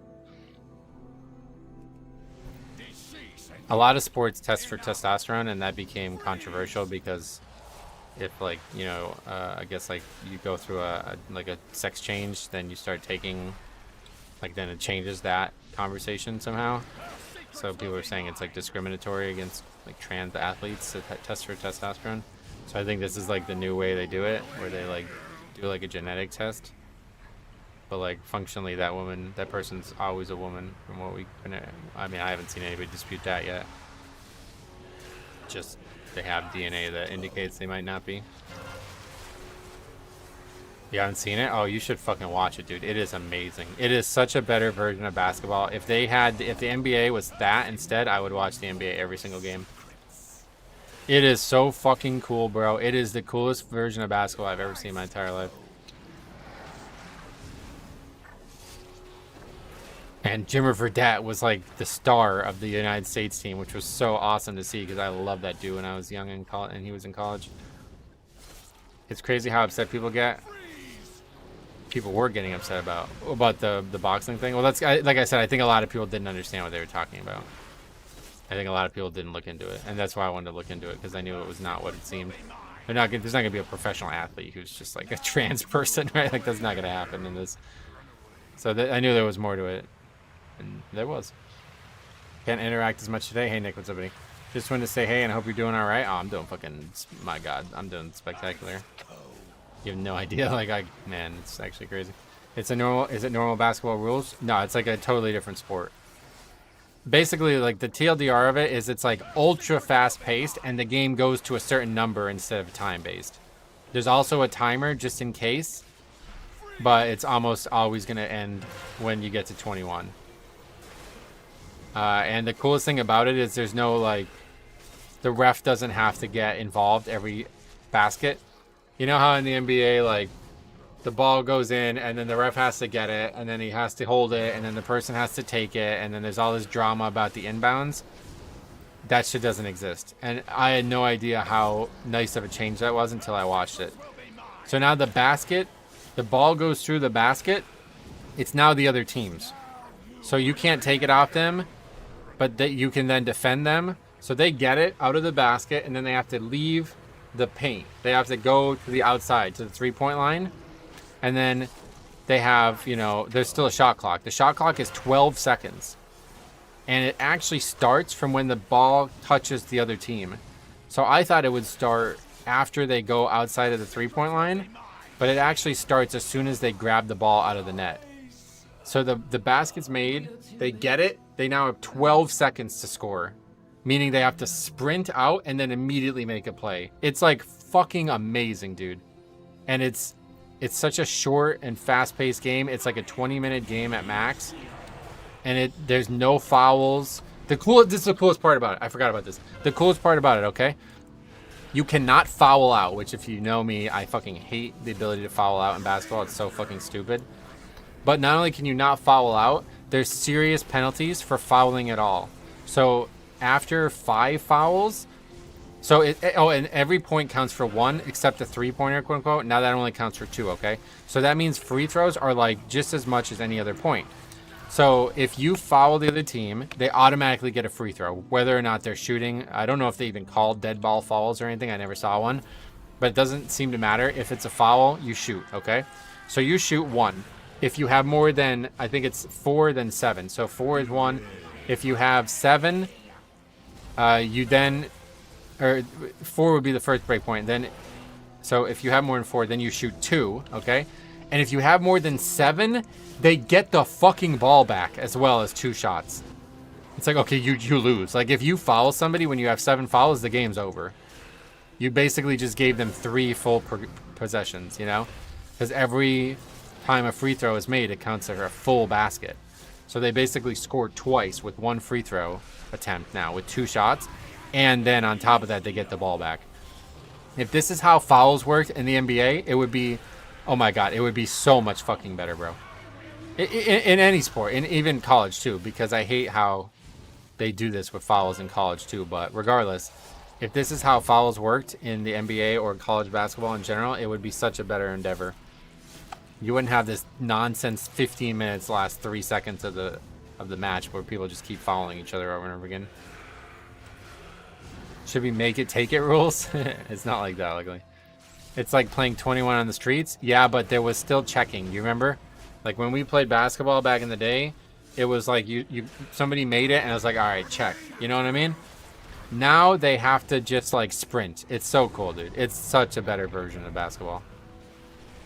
If there was a way to play that, I would play that and never go back to the old version of basketball with all the fucking rules and all the bullshit.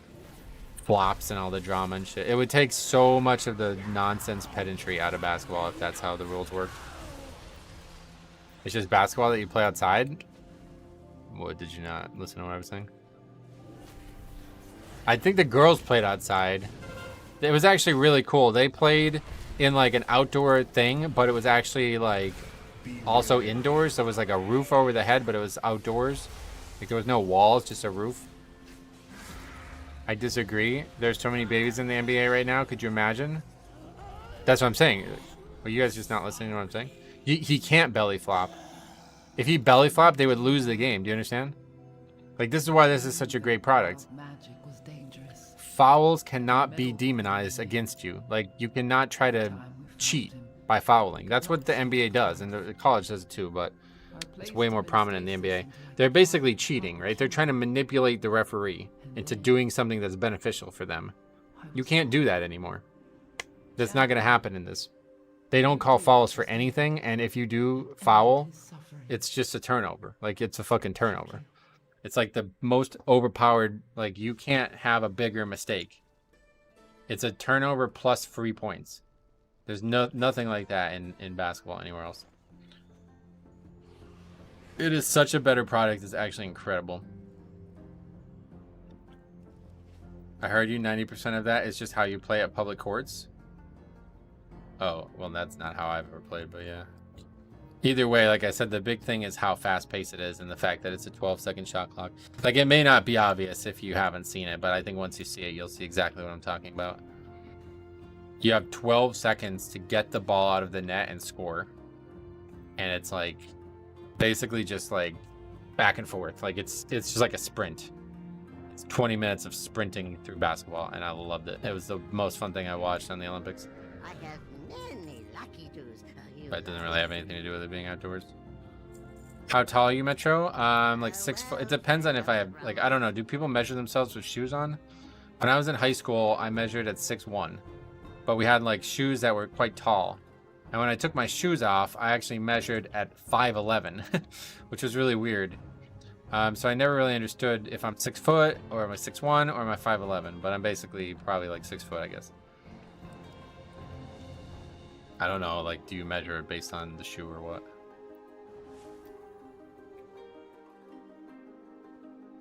But yeah, even the court is really cool. Like, it's very, very small.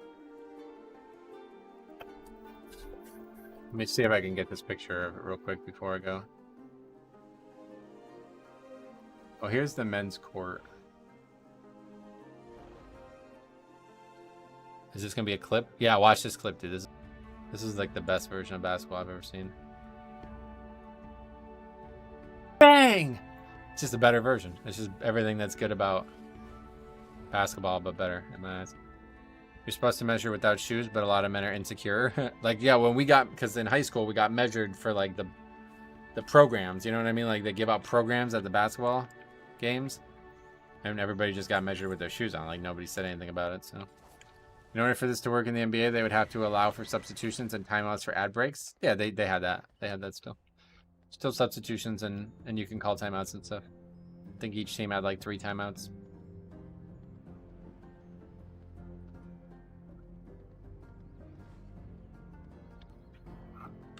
You just made me laugh. How tall are you? Depends on what 7-Eleven I'm leaving. I didn't say that. But anyway, that's going to be it for today. I will be back tomorrow. And then we will probably not be streaming Mythic Plus on Thursday. I will instead be streaming on the second channel, doing some speed leveling practice. And we got some videos coming, so stay tuned for all that. But yeah, we'll see you guys one more time tomorrow. Does LOL rig games so you can get put with bad teammates so you lose? No. Spliff. Alright, see ya. Have a good one. See you guys later. Thanks for watching. We'll see you in the next one.